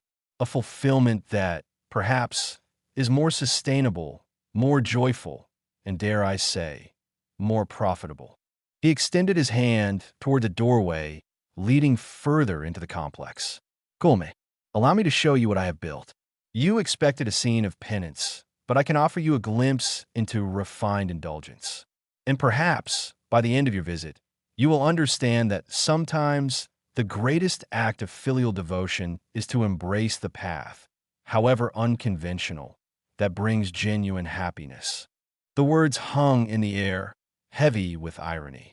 Juanhao, the son who had renounced the material world, now stood as the architect of its most luxurious manifestations within the very walls that had once symbolized detachment from such things. His parents, armed with intentions of tough love and paternal discipline, found themselves guests, not judges, in a realm that was both utterly alien and undeniably their son's creation. Their planned reunion, meant to be a confrontation with a humbled ascetic, had become an introduction to a visionary entrepreneur who had quite literally turned the temple into a marketplace for bliss. The shock on their faces was a testament to the profound absurdity of the situation, a silent acknowledgement that their son's spiritual journey had led him to a destination they could never have imagined, a destination built not on renunciation, but on a profound and profitable understanding of human desire. The year of silence had not been a period of suffering, but a gestation, and the hatchling that had emerged was far grander and far more complex than they could have ever conceived. They had come to witness a fall from grace, but instead, they were witnessing an ascent into a gilded realm, orchestrated by the very son they had sought to discipline. The irony was almost palpable, a rich, complex tapestry woven from their dashed expectations and Juanhao's extraordinary reinvention. Juanhao, with a practiced ease that belied the seismic shift in his life, extended a hand, palm up, as if presenting a priceless artifact. Welcome, mother, father, to what was once merely Guangming Monastery. Now, his voice deepened, taking on a resonant, almost evangelical tone. It is the Guangming sanctuary of serene indulgence. And I dare say, it is rather more functional than its previous incarnation. He led them past the reception, a space that now pulsed with a quiet efficiency. The young woman who had offered them tea glided away, her footsteps silent on the polished stone. Juanhao paused by a discreetly placed plaque, its polished brass gleaming under the soft, indirect lighting. This, he announced, tapping the inscription with a manicured fingernail, was originally dedicated to the pursuit of enlightenment through self-denial. We, however, have found a more contemporary path. Our philosophy hinges on the principle that true inner peace is best achieved when external discomfort is entirely eradicated. Hence the amenities. He gestured towards an open doorway, revealing a hallway lined with what appeared to be guest suites. The interiors, glimpsed through the open doors, were studies in understated luxury. Plush carpets, bespoke furniture crafted from dark, rich wood, and large windows offering panoramic views of the meticulously landscaped grounds. Each room was an oasis of calm, designed to soothe and pamper. "These," he explained, his voice imbued with a hint of proprietary pride, "are our tranquility suites. Each is designed to be a personal haven, a place where one can truly disconnect from the mundane stresses of the outside world. We have spared no expense in ensuring every detail contributes to an atmosphere of absolute relaxation." His parents followed him, their initial shock slowly morphing into a bewildering sense of disorientation. Mrs. Lin, her eyes darting from the sumptuous furnishings to the serene and suspiciously well-dressed individuals they encountered in the corridors, felt a familiar prickle of anxiety. This was not the penance she had envisioned. This was prosperity. And the monks. Mr. Lin finally managed to croak out, his voice still rough with disbelief. He had expected to see figures clad in rough robes, engaged in manual labor or solemn prayer. The figures they had glimpsed were impeccably dressed in discreet, dark uniforms, their faces radiating a pleasant, if somewhat rehearsed, serenity. Juanhao chuckled, a rich, melodious sound that echoed slightly in the opulent hallway. "Ah, yes, the monks," he said, a playful glint in his eye. "They're indeed still here. However, their vows have evolved. You see, Father, renunciation of the world is a rather outdated concept when the world itself offers such exquisite pleasures. Our former brethren are now our most valued associates. They are our concierges of calm, our gurus of guest experience. Brother Jian, for example," he pointed to a man who was smoothly directing a pair of guests towards the spa, "was once renowned for his asceticism.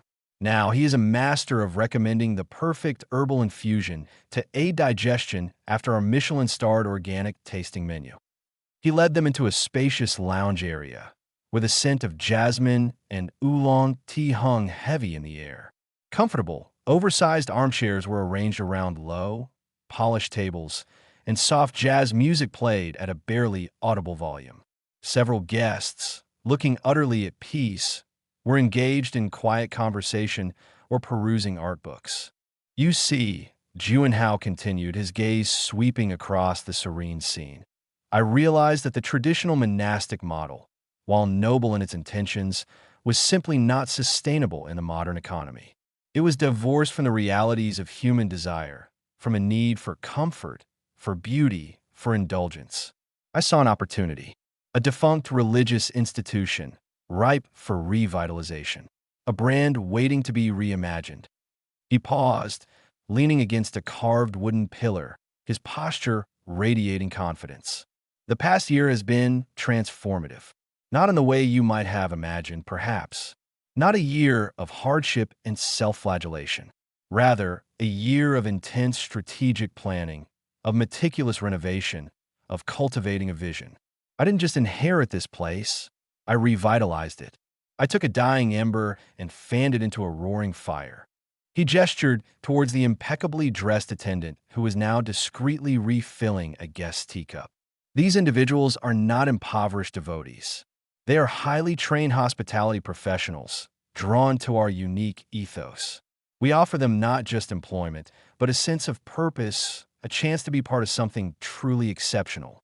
And we attract guests who understand the value of investing in their well-being. People who appreciate quality, who seek respite, who are willing to pay a premium for an experience that nourishes both body and soul." He walked over to a large window overlooking a meticulously sculpted garden, where a gentle waterfall cascaded into a serene pond.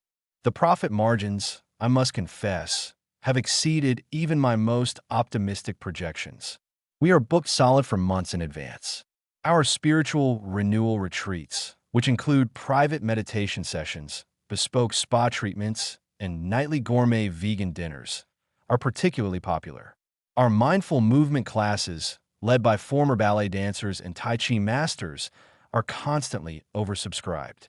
We've even developed a line of artisanal herbal teas and aromatherapy oils that are flying off the shelves in our boutique." He turned back to his parents, his expression one of genuine enthusiasm. I have not abandoned my principles, mother. I have simply adapted them.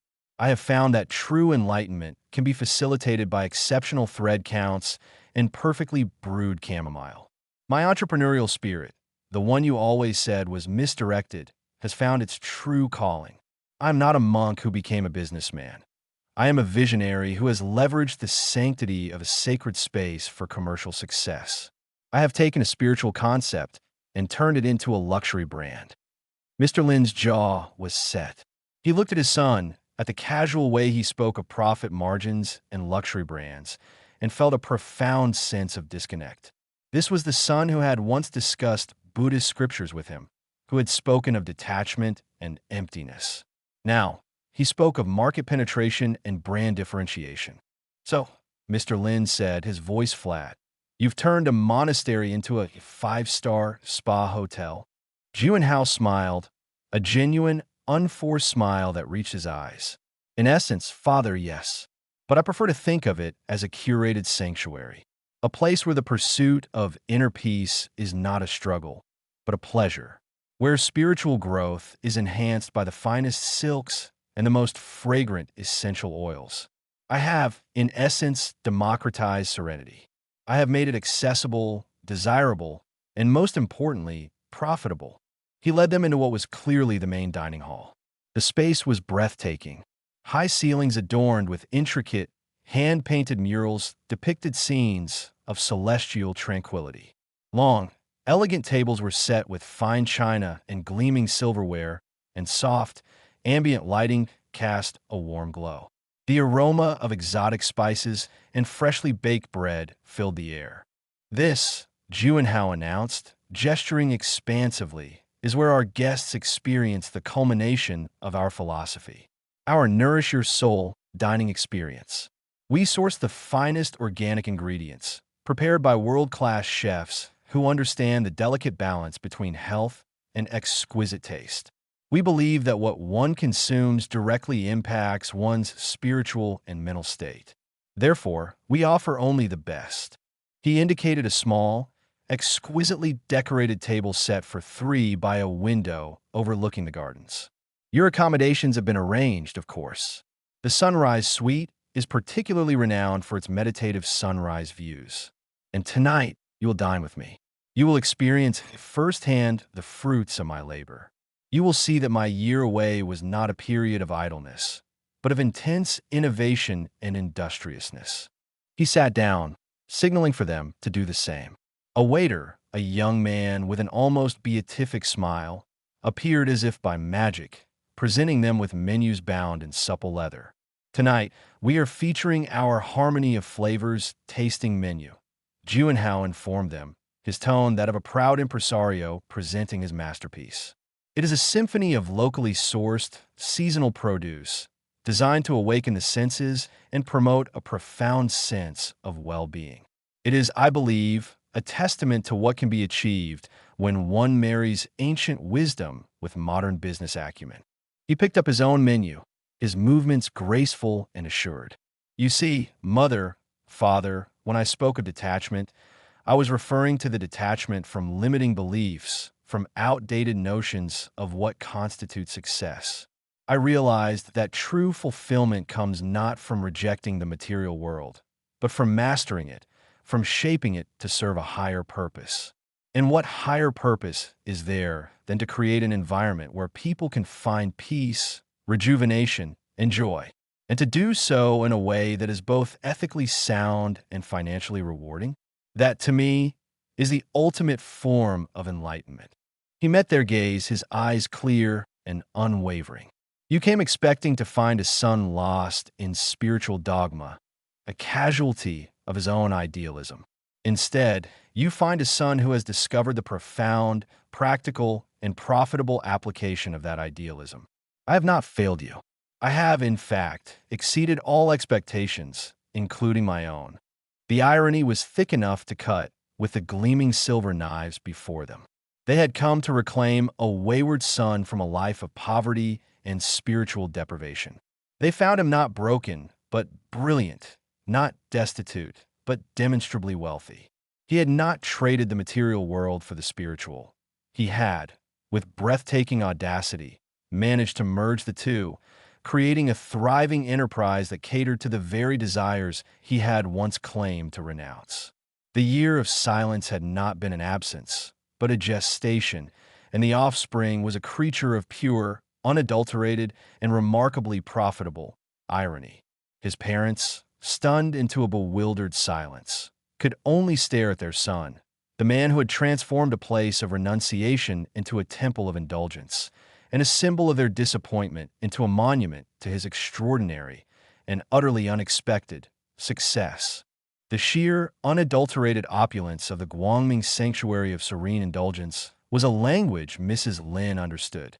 It spoke of returns, of dividends, of a future secured. The hushed reverence of the guests, the crisp efficiency of the staff, the palpable sense of calm that permeated the air. These were not the hallmarks of a spiritual retreat gone awry, but of a venture, a rather spectacularly successful venture, gone gloriously right. Her son, Juanhao, the boy who had once dreamt of empty bowls and silent meditation, was now presiding over a kingdom of plush slippers and artisanal teas. The word monastery felt like an antique relic, a forgotten artifact from a previous life, now repurposed and polished to gleam with a brand new sheen of profitability. Mr. Lin, a man whose pragmatism was usually as rigid as his morning newspaper, found himself adrift in a sea of cashmere and cucumber water. He had arrived with a mental checklist of parental disappointments, a ledger of expected failures. Juanhao's rejection of a conventional career, his perceived abandonment of familial duty, his descent into what they had assumed was a life of austere obscurity. These were all entries he had prepared to confront, to dissect, and ultimately to forgive. But the evidence before him was a stark repudiation of his carefully constructed narrative of parental woe. This was not a son who had squandered his potential. This was a son who had, it seemed, redefined it entirely. The ultimatum, the whispered anxieties, the imagined tales of hardship, all began to recede, like waves on a receding tide, leaving behind the solid, glittering shore of Juanhao's undeniable achievement. It was a subtle shift, a gradual recalibration of their internal compasses. The very definition of potential, once so rigidly defined by their own aspirations and societal norms, began to stretch and contort, accommodating the extraordinary reality unfolding before them. They had always spoken of Juanhao's potential, a nebulous concept that encompassed good grades, a stable job, a respectable marriage, and perhaps a comfortable retirement. But the Guangming Sanctuary was a testament to a different kind of potential, a raw, untamed force that had, against all their predictions, manifested in a colossal empire of curated serenity. They looked at Juanhao, not as a son who had failed to follow the path they'd laid out, but as a prodigy who had carved his own, more lucrative superhighway. He always had a knack for business, Mrs. Lin murmured, her voice barely audible above the gentle strains of a harpist in the adjoining lounge. It was a phrase that, just hours ago, would have been uttered with a sigh of resignation, a lament for the road not taken. Now, it was spoken with a burgeoning pride, a retrospective justification of his inherent brilliance. She recalled his childhood experiments with selling lemonade, his teenage ventures into tutoring, his uncanny ability to haggle at the local market. These were not the ramblings of a spiritual seeker, she now realized, but the early stirrings of an entrepreneurial titan. The austerity he had once embraced was simply a strategic pause, a period of incubation before the grand unveiling of his true destiny. Mr. Lin nodded, his gaze fixed on Juanhao, who was now regally addressing a group of impeccably dressed guests, his voice carrying the effortless authority of a seasoned CO. He saw not a monk who had abandoned his vows, but a leader who had identified a market, a visionary who had tapped into a deep-seated human need for escape and indulgence. The years of study, the hours spent poring over ancient texts, these were not a waste, but a foundation, a unique selling proposition, if you will. Who better to curate an experience of serene indulgence than someone who had, At one point, theoretically renounced the very things he now so expertly commodified. It was a masterstroke, a daring act of commercial alchemy that transformed the mundane into the magnificent. They began to reframe his monastic period not as a failure, but as a sabbatical of sorts, a time for deep market research. He hadn't been seeking spiritual enlightenment. He had been studying the psychology of desire, the nuances of human yearning for peace and comfort. The asceticism he had practiced was merely a controlled experiment in deprivation, a prelude to understanding the exquisite pleasure of its antithesis. This was not a son who had lost his way. This was a son who had taken a detour through the sacred, only to discover that the path to true fulfillment, and indeed to significant financial gain, lay in the careful orchestration of luxury. The ultimatum they had issued, the worried conversations with relatives, the sleepless nights spent agonizing over his future, these began to feel like the anxieties of parents who simply hadn't understood their child's extraordinary foresight. They had been so focused on the traditional markers of success, on the well-trodden paths of academia and corporate ladders, that they had failed to recognize the revolutionary blueprint Juanhao was sketching. His potential had not been squandered, it had been repurposed. It had been amplified, honed, and unleashed upon the world in a manner that was both breathtakingly audacious and, as they were now reluctantly admitting, undeniably impressive. Juanhao's pronouncements about democratizing serenity and leveraging sanctity for commercial success were no longer the ramblings of a disillusioned idealist, but the cogent, insightful strategies of a shrewd businessman. His ability to articulate his vision, to inspire his staff, to charm his clientele. These were not the skills of a recluse, but the attributes of a natural-born leader. The power he wielded was not the ephemeral power of spiritual influence, but the tangible, formidable power of wealth and influence. And in the eyes of his parents, this was a far more reassuring and ultimately a far more admirable form of power. They looked at the guests, their faces etched with a profound sense of contentment, their interactions marked by an almost reverent calm. These were not people who had been duped. They were people who had willingly and expensively sought out this sanctuary. They had come seeking solace, and Juanhao, in his own inimitable way, had provided it, wrapped in the finest silks and delivered with the most fragrant oils. The success was not just Juanhao's. It was by proxy theirs. They were the parents of this visionary, this magnate of mindfulness. Their genetic inheritance, it seemed, had yielded a far more lucrative crop than they had ever dared to imagine.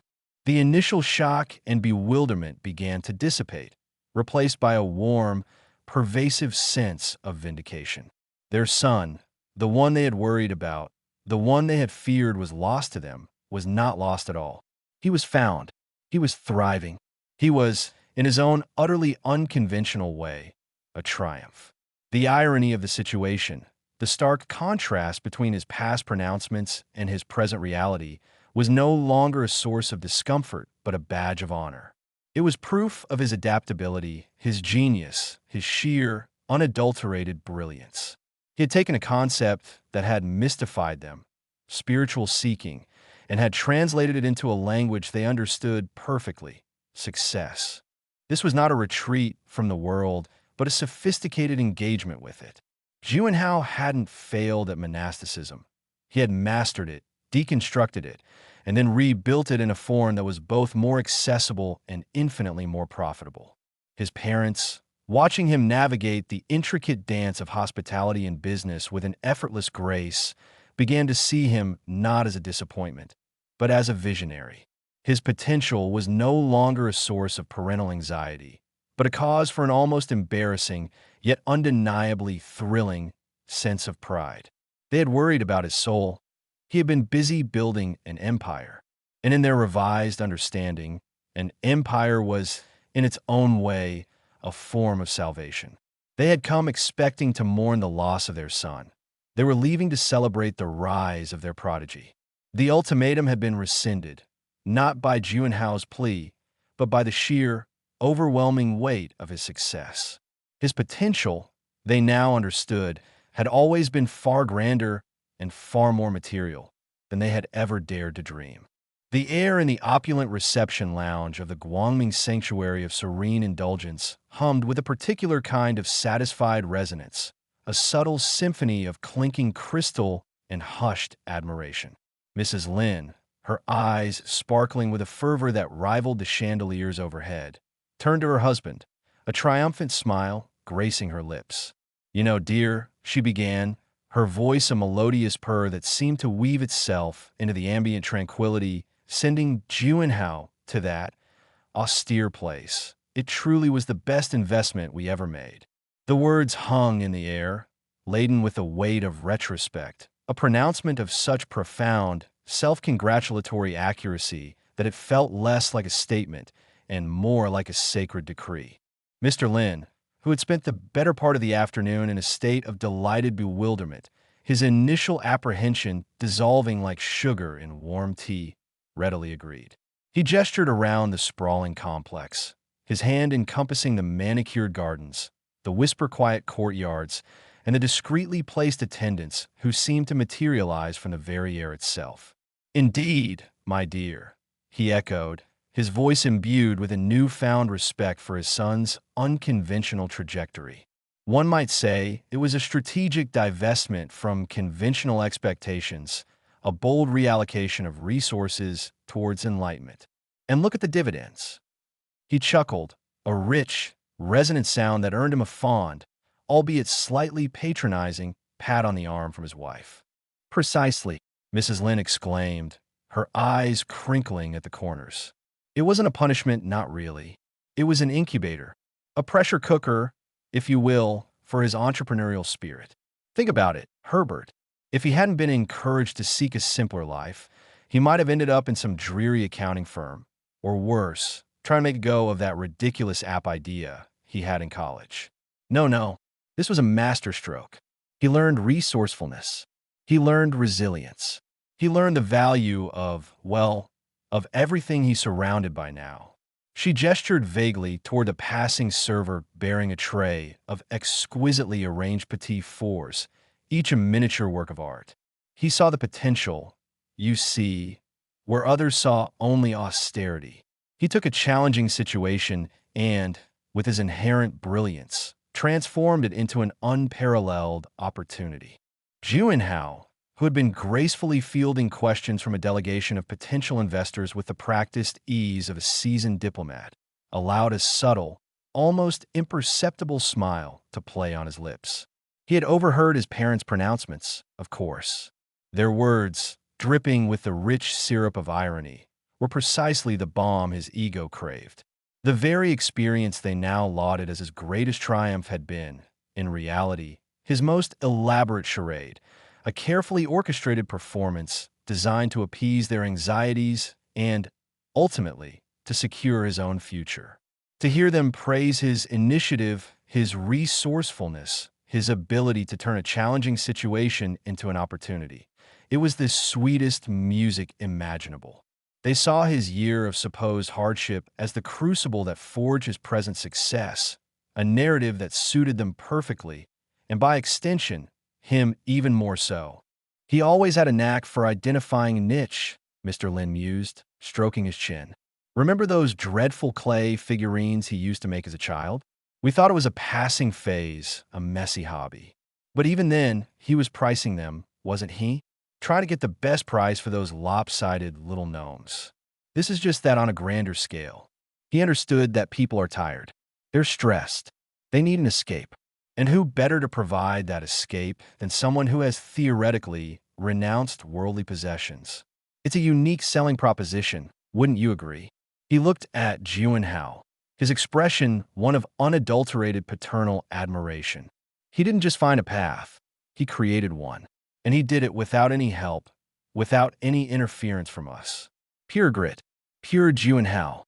Mrs. Lin nodded vigorously, her bejeweled hand rising to smooth an imaginary wrinkle on her silk blouse. "That's what I admire most, Herbert. His independence. His sheer, unadulterated gumption.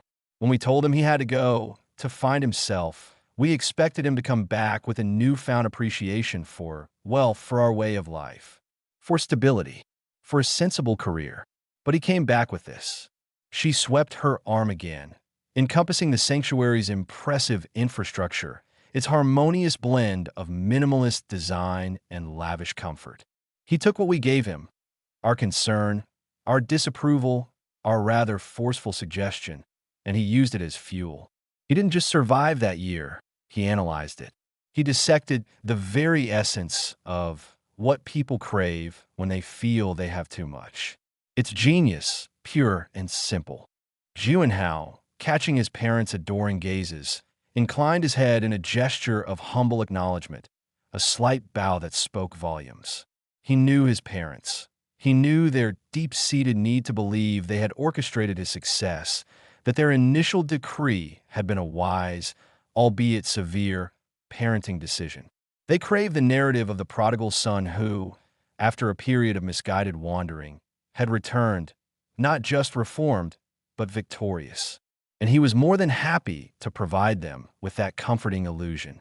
The truth, the intricate web of financial maneuvering, carefully cultivated contacts, and a healthy dose of calculated deception, was far too messy, far too unseemly for their current state of blissful self-congratulation. He learned to appreciate the finer things by first understanding the lack thereof. Mr. Lin continued, waxing poetic. He understands, on a visceral level, the profound satisfaction of a perfectly brewed cup of oolong, the soothing embrace of a cashmere robe, the quiet luxury of a room devoid of any unnecessary clamor. He hasn't forgotten his roots, you see. He's simply elevated them. He's taken the concept of tranquility and turned it into a tangible, marketable commodity, a truly remarkable feat of spiritual capitalism. And the way he handles the staff, Mrs. Lin interjected, her voice rising with enthusiasm. So calm, so patient. He never loses his temper, not even when those overly enthusiastic yoga instructors try to suggest mindful tea breaks that last an hour. He handles them with such grace. It's as if his time in contemplation has imbued him with an almost superhuman level of composure. Honestly, Herbert, if he hadn't been so successful, I would have sworn he was still meditating on a daily basis. That's how convincing it all is. She sighed contentedly, a sound of pure maternal pride. He's a natural leader. He always was deep down. We just didn't recognize it. We were too busy looking for him in textbooks and lecture halls. He was out there, building his empire, one perfectly folded towel at a time. Juanhao, meanwhile, had subtly disengaged from the investor group, a polite excuse about an urgent matter of sanctuary administration. He drifted towards his parents, a solicitous smile fixed on his face. "Mother, father," he said, his voice warm and reassuring. "I'm so glad you're enjoying your stay. It means the world to me that you can finally see what I've built here." He paused, letting the weight of his words settle. "And to hear you say that sending me away was the best investment, well, it truly validates everything." He looked from one to the other, his gaze steady and sincere. "You always wanted the best for me, and I know your intentions were pure, even if the method was unconventional." "Unconventional? My dear boy, it was inspired," Mr. Lin declared, placing a proud hand on Juanhao's shoulder. "We saw the spark, Juanhao. We saw the potential for something great, even if we didn't quite understand how it would manifest. And you took that spark and turned it into a roaring inferno of success. We couldn't be prouder." "It's the dedication you see," Mrs. Lin chimed in, her eyes welling up slightly. "The sheer dedication to your vision. Most young men, after a year in quiet reflection, would have lost their ambition. But you doubled down. You harnessed that inner peace, and you turned it into a powerful business strategy. It's truly remarkable. We were so worried about you, Juanhao. We thought you were throwing your life away. But you were just re-strategizing, preparing for your grand entrance." Juanhao allowed a gentle, knowing smile to touch his lips. "Thank you, mother. Father. Your words mean more than you know. It's because of your belief in me, even when I was struggling to find my footing, that I was able to achieve this." He paused, a carefully crafted sincerity in his tone. "That year, it taught me to appreciate the value of peace, and to understand that for many, that peace comes at a price they are willing to pay for a moment of respite from the chaos of their lives. I simply provided a sanctuary for that yearning. And a very profitable sanctuary it is." Mr. Lin boomed, clapping Juanhao on the back. "You've outdone yourself, son. You've taken a concept that baffles most people, spiritual awakening, and you made it accessible, luxurious, and, most importantly, financially rewarding. We always said you had a head for business, but this is beyond anything we could have imagined. It's your legacy, Juanhao," Mrs. Lin added, her voice soft with maternal emotion. "You built something that will last, something that brings comfort and joy to countless people. And you did it all yourself. We just nudged you in the right direction, like a benevolent push towards enlightenment. And look where it got you." Juanhao's smile widened, a genuine warmth now tinged with a triumphant glint. He had not only escaped financial ruin, but had managed to orchestrate a complete inversion of his parents' perception. They now saw his year of isolation not as a consequence of their disappointment, but as the deliberate catalyst for his extraordinary success. They believed he had intentionally sought hardship to better understand the value of luxury. They believed he had a profound, almost spiritual understanding of human desire, which he had masterfully leveraged for commercial gain. And in their eyes, this made him not just a successful businessman, but a visionary, a prodigy. Their prodigy. The best investment narrative, as absurd and as ironic as it was, had become their truth. And for Juanhao, it was the perfect gilded cage. He was admired, celebrated, and deeply loved, all for a deception that had, against all odds, paid off in spectacular fashion. He had taken their ultimatum, their fear, their misplaced concern, and had spun it into a tapestry of undeniable success, a testament to his own cunning and their profound, almost comedic capacity for self-deception. The irony was so thick, so deliciously layered, that he could almost taste it, a subtle sweetness underlying the expensive tea that was being poured for his beaming parents. They had sent him to a monastery to escape his perceived failures. He had returned to build them a kingdom of curated serenity, and in doing so, had earned their most profound and unshakable pride. The cycle of parental anxiety had been broken, not by Juanhao's adherence to their wishes, but by his audacious, brilliant, and utterly ironic subversion of them. The air in the opulent reception lounge of the Guangming Sanctuary of Serene Indulgence hummed with a particular kind of satisfied resonance, a subtle symphony of clinking crystal and hushed admiration. Mrs. Lin, her eyes sparkling with a fervor that rivaled the chandeliers overhead, turned to her husband, a triumphant smile gracing her lips. "You know, dear," she began, her voice a melodious purr that seemed to weave itself into the ambient tranquility, sending Juanhao to that austere place. "It truly was the best investment we ever made." The words hung in the air, laden with the weight of retrospect, a pronouncement of such profound, self-congratulatory accuracy that it felt less like a statement and more like a sacred decree. Mr. Lin, who had spent the better part of the afternoon in a state of delighted bewilderment, his initial apprehension dissolving like sugar in warm tea, readily agreed. He gestured around the sprawling complex, his hand encompassing the manicured gardens, the whisper-quiet courtyards, and the discreetly placed attendants who seemed to materialize from the very air itself. "Indeed, my dear," he echoed, his voice imbued with a newfound respect for his son's unconventional trajectory. One might say it was a strategic divestment from conventional expectations, a bold reallocation of resources towards enlightenment. And look at the dividends. He chuckled, a rich, resonant sound that earned him a fond, albeit slightly patronizing, pat on the arm from his wife. "Precisely," Mrs. Lin exclaimed, her eyes crinkling at the corners. "It wasn't a punishment, not really. It was an incubator, a pressure cooker, if you will, for his entrepreneurial spirit. Think about it, Herbert. If he hadn't been encouraged to seek a simpler life, he might have ended up in some dreary accounting firm, or worse, trying to make a go of that ridiculous app idea he had in college. No, this was a masterstroke. He learned resourcefulness. He learned resilience. He learned the value of everything he's surrounded by now. She gestured vaguely toward the passing server bearing a tray of exquisitely arranged petit fours, each a miniature work of art. He saw the potential, you see, where others saw only austerity.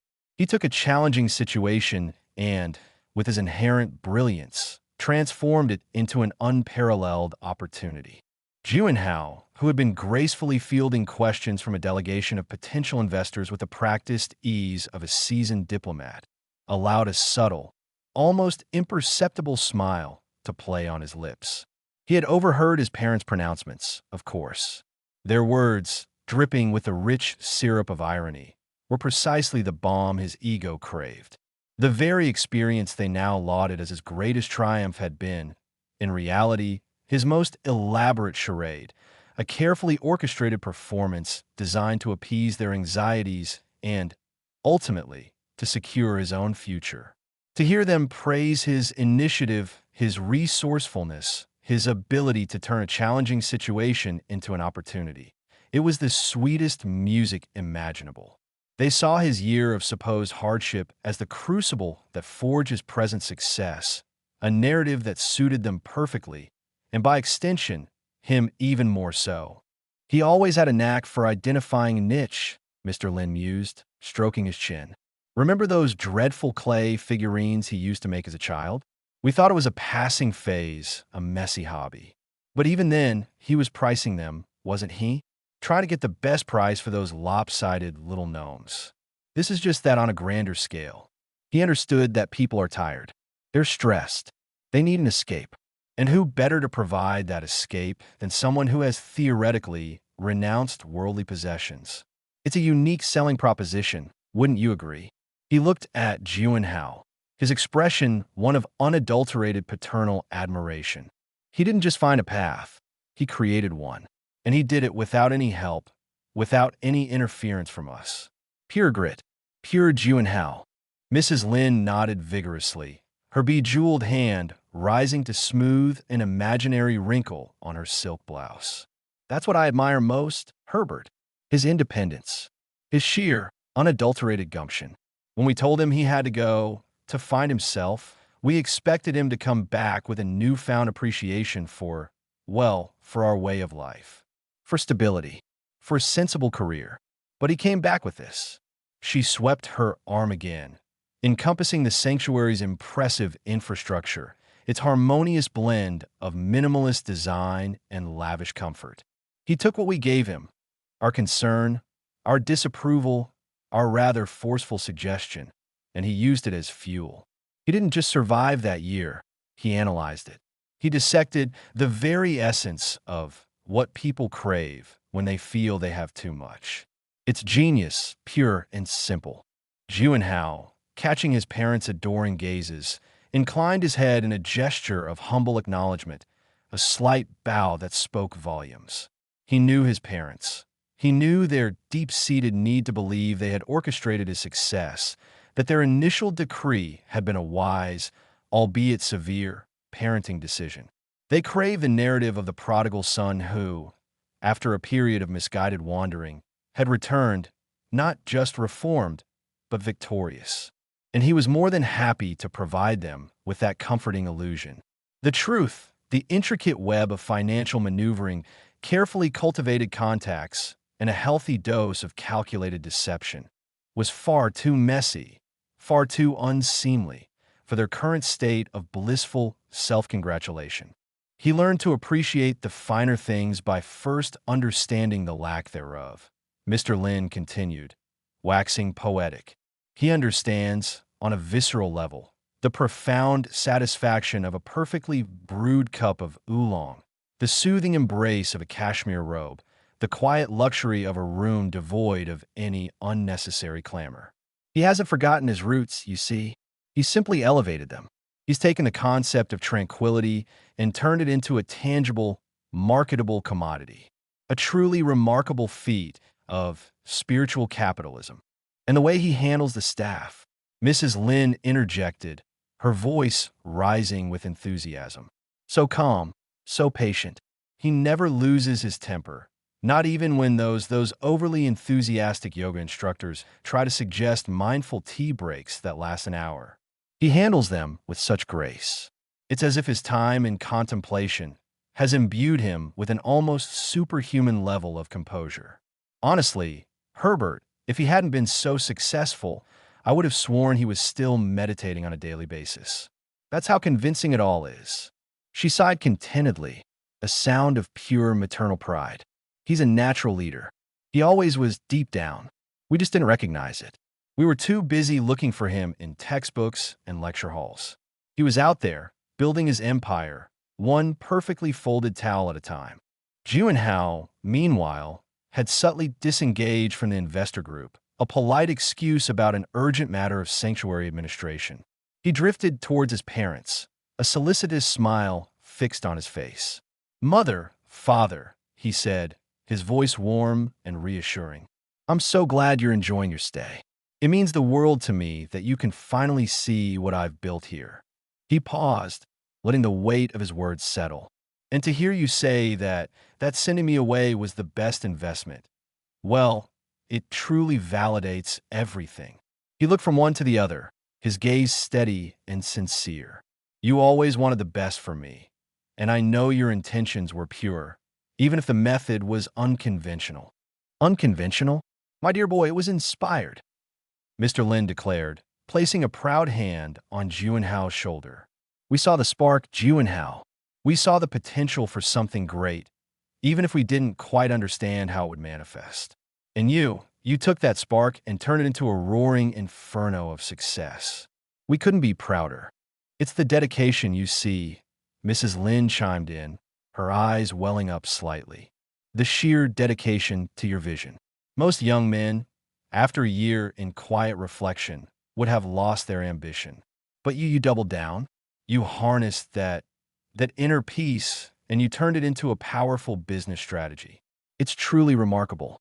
We were so worried about you, Juanhao. We thought you were throwing your life away, but you were just re-strategizing, preparing for your grand entrance."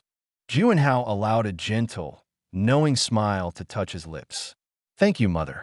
Father. Your words mean more than you know. It's because of your belief in me, even when I was struggling to find my footing, that I was able to achieve this." He paused, a carefully crafted sincerity in his tone. "That year, it taught me to appreciate the value of peace, and to understand that for many, that peace comes at a price they're willing to pay for a moment of respite from the chaos of their lives. I simply provided a sanctuary for that yearning. And a very profitable sanctuary it is." Mr. Lin boomed, clapping Juanhao on the back. "You've outdone yourself, son. You've taken a concept that baffles most people, spiritual awakening, and you've made it accessible, luxurious, and, most importantly, financially rewarding. We always said you had a head for business, but this is beyond anything we could have imagined. It's your legacy, Juanhao," Mrs. Lin added, her voice soft with maternal emotion. "You've built something that will last, something that brings comfort and joy to countless people. And you did it all yourself. We just nudged you in the right direction, like a benevolent push towards enlightenment. And look where it got you." Juanhao's smile widened, a genuine warmth now tinged with a triumphant glint.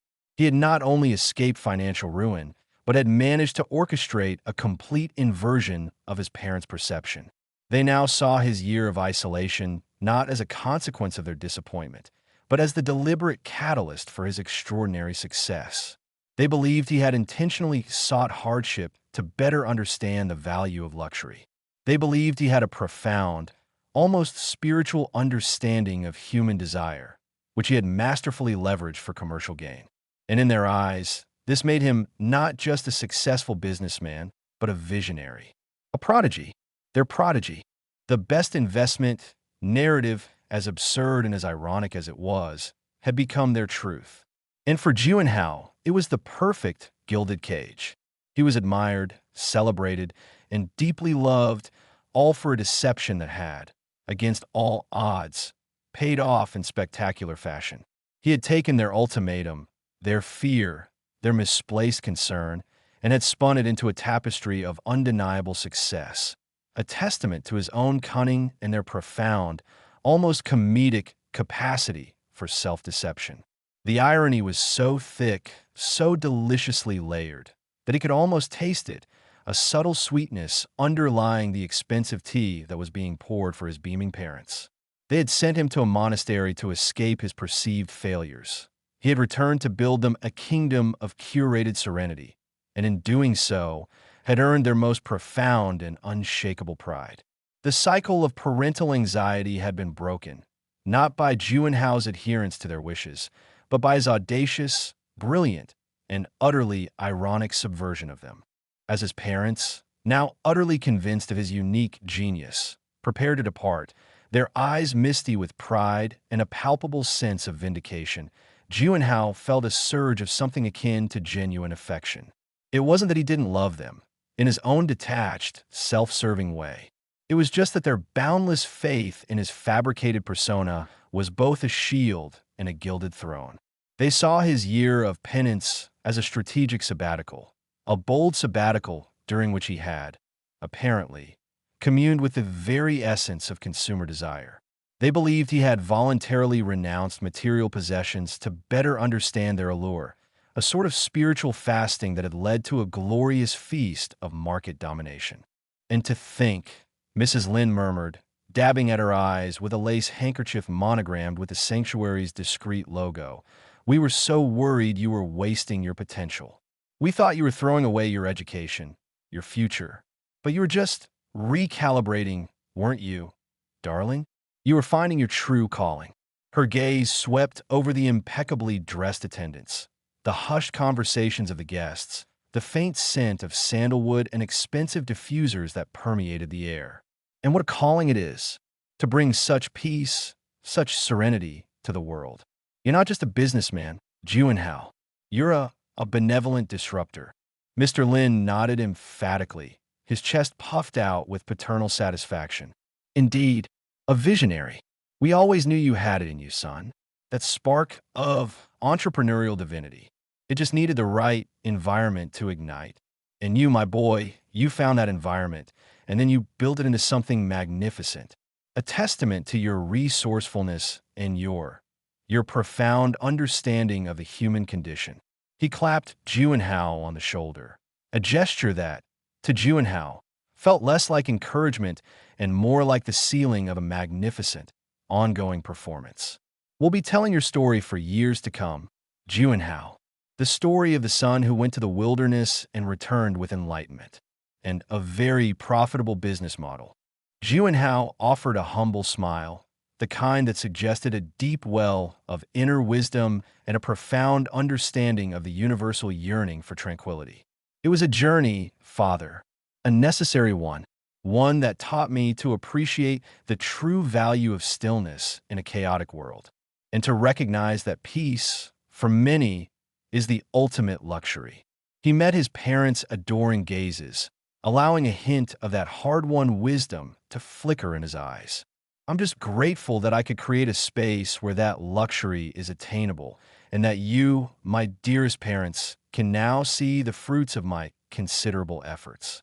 As they finally departed, waving goodbye with smiles that promised future visits laden with more praise and perhaps a few discreetly placed inquiries about potential investors from their own social circles, Juwenhao watched them go. The sanctuary, his meticulously crafted illusion, settled back into its practiced hum of serene indulgence. The irony, of course, was not lost on him. He, the supposed black sheep who had been exiled to a life of spiritual austerity, had returned not as a penitent, but as a titan of industry, a purveyor of manufactured peace, and the darling of his bewildered, yet utterly delighted, parents. They had sent him to cleanse his soul, and he had returned to peddle it, polished and packaged to the highest bidder.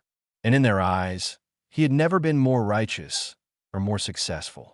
The ultimate parental pride, he mused, was often built on the most elaborate of fictions, a testament to their unwavering belief in a narrative they desperately wanted to be true. His year of supposed hardship hadn't been a punishment. It had been his unwitting apprenticeship in the art of sophisticated deception, a masterclass in turning parental disappointment into paternal adoration. He had achieved the sweetest of victories, earning their unreserved approval for his most egregious transgressions, all while presiding over a hedonistic pleasure palace disguised as a sanctuary of spiritual awakening. They had banished him to find himself, and he had returned having successfully sold that self to the highest bidder, a triumph of entrepreneurial spirit and, of course, of pure, unadulterated irony.